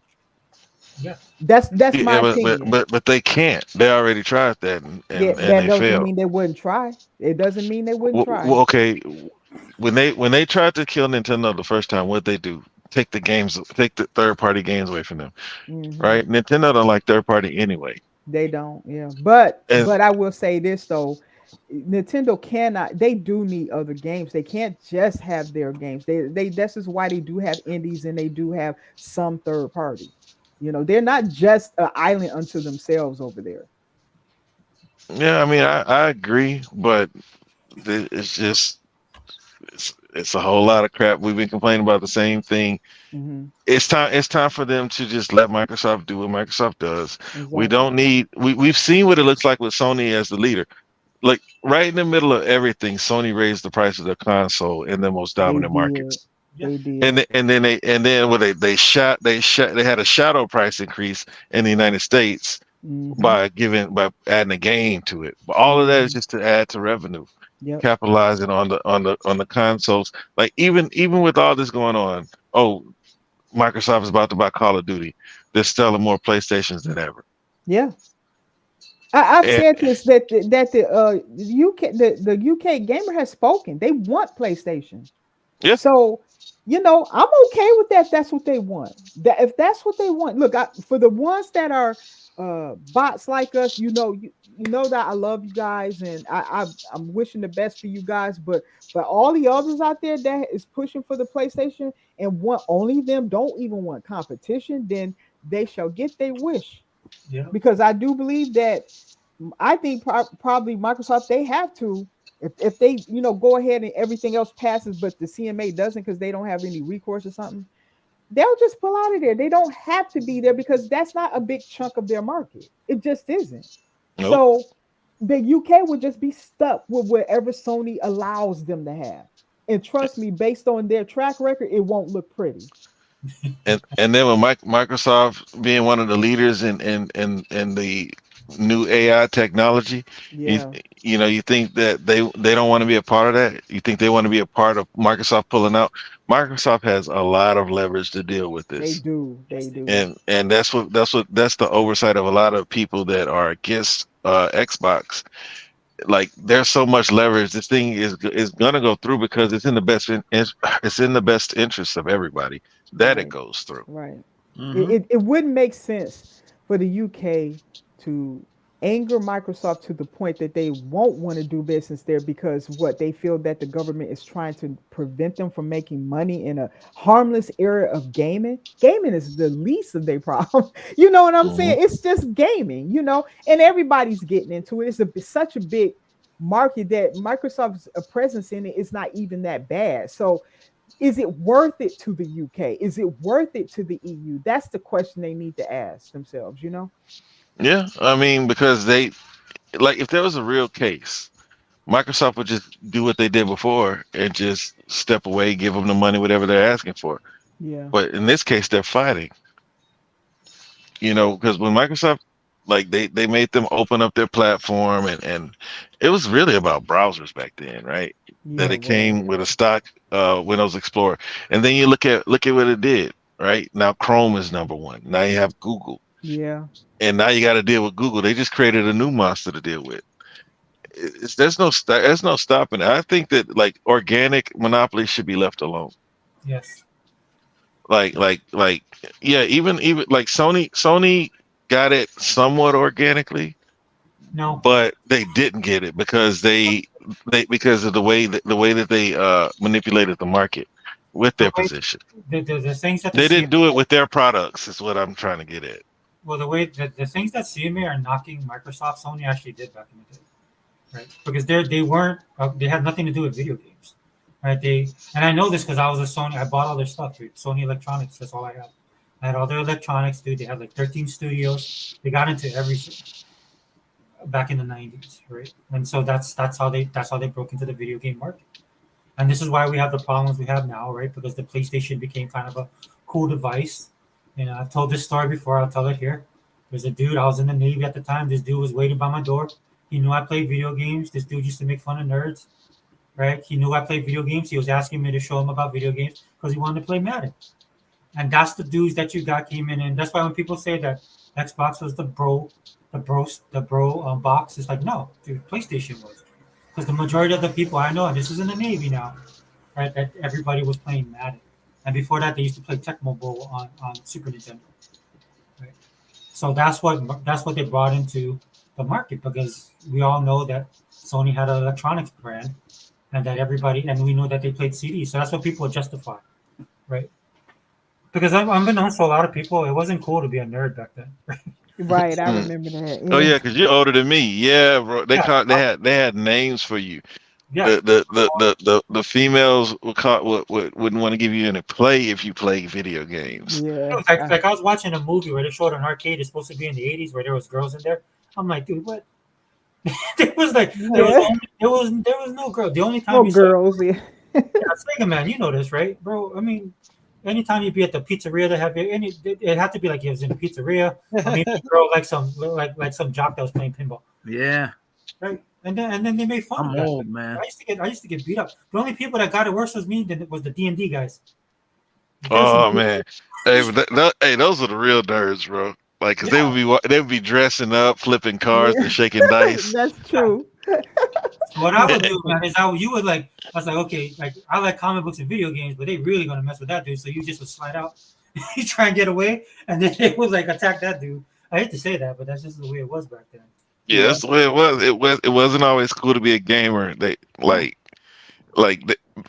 think Legal said this, like, they would try to get you evaluated. Like, he doesn't want to go outside. Something is wrong with him. Mm-hmm. It was You know like what I a mean? kids thing. You was not supposed, like real little kid or something. You're not supposed to like that kind of stuff. It was really considered very fringe, I think. See, I had to hide, man. You think I asked my dad for a quarter? No. You go to the pool, and then hopefully somebody kept their change in their pocket, and that quarter would fall out, and you just be Wow. If I told my dad, dude, my dad wouldn't even say anything, man. He just slapped me upside the head. That's just the way it was. That's why it's funny to me that me and my kids watch Stranger Things, and my kids were blown away that they needed somebody to play D&D with them, and so they was going on to all these other nerds to play with them, and they're like, no, we don't play that. We only play ping pong. So my kids was like, why aren't they playing? I was like, because that's how it was, man. Everybody was in their own little clique. Everybody was in their own box. Like the chess guys played chess, the D&D guys played D&D, the gamers were over here, the jocks were on their own side, right? It's not like so to me, just to end the story, this is what the PlayStation has brought into gaming, right? This is why we have so many normies that play, because they made it acceptable to play games. Yep. That's my point. I think sports games made it cool to play games. Yeah, sports games, yeah. And Final Fantasy VII. The amount of people that I've seen buy that game just based on the FMV, the card. Do you remember the commercials? It was, yeah. You see that FMV? I was one of those people, yeah. Yes. Because to me, it looked like it was, because it was like such new technology and stuff. Yes. That really impressed me, because compared to what I was used to. But then you saw the expressions on their faces right there. Yeah, it was, because I thought, like, wow, that looked like a movie. Like, it blew my mind. I'll tell you another game, believe it or not, was Metal Gear Solid that really blew me away too when I first saw that. I was like, wow. Now that game really impressed me, and at the time, you gotta understand that. But back then they were pushing games a lot more than they are today. Like you don't see the gap like you did back then. Back then it was like, you saw something for the first time like that, that was like, it just blew your mind. Because like I said, like Metal Gear, it was like you was watching a movie and then playing a movie. That was unusual for back then, so was it that it was Metal Gear Solid 2 and Metal Gear Solid 2, yeah. Resident Evil 2 that I bought. Now I was telling you about my family. So I was playing it on the PlayStation, and my family saw me playing it, and they actually stopped and watched. Oh wow, yeah, that happened to us too. Like you actually had people who's not even interested in game stop and look at it, Yeah. because of the presentation and how it looked. You know, that tells you that the technology of the time was really impressive to a lot of people. You know. The only other thing that did that blew people away is when I had NFL 2K. Oh yeah, yeah, sports games, man. Yeah, That's like realist. That's what they realist put a is. lot of money. Yeah, the game, Yeah. the game that blew me away was Soul Calibur. Yeah. Oh, Soul Yeah. Calibur. Yeah, man, that takes me back. Yeah, when I was Yeah, playing, when I had that game at home playing it on my TV, like it it's a looked good like the game. arcade, and Yes. Yes, Yeah. yes. it was like, man, like because it was always the game would be so low quality compared to the arcade. You would still want to go play the arcade even if you had the game at home. Yeah, yeah. The sound was off, like the movements were off. But then when you got to I say the Dreamcast, I didn't have a PlayStation 2, but I'm gonna assume the PlayStation 2. When Okay. you got into those consoles, you start to get arcade quality at home. Yes, So yes, basically, yes. what Dreamcast did was it's all based on their motherboard, right? That was in the arcade. So the Dreamcast was that turning point where the actual power on the console was Can actually match. better. So Yeah. so so a lot of people were saying like that version of Soul Calibur was even better than the arcade, and that was, yeah, you're right, Willis. That's That was huge. mind blowing. Yeah. Because That remember how we game, used to talk, right? We used to talk about pushing polygons, right? And Yeah, yeah. we went from bits to polygons, and then everybody's yeah, like, "Oh, this pushes 150 polygons." Yeah, well, this pushes 300,000 polygons. You know that crap. yep, because it went from bits to polygons. I remember Neo Geo. Nobody knew what it Oh was, man, yeah, and that's I an oldie. Yeah. and I was like, nah, mine's is better than yours. I Mm-hmm. got 24 bits. You Did you got have, eight. Yeah, did you have a that's Neo true. Geo? Do Oh that. yeah, man. And I only got like one game a year for 3 years before my daddy said F you and that. You know what I'm saying? Because those games were $200, and then They was expensive. Yeah. a joystick was $200, and I didn't want to share anyway, but my stepbrothers couldn't play with me, and they were always complaining, so we had to get a Nintendo. Dude, there was this mall in Oakland, and then it was a gaming mall. It was a gaming store in this mall in Oakland. So we went in there, dude, and the dude would just put it out in the window. He didn't expect to sell it, but he just put it out on that window, dude, just to make people like, just to stare at it and stuff like that. Dude. What, a Neo Geo? The Neo Geo, yeah, because he had the Neo Geo and the cartridges. Yeah, the Well, whole. Oh see, wow, wow. I was at this retro store, and I told them I want one, but man, a lot of consoles I wish I had kept. Like, I would just get rid of them. Like right now, I got like 2 Xbox VCRs that I don't know what to do with. So it's like, man, I'll give them away, or Oh wow. Okay. sell them or something. But like the Neo Geo, I wish I kept that one. I wish I kept the OG Sega Genesis with the headphone jack. I had that. Because they went to like the Sega Mini. So I wish that I kept that one, the Neo Geo, and the OG NES. Oh okay. The first one. That's the first Original. console that was ever mine. Was the NES. I wish I kept that. Yeah. Super Nintendo, that was stolen. But I don't even. Oh yeah, I needed money for books. Oh okay. I was about to say, I don't know what I did with my Dreamcast, but yeah, I needed money for books. Oh man, I still got my Dreamcast. I love that console so Well, much. I found one. See, I get it. I haven't jumped on a Dreamcast yet because I can get them all. Like we have them a lot. Like in Houston, there are so many retro stores that have Dreamcasts, and like Oh okay. then like they've got black ones. They've got the gray ones that haven't turned yellow yet. You know what I mean? They've got all the. I can get any console I want. I've seen Neo Geo Pockets. I didn't have one of those. Oh wow. I wanted a Turbo Express when I was a kid. Like Oh Turbo, man. the things that I buy now that my Uh-huh. wife talks junk to me about. It's like the things that my parents wouldn't buy for me. Oh It's like okay. it's like we had a Nintendo and Neo Geo. My boy came around with a Game Gear, and my dad was like, "Well, you got a whole big old game in there. What do you want that for? Who wants to play games in their hands? It's not even in color, And I want a Game Boy, probably a Okay. Game Boy Color. I emulate all that crap. I want a Turbo Express. I Mhm. want a Game Gear, and what's the last one? If I got it, it would just be because nobody had a 3DO. Oh Nobody yeah, had it. you know what? Yeah, you're right about that. I don't know. Yeah, Dude, my I don't friend, But know anybody had that. yeah, my right. friend bought that, dude. See, but they had me hooked. Babbage's used to send catalogs to the house, and I would just read them and ask for stuff out of the catalogs. And then sometimes my friends would have it. I had one friend, he had a Nintendo before my stepbrother got a Nintendo from his dad. And then my boy Derek had the Game Gear, and he would not let me play with it. Oh wow. He would not let me play with it. So I want that. But yeah, with this, talking about Nintendo console competition, Nintendo just has these other consoles that are better. They cost way more. So Mhm. it's like that's the thing. If Microsoft, I want Microsoft to do it, but I don't think they're in favor of subsidizing three consoles. No, that wouldn't be a good idea for them to do because you already got developers and stuff complaining about the S. Imagine if they Who introduce could? another one. Okay, what developers? These no-name developers. Yeah, they Any are. any any big developer complain about it, and then some of them they look. Phil always said there's gonna be more work, and they should be prepared to do the work because like people have all these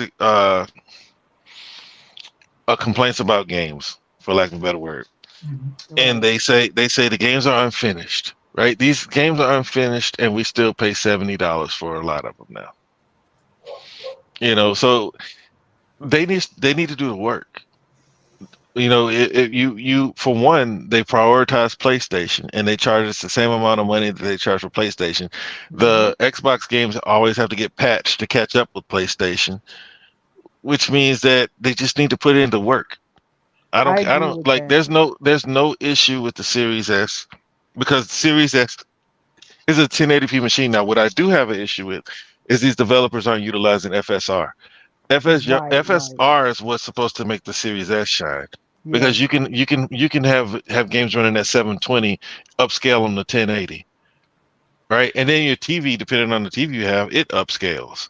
Right. Yeah. It does. Like That's like, true. but they're not utilizing the hardware properly because it's start high, scale low. Hell, PC ports are even jank, and It they- and it's is. and it's and they supposedly develop on PCs. You're supposed to start high and scale down. If the Series S is 1800, 2140, wherever they're gonna put it, the Series S should be at this point. What is this? The third year? Mhm. We're Yes, it is. going to we're approaching the third year of the console generation, and Right. we only have one or two games. The one that I know is Doom that utilizes FSR on the Okay. console. Okay. They don't use FSR. They don't use VRS. These tools that have been a joke this whole time, like, Mhm. and I would hold third party accountable if Microsoft was using them, but Microsoft's not even using them. Now, No, Forza is a beautiful game, and Halo accomplishes what it wants to graphically every time, it does. Yeah. but they're still not utilizing the tools. If Redfall was at 1080 with FSR, it would be able to run at 60. That's not, Okay. but I just got finished installing it. It's not going to stop me from playing it at 30. Mhm. But if they would have it at 1080 with FSR enabled Yeah. for 1400 instead of trying to go for 4K visuals, Right. then we would get the performance. We would hit the performance markers that they lathered us up for at the beginning of the generation. Right. Right. But with the Series S, I'm sorry I went on this long diatribe about the Series S. Mhm. I'm just tired of people making these excuses. These Excuses. these Yeah. these are to me those are like pony narratives. See, when there are fanboys and fangirls everywhere. Right. They're at Activision right now while Microsoft's buying them. They're at Bethesda. They're everywhere. Okay. And when they say things like the Series S is a problem, Right. when Microsoft says that they made these consoles with input from developers to give them the console that they need to fulfill That's their true. They dreams, did I don't say know if that's that. all marketing talk, but that's what they said. They did say that. Yeah. So these are the developers because I can't remember what console it was. Uh, Maybe it was a Nintendo console where they wanted to bring it with 4 gigs of RAM, and Capcom said no, no, make sure you add more RAM to that. It's the input that goes. They don't just make these consoles and say, here, do what you're gonna do with it. Right. And the Series S is not a 4K machine. Remember when it first came out, because mine broke. My Series X broke. It started artifacting, so I sent it into Microsoft in El Paso. Mhm. Got it back in 4 days. Great customer service. Some of the best customer services from Microsoft. Yeah. So I used my son's Series S, and it was running at 4K 30. So it's capable of running at 4K, Mhm. but it should never have been at 4K. It should have been running at 1080p at 60 frames a second. Okay. See, Prioritizing performance, you know.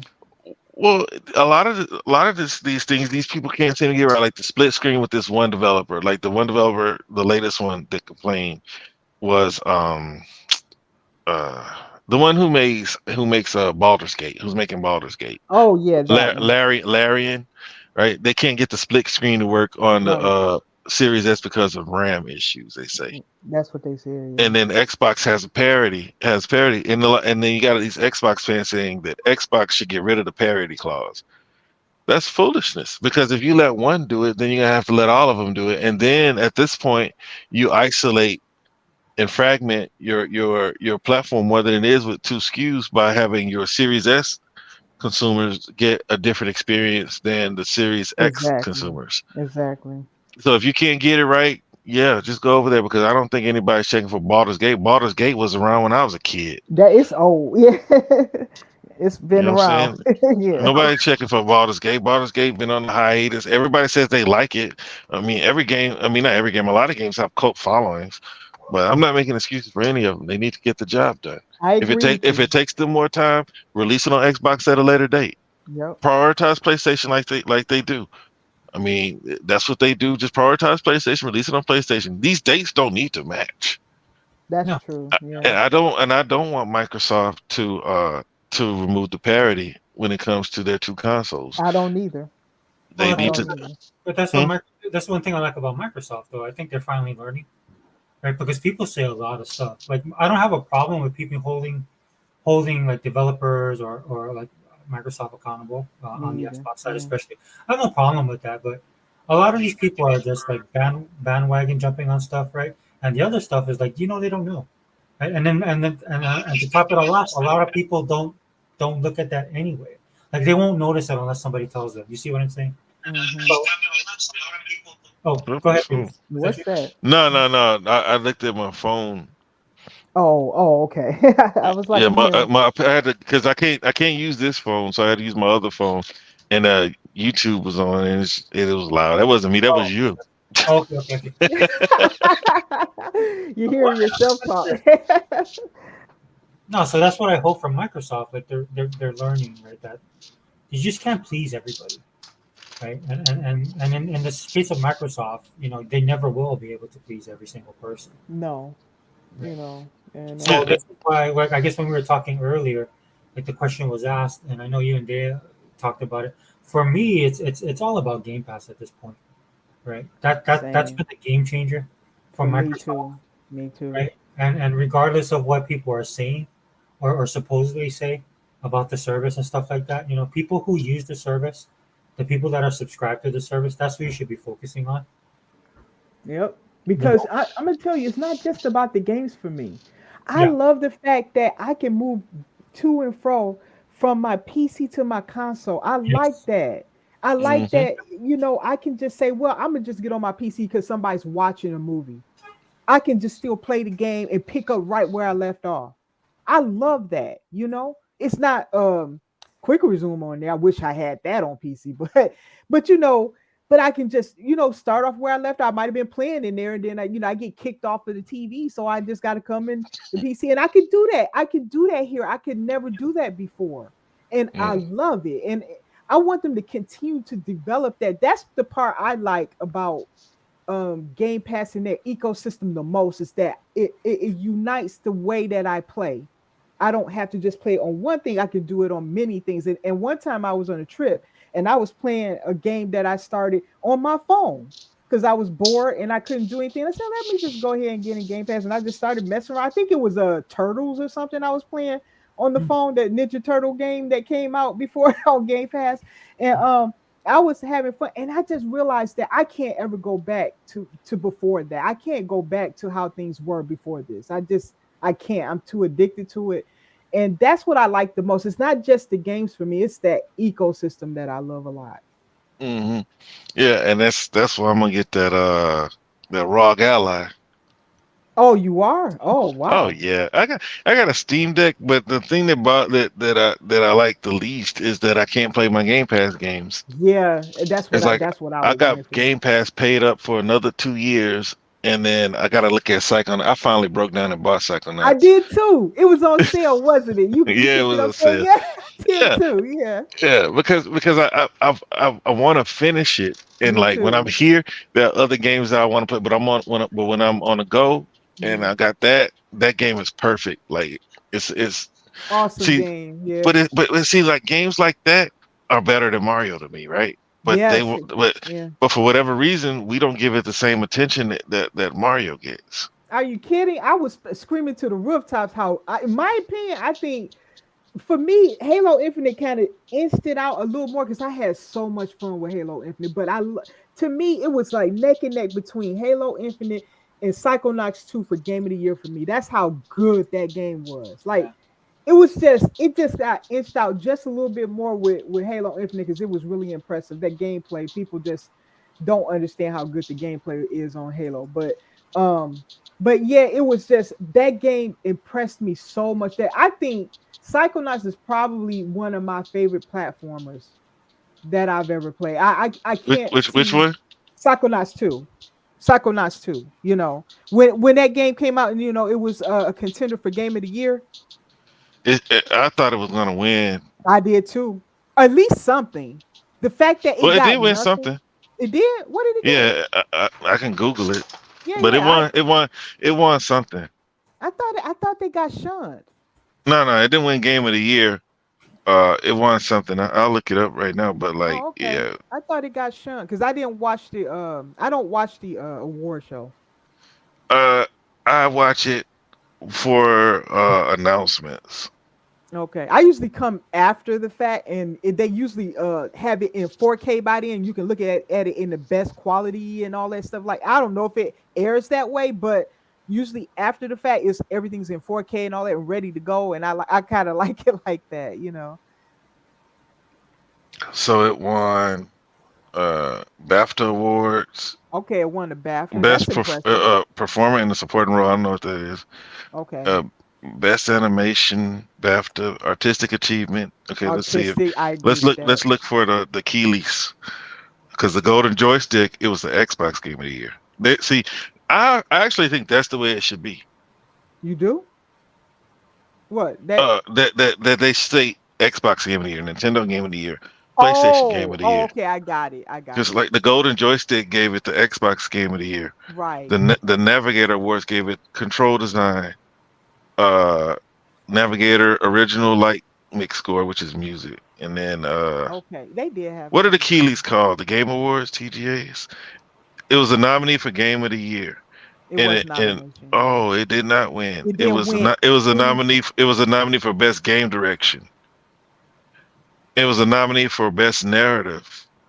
It was a nominee for best art direction, Art direction. I thought that's what they was and gonna it was a win. Yeah. nominee for best action adventure game. So it didn't win anything. It was just nominated for. I thought it Yeah, a won lot of one. things. It was in a lot of Yeah, categories, but they won nominee, nothing. That's why people said it got shunned. nominee.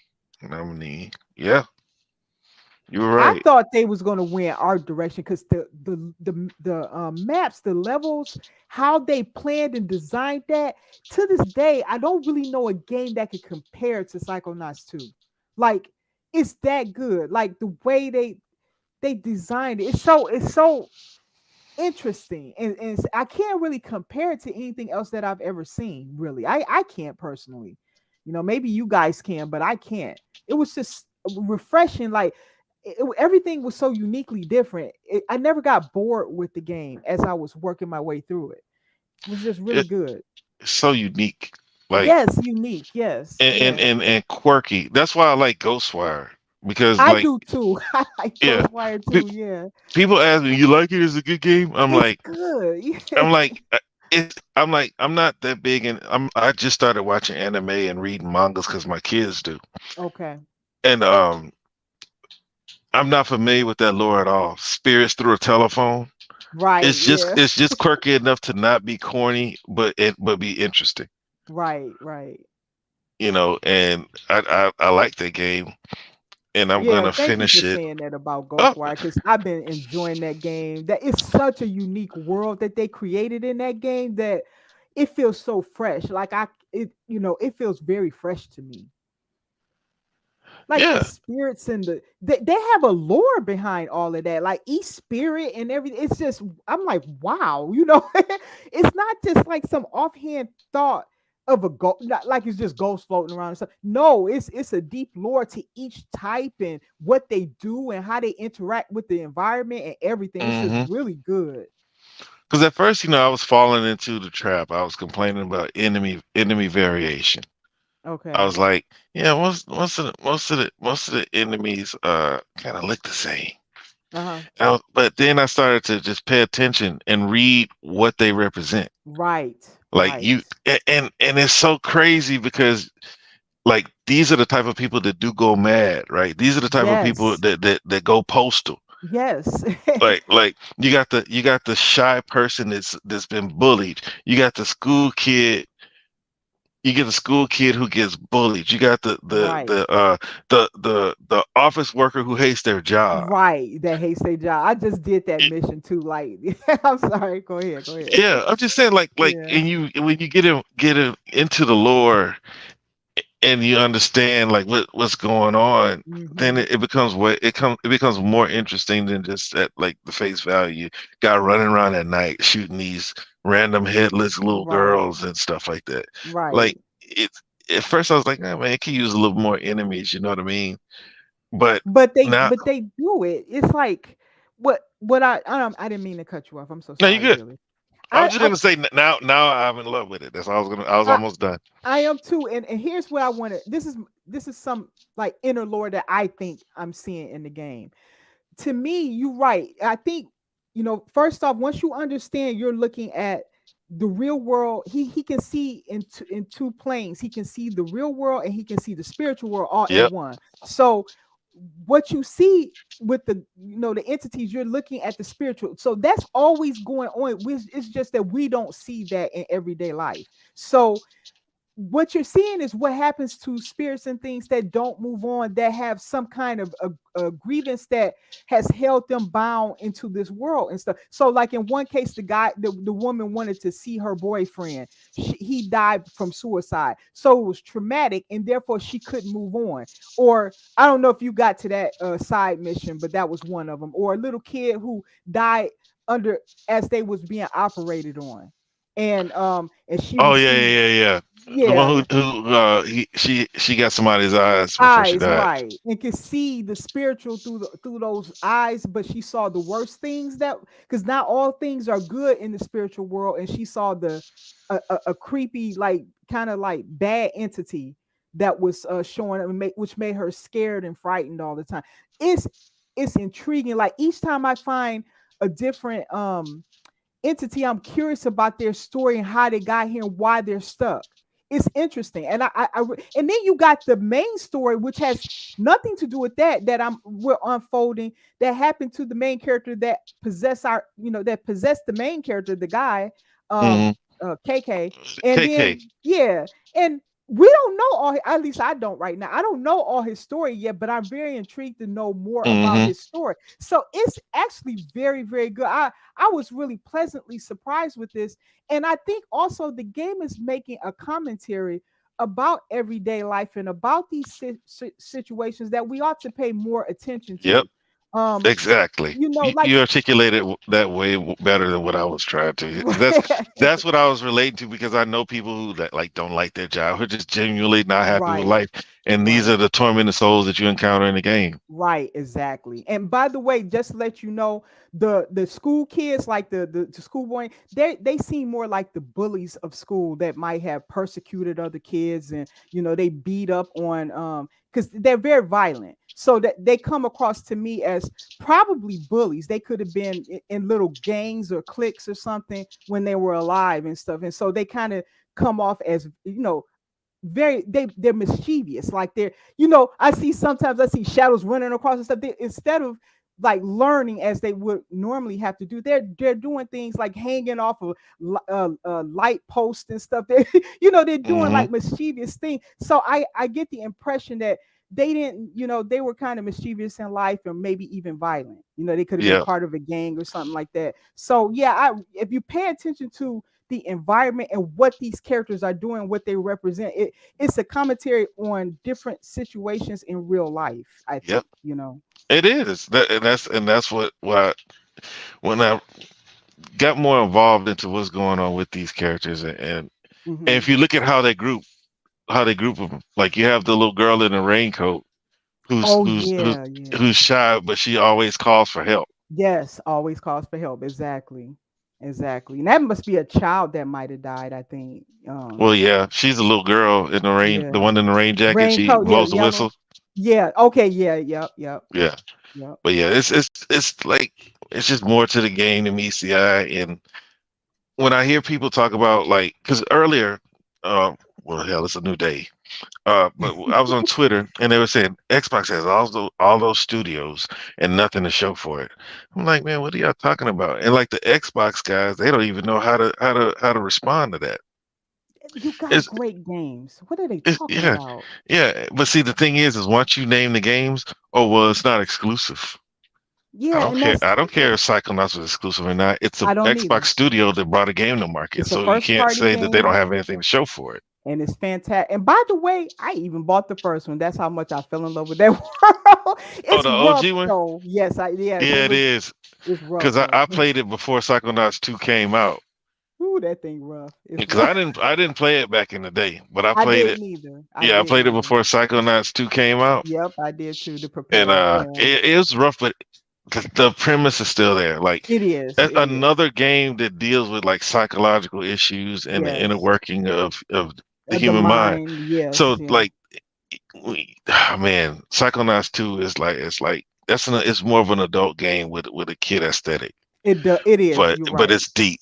Like It the is the deep. the Yes. the, the dentist who was going through something. Like, Mm-hmm. oh man, in part one, the soldier that was going through something. Oh yeah, yeah, You yeah. know, and like that's really what people, you got people with like PTSD. It's dealing with real issues, and Yes. then you liken that to a game like Hellblade is coming, where And a I'm woman had playing through psychosis. Hellblade. I was until Ghostwire. I kind of been addicted to Ghostwire, but I got to go back to Hellblade because I didn't play Hellblade. That was one of those games that kind of got past me. And Nope, I'll be I'm honest. in it now, and I'm telling you, that's on a different that game is on a different level. I was like the voices and stuff. It was almost making me paranoid because you focus on what they saying, and sometimes it has me on edge because you're hearing these voices coming out of both sides of your your headphones and stuff, and it's like they'll say you're gonna fall or something like that, and you almost do it. It's like I don't know. That game is on a different level. I have to continue that to see where that's going. But I'm like, okay, you got me intrigued here. With what you're trying to do, it's just different from anything I played so far. I never played it, so You I'm play with going blind. headphones? Yes, and the voices is, I think, it's jarring to me because I'm used to when I hear something, I react to it, but these things sometimes I don't know whether to believe them or not. It's like it's definitely psychological. Like I don't know, are they friend or foe or where are these voices coming from? It's like they'll say something like, you're gonna die or something like that. I'm like, what is going on here? So I haven't quite figured this out. Don't spoil it for me, but I haven't quite figured that out yet. But it's very jarring and creepy in its own way because of just the way the game is, and it doesn't tell you anything. You just have to figure it out. Very adult in this approach, in that it's not holding your hand at all. You just really Yeah. have to work your way through it, you know. Well, see, a lot of that, it shows you like some of the development limitations that they have with the game too. Yeah, And like I like the game, and you have to play it with headphones on, you do. and it'll take your mind off of these limitations and see straight through into what the story into the story that just the story that they're trying to tell Okay. about this woman. But like, oh man, it's. Did you say you do use headphones or no? I do. I Okay, do. yeah. Yes. So you don't hear all these voices, and I man, do. the That's the spatial thing. audio is just like It's crazy. creepy because it throws me off. Like I'm used to listening to sound and kind of following it.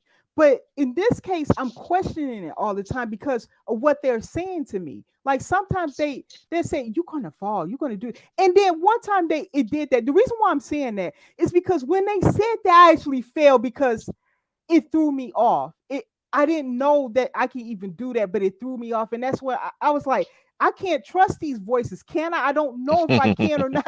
That it's very well done. And I don't know what to even make of these voices. And then she's seeing things and stuff. I don't even know where this game is going, but it's it's got me intrigued. But I gotta go back to it. It's Ghostwire had me addicted. That's why I haven't gone Yeah, back to it yet. I do like Ghostwire better. I mean, Yeah. after like Ghostwire is good. I did a bunch of puzzles in Hellblade. I'll finish it soon, not in the near future, but like there were like so many puzzles. Is it okay? I've done maybe two puzzles so far. That's it. Oh, we keep going. Okay, it's a lot more based on what you said. Yeah, keep going. That's a lot. Oh gosh, I didn't know that. I thought it was going to be combat and stuff. You know, It's I, some combat, but okay. like I said, it just shows you like some of the developmental limitations that they Limitations. had. Okay, Because okay. like a lot of like these, even like with these roguelikes, like a lot of people like them, Hmm.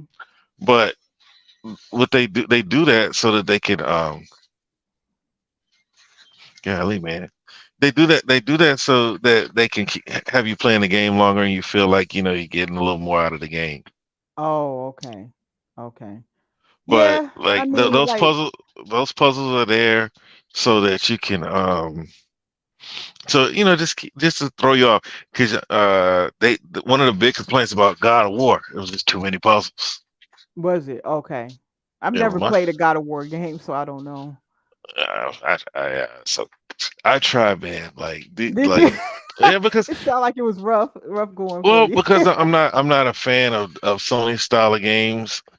Okay. I'm a fan of when Sony like tries to be Ubisoft, like with Ghosts. You know what I'm saying? Okay. I Yeah. like Ghosts.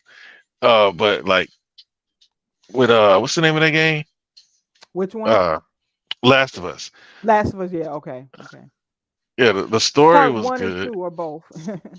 Uh, two was I didn't like the story. The gameplay was slightly better, but the Okay. gameplay in Last of Us games is that's putting it nicely. Like it's really just set up to help you like give you something else to progress through the game besides just listen to the story. Right. I agree. I think the story is strong in one, but I didn't care for the story in two. And as far as the gameplay, I mean I don't think the gameplay is as stellar as some people. I played games where you had to use stealth that was much more challenging and more thought out. You know, that's just me. When you kind of got you just have to wait until you pick up a pattern that a monster's walking in a triangle or something. You just got to wait until they finally turn it back to you. That's a little stale to me. Yeah, I I think would like to have more creativity with that sometimes. I think their stealth is like it's to highlight the AI, right? The AI is supposed to be so good. Like Yeah. it's not really like you have to really just sneak. It's like if you make a move, do they hear you? That Yeah, like yeah, those types of attention to detail they supposedly pay. But man, I just wanted to hear the story. yeah, yeah. It wasn't a fun game for me.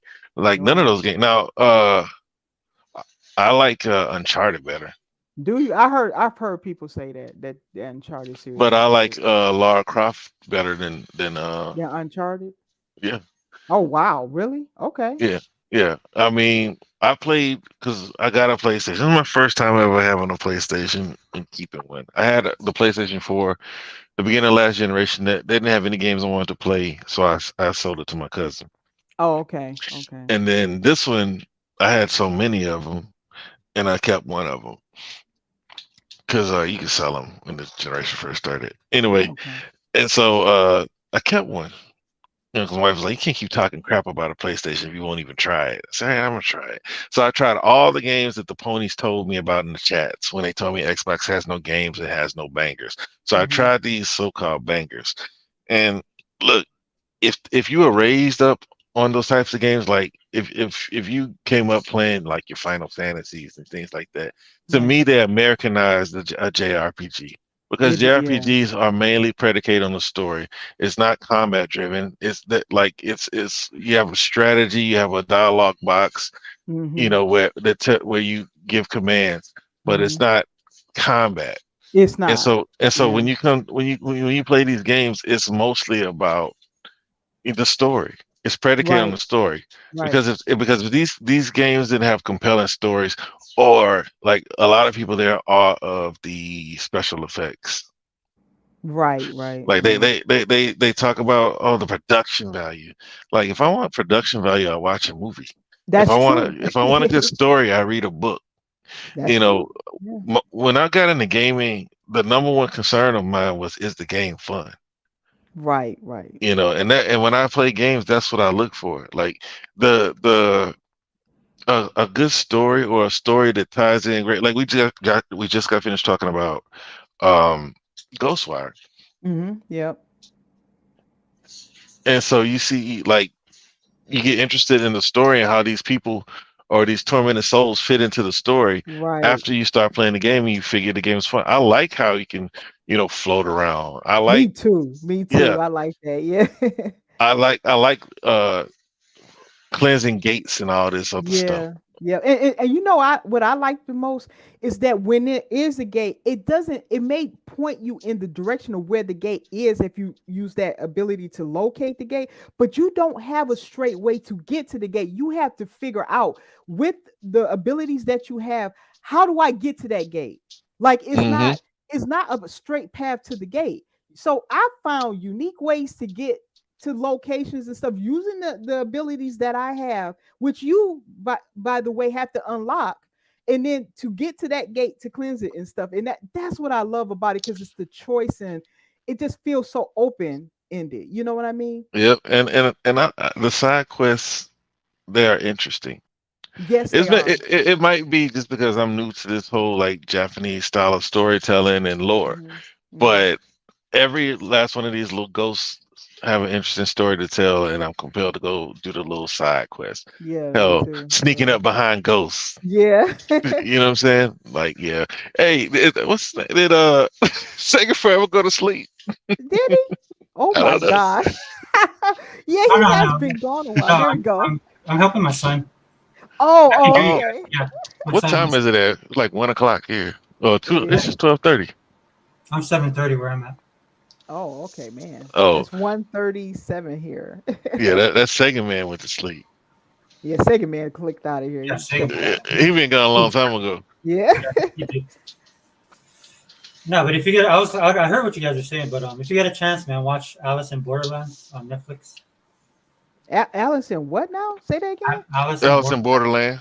Oh, on okay. I haven't Netflix. seen that. Yeah, Yeah. It's it's like you watch Squid Games. I haven't watched it, but I've heard about it. Man, I haven't had time to watch my 8-year-old told me about Squid Games. Daddy, you watch Squid Games? Like, no, why are you watching that? it.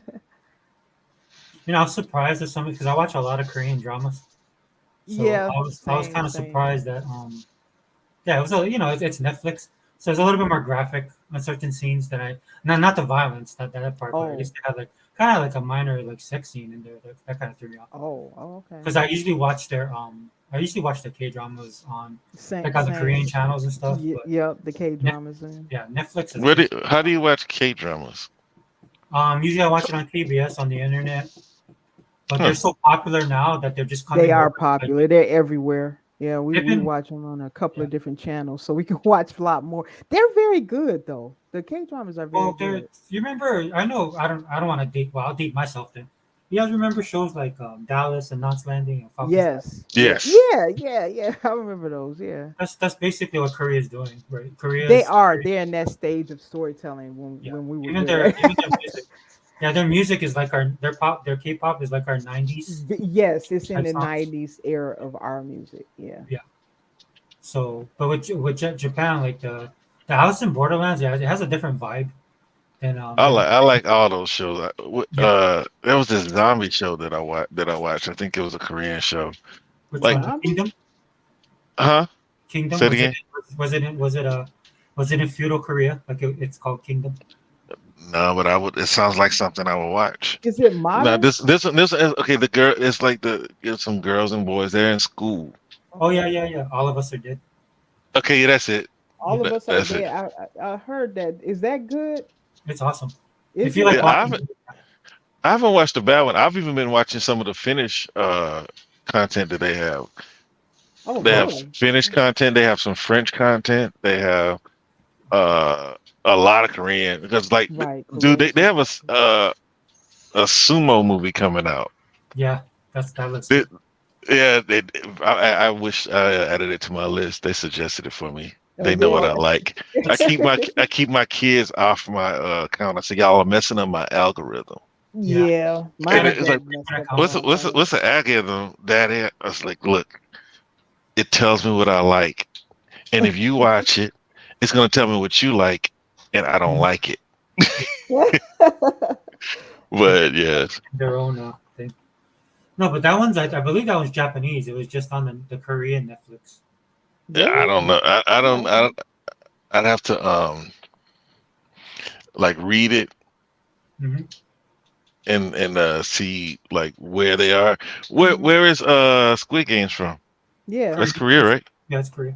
Oh, that's a Yeah. Korean Sorry, show? South Korea. Yeah. Oh, okay. All right. So I like thought that Japan was is Japanese. Japan is finally like kind of catching up with their live action. Japan dominates in anime. It does. They do. They dominate that. But it's- However, though, Yeah. Korea is starting to catch up a little bit with Oh, their Koreans are doing anime. Like you can tell. I can tell the difference. yeah, So me and my daughter, because my daughter is a hardcore into anime, she's an artist. yeah. So when you watch anime, if the thing's kind of watercolory, hmm right? It probably comes from South Korea, and then you got Southeast Asia. Also have Okay. artists coming into it, but Okay. on Netflix they have this thing called oh man, I can't believe I forgot the title that we ended up watching. It's a Korean anime that's really good. It's Oh, basically okay. like a K drama. Let me try and I think it's called Lookism. Okay. Yeah. Well, that this is good. That is some more competition and more countries getting involved in animation because we need more. I like competition and stuff. I like, because you can get stale in one area. I've watched so much animation from Japan. It's like, I can recognize the difference in the languages and I can understand certain things. But yeah, it sometimes it can kind of, I think Japan sometimes hit the same kind of notes. And so I do want some other countries to get involved in it. Maybe China would do some. I've seen a few from them in the past, but they don't come out with as many. But I have seen a few from them. And I like it because it's just different takes on how they approach animation. So I do like it. There's a company called Go West that does some good stuff. The difference Okay. with China is that you have like the Beijing stuff versus the Hong Kong. So Oh, I okay. grew up watching a lot of the Hong Kong stuff. Okay. And So then y'all Taiwan big stuff. y'all big into anime? Yeah, I've been watching it for years. Yeah. Me too. The only What? anime I watched was Superbook. Oh, really?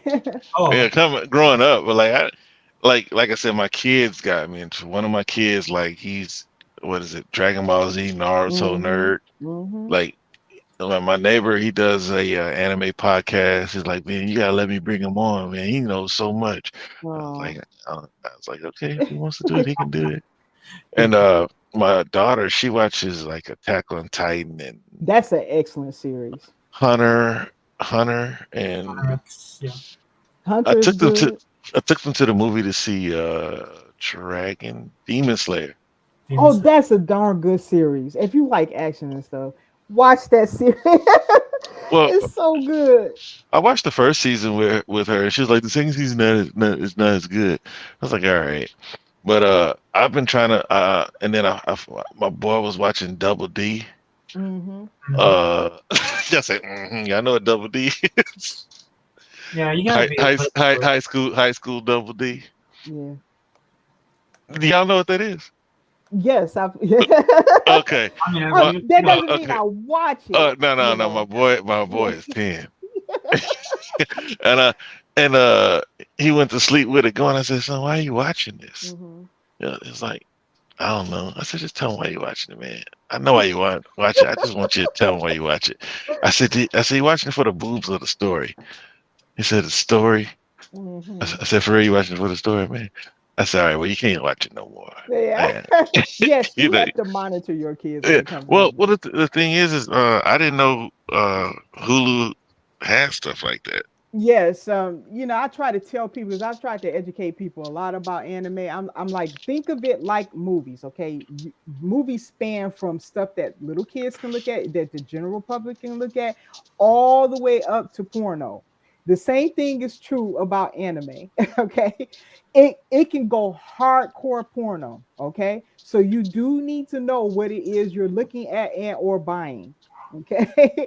It's all across the spectrum. So yes, that I've heard of certain titles and things like that. I don't watch that stuff, but I know it's a market for that out there. But yeah, it can But be hardcore. And I mean, when I say hardcore, I mean it can uh, rival live I, action stuff. I If don't you know what doubt I it because mean. you got weird people. I ain't calling weird. Everybody has their own things Everybody, yeah, on Twitter that like post stuff. I was like, yeah, wow, man, what do y'all do? Y'all like, come on, man, really? But anyway, so I watched it, and the hmm story really is good. But I'm not gonna finish watching it though. right, right. But like, I started watching Black Clover. Oh yeah, I had a last friend year. that was like addicted to that show. I Yeah, Black watched Panther. I watched That The has a lot of Promised Neverland. That's a Netflix one. And I watched The Promised Neverland was the witches eating the kids. And Yeah, then man, that's a good one. and Oh, then and then that's a good one. there was one called Vampire in the Garden or something like that. It was a short series, like 6 episodes. Okay. I watched The Boondocks. Oh man, you've watched more than I thought. Now the Boondocks is anime style, but y'all know what the Boondocks is, right? Yes, I know. Yeah, I've seen. Yeah. But no, I'm trying to get into it, man. My kids, I buy them mangas and Okay, yeah, it's yeah, better the than one. comics. It's better Well, than yeah, they comics. really like the graphic novels because I have Full Metal Alchemist and Happy Chronicle, Ruby, Steins Yep, Gate, yeah. Reincarnated. Man, you That's got a all. lot of good ones. You got a lot of good Those are ones. good. Well, I I got a think guy. so. I got a guy who likes his job, Hmm. and he points me in the direction of some things. And I give him what I like. I said, well, because in Mashley, I don't know how to pronounce it. Mashle, but Okay, I think muscles and magic. Okay, that one I don't know. This Okay, is that one I don't Mashley know. Muscles and Magic. It's Okay. popular. He told me they're about to make it into an animated series. Oh, So, okay, okay. but yeah, so I'm trying to get into it. I listen to you guys, and man, it's like, man, It I got really is. I'm years and telling years to you. catch up. The stories are compelling. Not all, it depends on what type. Some are more drama oriented, action, but the stories, it's the what makes it addictive to watch anime is the stories and how well the storytelling is done. Like it's unbelievably well. Then sometimes you got anime that's, comedy or something like that. But I've watched just some stuff that didn't have action at all, but it was like the questions that was being asked in it was really it really makes you think deeply. Like I tell you about a show I looked at. I won't name it. I'll just tell you about it. It's about a person who was born. Okay, he was sacrificed as a baby, and then a lot of the people who watched the show was asking was that justified or not? Because the reason why the baby was sacrificed was for the sake of the land. And throughout the entire season, we all debated, like it was online. Everybody would come together and debate each of the episodes because the person wanted their life back. They didn't have a chance to give permission for wait a minute, who said Pepe Le Pew said I've been watching Corner Gas lately. And so yeah, the person didn't have a chance to give permission. You know, they were born with a handicap. I'll leave it there. I don't want to spoil it in case. Okay, well then tell me the name of it then. Okay. It's called Dororo. Have you ever heard of it? D-O-D-O-D-O? D-O-R-O-R-O. Dororo. You will pronounce it right. Dororo. Yeah, Dororo. Because you don't the R's is pronounced more like a everybody's L. R's are D's. Yeah. Oh, you said like a L? L, yeah, Dororo. Okay. Yeah, that's the and do you subscribe to like Crunchyroll and stuff like that? I did. Yes, I did. Yeah. So now I just buy what I want. So where I usually you order buying? my stuff from Right Stuff. Right Stuff. Yes, they sell every type of anime you could think of. And I've been buying from them since the 90s. I used to buy Dragon Ball. That's how I started buying things from them, was with Dragon Ball Z back in the day. My child said, Daddy, will you watch this with me? This what is that? Attack on Titan. That's a fantastic. I'm buying that series. I'm buying. But it's like 1,000 episodes. I said I'll never catch up. It's a lot. Yeah, you might want to get the collection, but it would be pricey that way. But it doesn't matter. Sometimes it's better to just wait until all of them are out. Just buy it on Xbox. You can buy it on Xbox. They're an anime. Yeah, because there was one I had on the wish list that I didn't. Oh, Bleach. Bleach is good too. I think they got new episodes. I haven't watched the new one. Well, it's unavailable on Xbox now. Is it? It's unavailable to purchase. Oh, okay. Man, I watched the whole entire. I watched all of Bleach except the new stuff. I watched all. Yeah, it was $5.99 a season, and I was like, I should just buy it. Oh dang, they took it off. It's been on sale for probably like 2 weeks, 3 weeks, and then I said, okay, I'm gonna pull the trigger because I got a message on my phone. Things on your wish list are on sale, and I went in there and it says currently unavailable. They took it. Yeah, dang. I watched the Bleach movie too. Yeah, Bleach is a good one. You talking about the Afterlife stuff? If you like the stuff from Ghostwire Tokyo, it's closely related to that. Yeah, I liked what I watched. I didn't get to watch it all. So far, I mean, the dude was like, Demon Slayer is not that good. I like Demon Slayer. Demon Slayer is my favorite so far, but my anime watching is limited. Okay, my experience. Yeah, right. Like I said, Black Clover, and I like Black Clover, but it seems like, oh yeah, I don't know. Y'all, you ever watch a dude on YouTube called RDC World? No. Is he an anime guy? Yeah. Yeah, I got a couple of people I'm subscribed to, but not that guy. He was making fun of like he was like one of the skits is called when the anime characters don't tell you their ability. And he walked up to the dude, he was like, "Yeah, what's your ability, man? I'm telekinetic."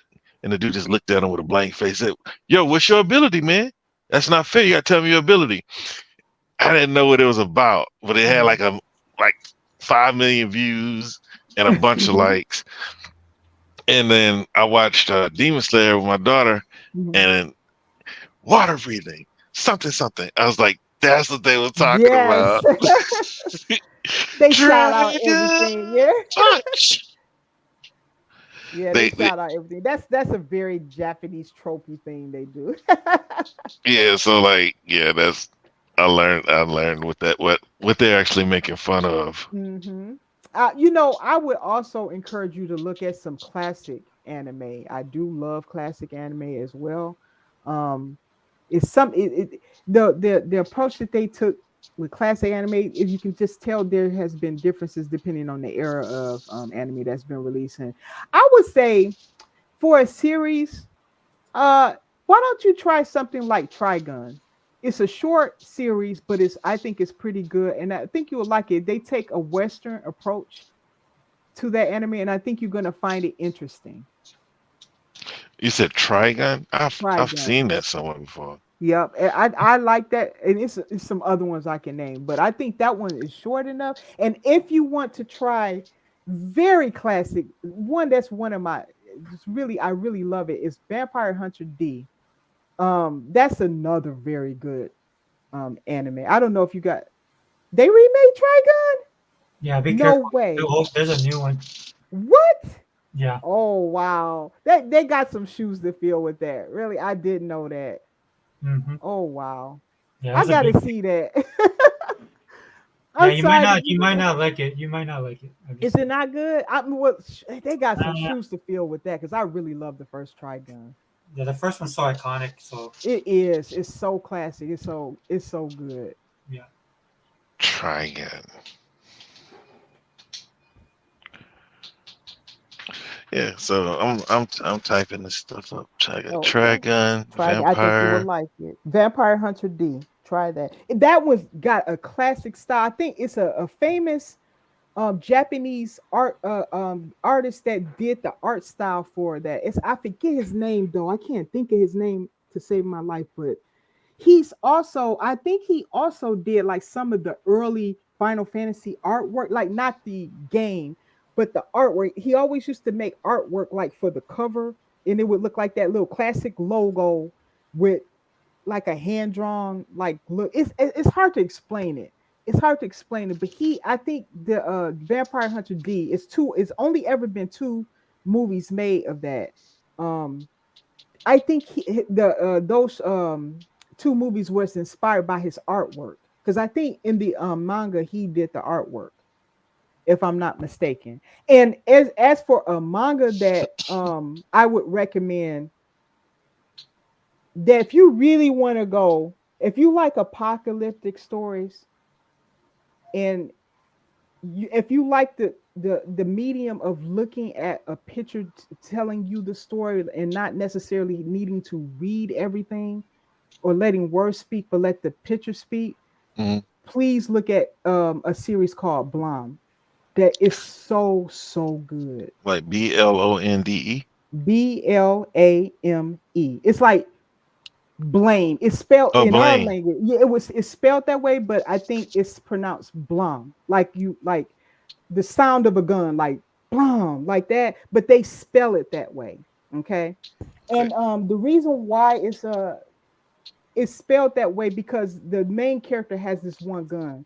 But I'm gonna tell you that that's the most unique manga I've ever read. The most unique. Everything is told mostly through pictorial. Like the guy who drew the anime, it tells you everything just by through the pictures. Very little dialogue is written, but the manga, the pictures are so detailed. He's one of, in my opinion, he's one of my favorite artists I've ever seen make a manga because of how much detail he puts into it. And I don't want to spoil it for you though, but I would say it is kind of apocalyptic story, but it's so very good. It's so unique. I can't even compare it to anything. It's so good. If you like manga, okay? And the books are rather thick, and it's only ever been 6 volumes. That's it. 6 volumes, but each of the books are thick. Mm. So yeah, I would recommend that too. Golly. And you don't do a lot of reading in there. The pictures tell most of the story. There is writing, but it's not as much as like a traditional manga would be. Yeah, I don't mind reading. I like to Mhm. read. But you just gave me a nice little list.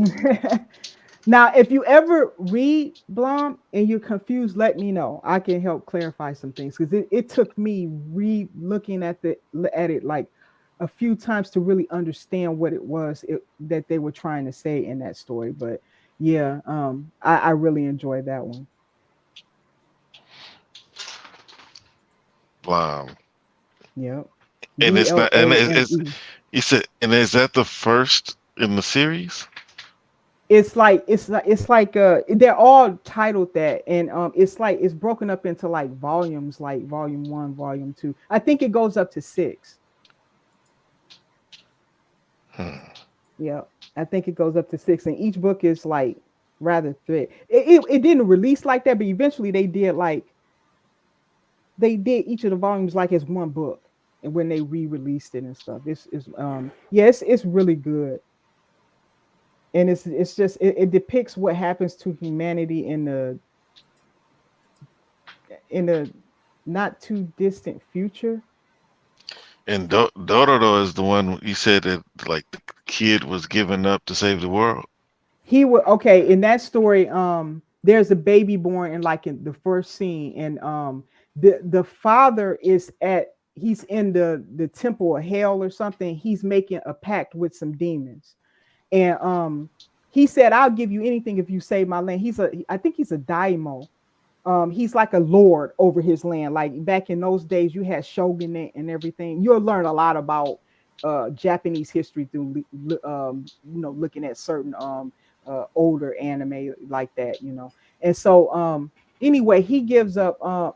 He wants to save his land and stuff because there's been calamities and stuff happening with his land. And he said, I've turned my back on God, meaning, I guess Buddha for them, I've turned my back on him, because I'm not seeing any results. So he said, I'll do anything if you'll save my land. So as a result, it's like a lightning strike, and he gets this mark on his forehead. And then when he goes, he doesn't actually, you don't see a demon talk or anything like that. It's not fantastical like that. He goes down because his wife is in the process of giving birth, and when she gives birth, the baby is born with no eyes, no ears, no nose, no skin. It's like no arms. It's like, and it's still alive. And he laughs and say, well, yeah, he understood that the demons took his son as that offering. And what you do in the series is you follow the child as he tries to get his body parts back. Now, I know that sounds weird, that part of it, but you have to follow along in the story to see how that pans out and how he was able to survive and all that stuff. There's more to the story than that. But when I first watched that, I was horrified because I never even saw an anime that depict something looking like that being a baby. Like it was horrifying to me. When you think like this is what happened to a baby, a newborn, and then you watch and see how this child struggled as he grew up and stuff, and all because these demons ate every part of him except his head and his torso. Okay, and so I won't spoil like how it ends or anything like that, but he's on a path to try to regain his body parts. And what we debated was the father correct because he wanted to save his land. But some people say, yeah, because it saved the lives of many people. But then there were some of us who said, but the child should have a right to make that decision. If the father wanted to do that, he could have offered himself up. And so it was a huge debate online when that show aired over which was the right path. And the show asks you, what was the morally right thing to do? Would you have sacrificed the life of one for many? That's what the theme of the whole show is. Very deep. Yeah, it's like Last of Us, right? They would like, would you give your daughter up for a maybe cure? Like, right. No, I'm not. Right. Like if they gotta guarantee me that it's gonna cure it. If I'm gonna sacrifice my child. And I can't do that because I can't make that decision for another human being. That's my approach to it. So if I wanted to do that, then I would offer my own life because I can make that decision and make that sacrifice. Yeah, because you did say the dad could have done it himself. He could have, yeah. If he wanted to save the people, think about it. You have had martyrs throughout history, right? They give their own lives because they believe in a cause deeply enough. So why didn't he do that? He wanted to reap the benefits but sacrifice his son. That was my take on it. But other people had really good arguments too. So it was a big debate online when that show was aired. So it's like, kind of like Black Adam. Yeah, yep, exactly. Okay. Thought provoking, those kind of shows. Yeah, they are. That's what made me like, okay, I understand why their fans look like I knew it existed, but I never Mhm. looked into it Okay. until yeah, because I always Yeah. heard about it. Like everybody knew Dragon Ball, whether you watched it or not. Right. Naruto, Naruto and, was a good series. Yeah. um, everybody knows them whether you watch them or Mhm. not. And I was like, I don't know, it's cartoons. That's But that's the then, problem with this country. They think because it's animation, it's cartoons. That's a no, but you know no. what? That's a problem because we don't really get cartoons anymore. We don't. We don't. Not Like over we here. used to go pour a bowl of cereal, sit on the floor in front of the TV, and watch cartoons. Hmm. But now like you gotta have Cartoon Network. I don't even know if Boomerang still exists. So I then don't you have think so. yeah, so you got like because see like a lot of people are like, man, I don't want a Gears animated series. Watching these anime and these like Pixar shows, Right. Yeah. they pretty much show that you can tell a good story through animated and sometimes the animation is just I guess it's a style uh art style decision, but It is. It they is. still Yeah. accomplish the same thing even though it's not like what you think it should have been. Right. Exactly. And Pepe Le Pew, you're right. Blood, the Last Vampire. I've seen that, and yes, that's a good one. That's a good choice there too. Oh, just so you know, Hmm. vampires, zombies, I'm sold. Oh, you like those? Okay, that's good. That's good. That because so then you might like Vampire Hunter D. Then now that I think about it, you Yeah, might well, like that one. I got that one down too. I got Trigun, Vampire Hunter D, Hmm. Dororo, Blam. I know it's not Blaine. And then Yes, I just Blonde. put Yeah. Blood, the Last Vampire, Those are some because you might not like them, and that's good. That's why I want you to kind of just don't listen to somebody when they say this is good, this is bad. That's why you're not hearing me say that. I'll be Everybody's honest. taste is different, There so hasn't you. been one that I didn't like yet. Even the ones that like I just can't remember offhand. I Mhm. still liked what I watched. Like Okay. cause I thought my son was watching boobs, but the way he ended up there was cool. Like Yeah, cause after I watched it, and I asked him. He said, "Nah, the story is real cool, Dad." yeah, yeah, I said, "I believe you, but you can't watch it no more." yeah. Yeah, because because Yeah. I because I watched the first episode. And I said, you know what, I'm gonna finish watching this. But what I noticed on a lot of these is that Crunchyroll and what's the other one? uh It was Funimation. Didn't they get rid of that one though? I thought they Funimation. got bought by Crunchyroll and like Sony They owns them or did. Didn't something they like that. I thought they merged them though. Now it's just Crunchyroll, right? I don't know. Oh, okay. I thought it Because at was first, though. because my daughter, I told her we got too many subscriptions. Right. We had to I pare got I down. got Yeah. HBO, I got Paramount, I got Netflix, Hulu Yeah, Plus, there's too many. Yeah. Hulu, Disney Plus, whatever, Audible. Oh, dang, Like, you got a lot of stuff. Yeah. oh, it's more than that. Game Pass. Well, I don't Yeah, pay. Game Pass. I pay for the girls' Game Pass monthly, but me and my boy we share. Oh, okay. And then, but man, there's more than that. And it's like, you know what? Before you know it, you got $300-400 coming out of your account, and it's just coming out. Right. Yeah. That's true. There was this app that was like, we can help you manage your subscriptions. I was like, no, I could do that myself. And because we don't have cable. We don't either. Yeah. Nobody watches it. And No. I was paying a $400 a month bill for cable that Yeah. nobody watched. Yep. But yeah, we got a bunch of subscriptions. That's not it. I'm pretty sure that I'm paying for something for those girls. They Yeah, always you got to pare down on some of those things though. That's a lot of subscriptions though. You guys watch everything on those channels? uh That's a no. lot of channels. I was saying, like Netflix alone got a lot of different stuff on there. So like I can see one or Well, two for of me, those. Yeah. I said that I don't need anything but Netflix. Oh, okay. So you got all the other channels for the rest of your family then. Well, we got Paramount for Halo. That's what I got it for. Yeah. Wait on that season 2. They dragging their feet on that thing. My daughter watched it with me, and she was like, "Dad, I want to play Halo now." And Oh wow. that's how she got an Xbox. Oh, that's cool. Did she like it? Did she like actually playing Halo though? She's not good, Oh, okay. but as long as we're playing together, she's good.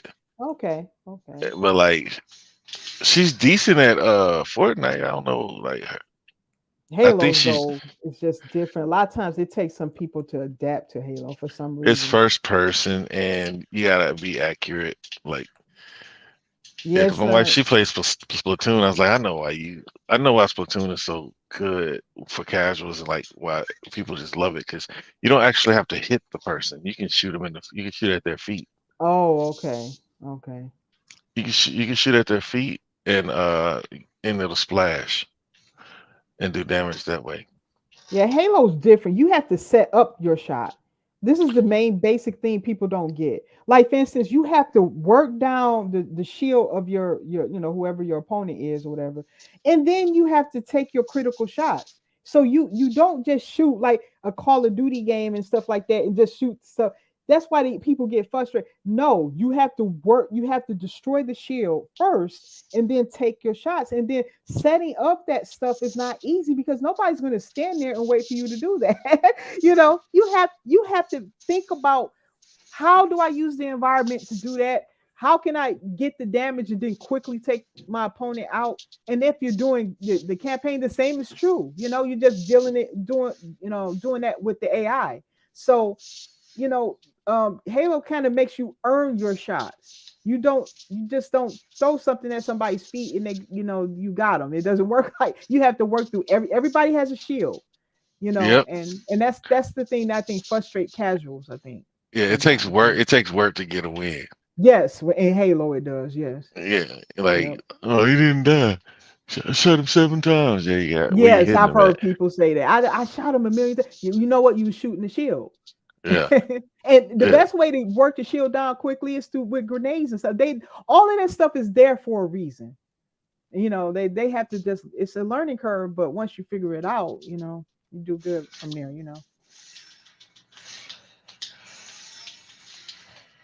Dang, It's man. okay, Sega Man. I gotta head out of here. Yeah, I was gonna ask y'all, man. Look, I'm out. I gotta do some But gardening look, tomorrow. what's the how long we been? Well, I got here after y'all. But Yeah, I was here longer than yeah, that. I done y'all been took on here over the 4 show. hours. It's my show now. It's Hey, called me Dear they Forever. they call you the first lady. That is true. That is true. Hey, Sega man, Sega Man, are you not there? Sega man, Sega I mean, forever. not Sega Man. I was gonna say, is he here? Uh, Sega Forever, are Sega you forever. there? Sega forever is AFK. I think he's Oh no, no. AFK. Yeah, sorry guys. Yeah. Okay, I'm gonna have to head out because I do have to garden and stuff in the morning. Yeah, no worries, man. No worries. I ain't gotta do nothing in the morning, but I got to, man. That lawn and that everything is going wild. Now we just had constant rains and stuff, and so now everything it's time. I can't drag it out anymore. I'll get a ticket if I don't start tackling that stuff. So I gotta yeah. do that work. Yeah. Well, y'all, it was fun hanging out with y'all, talking gaming and anime. You too. This was a good conversation. Really. Yep. I had Hey, fun y'all schooling me. Y'all and schooling me.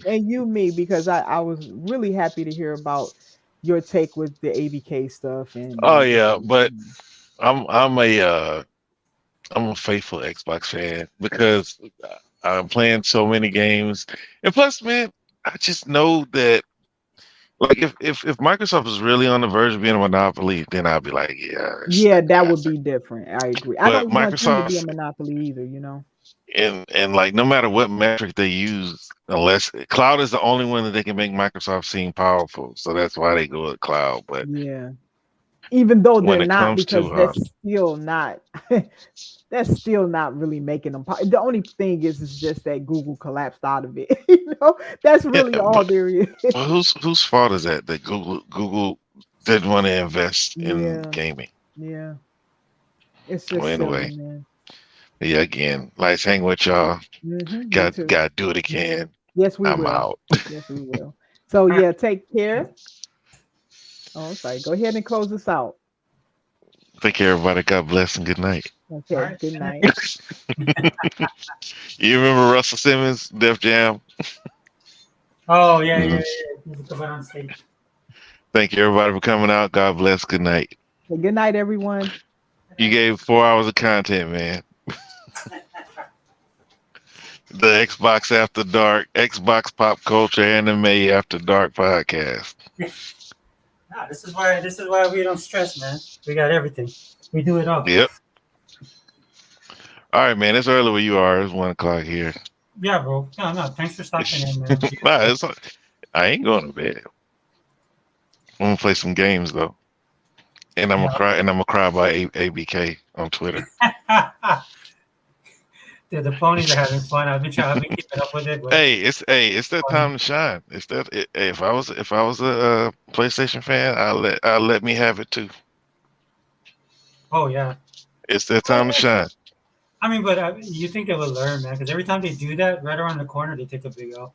So, I mean, it's been going on like for like the last couple of years for them. So, bro, this generation, they're gonna have to get accustomed to taking L's. mhm. It's just the way it is. Yeah. Hey, so real Right. quick, dude, Pepe Le Pew, he said Vinland Saga. I watched that on Netflix. I don't know if you guys, I didn't hear you mention it when you guys were talking. But go check that out on Netflix. It's really good. It's like a Viking anime. It's You said, what's it called? Pepe says here, Vinland Saga. Okay, I'll look it up. Oh, Vinland Saga. Yeah, it's on. It's vicious, man. It's like it's a Viking anime. Yeah, I'm gonna check it out. I want to check out Dodo first though because I like I like the quirky stuff. Oh yeah, me too. That's what turned me on to Promised Neverland. Oh, we got these kids being eaten by witches Yeah. at a certain age, and they have to be the right age for freshness. Right. You know, like when you hear some of the stuff, like if somebody says it to you like an anime, but if you watch it, right, you get it, right? So sometimes, like I heard you guys was talking about Tokyo Ghostwire and stuff like that. Once you start getting into the actual stories of stuff, yeah, it's amazing how entertaining and deep. It's just not something that we do here. Like we do that in an American movie now. Everything's kind of gratuitous, right? So you get kind of numb to watching American stuff. But at least overseas, they try and put a little bit more, shine on it. I guess is the best word I could say. But yeah, go check that out, Vinland Saga, dude. It's pretty. The action and stuff is pretty vicious, and it's a good story. Yeah, thanks, Pepe. Yeah, thanks for saying that. I'd forgotten about it because I'm waiting for the second season to finish all the episodes because I like to like power watch my shows. But yeah, to everybody that came, man, thank you guys. Shout out to everybody who hung out with us. Yeah, dude. Especially the ones at the 4th hour. Yeah, I mean, they're used to these podcasts with me, man. Like I said, dude. I mean, I'll be honest with you, dude. This is what I do. This is why I don't get hung up on stuff like, like you see some of the Xbots losing their mind on Twitter, dude. I don't care, man. If I just go and watch like you guys was talking about anime, dude. I'll go watch an anime. I'll go play Xbox, dude. I'll go watch a Korean drama. I'll go do something around the house. It's not the end of the world, dude. Microsoft has a ton of money. They'll be fine. Oh yeah. But this deal is gonna be just fine. That's what people need to understand. Like we do all this talking, but it's like a lot of people just don't know what the heck they're talking about, and they get shook over things that they shouldn't. Well, they're so reactionary. Yeah, dude. I saw you on whose podcast was I watching? You was on there. Was it Hundreds? It could have been Hundreds. Could have been I'm always on Legals. Yeah. So I was listening to your commentary, man. I was like, yeah, dude, that's true. I mean, there's no, like you're saying tonight, dude, there's no reason for people to lose their mind over this stuff. Now I got to go watch Hebot, man. I didn't know Hebot did a video. I saw it pop on my thing when I put this up. Oh, yeah? Yeah, he did one. It's like 20 minutes, though. Yeah, hey, y'all are in the real Xbox fan rotation I have. Oh, cool. Yeah. Yeah, because it's like, so many people out here that they use Xbox and then they build a little following and then they turn out to be Fake. something else. They have names for them: pony bots, half breeds, whatever comes to their minds. So like I like to keep my, I watch this guy and then I'll get off. He said create your own media. Like you don't have to listen to foolishness. Yeah. I once I identify people that I deem to be real Xbox fans, I tune in until y'all show me otherwise. Dude, my circle for Xbox guys is non-existent at this point. So that's why I was like, I'll just do this video tonight because there's nobody I can really watch. I didn't know Hebot was gonna drop something. But if I wasn't watching this, dude, there's like I have a line of shows I watch on YouTube that's just people like there's this guy's small base camp. He's a Japanese dude. He just goes out and camps in Tokyo and he cooks food. Like, like I watch something relaxing like that. I don't have to get caught You up. said he cooks food? Yeah, he camps. Like those camping videos that everybody does on YouTube. But this guy in Japan, yeah, he calls himself Small Base Camp. Yeah, dude, it's like because I would like to do that here, man, but we're running out of space in Hawaii, so they keep on building up condos and stuff. Dude, just like oh shoot, you're talking about space. Yeah, the open spaces. We're gonna end up like Japan pretty soon. We don't run out of space. This Texas you in is too Texas, big. Yeah. Man, you lucky, dude. You guys have like cheap food and stuff. Hawaii is ridiculous now. Hawaii is like super expensive. Yeah, because y'all are a tourist town. Well, we just we're a blue state, so you're in a red state. So you blue state. Yeah. Like everything here and it's being Hawaii, dude. It's like everything shipped in, and we don't have a lot of options sometimes. But even the tourism is dropping off, dude. I think federal is like the number one employer right now, or it's right up there with tourism. Who is? Federal. What's that? Like a federal job? Yeah, like we have a lot of military government. Oh yeah. Pearl Harbor or something else? Yeah, Pearl Harbor, Triple Army Medical Center, Fort Shafter. Yeah, this island is like we have a bunch of bases and stuff on here. A lot of military. I'm prior military, so that doesn't I'm used to it. I was in the Navy, so.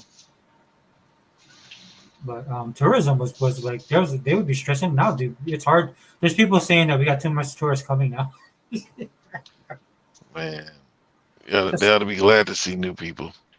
Well, I guess because it's especially after the lockdown. But it's just because the space in our traffic has everything here is just worse.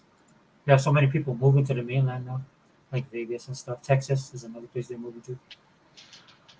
Yeah, here, this is a destination. All the people from California want to be here now. That's what Unlimited said, dude. Because Unlimited was saying he would hear about that and he didn't think anything of it, and then he started noticing all the license plates. Yeah, so I thought that was funny when he said that. No, but dude, I'm gonna do the show on Friday. Of course, you're welcome, man. What I'll do, I'll just shoot so this is like the official, like this is like the wrecking crew. So because I got the subscription service, I can get about 10 people in here. So I'll just shoot it out to you, man. You see the link, just jump in. All right. Yeah. So all right, man. Take care of yourself, man. Good night. Yeah, good luck. Enjoy all those shows, man. Oh yeah. Like I said, I'm gonna start with the Dota though,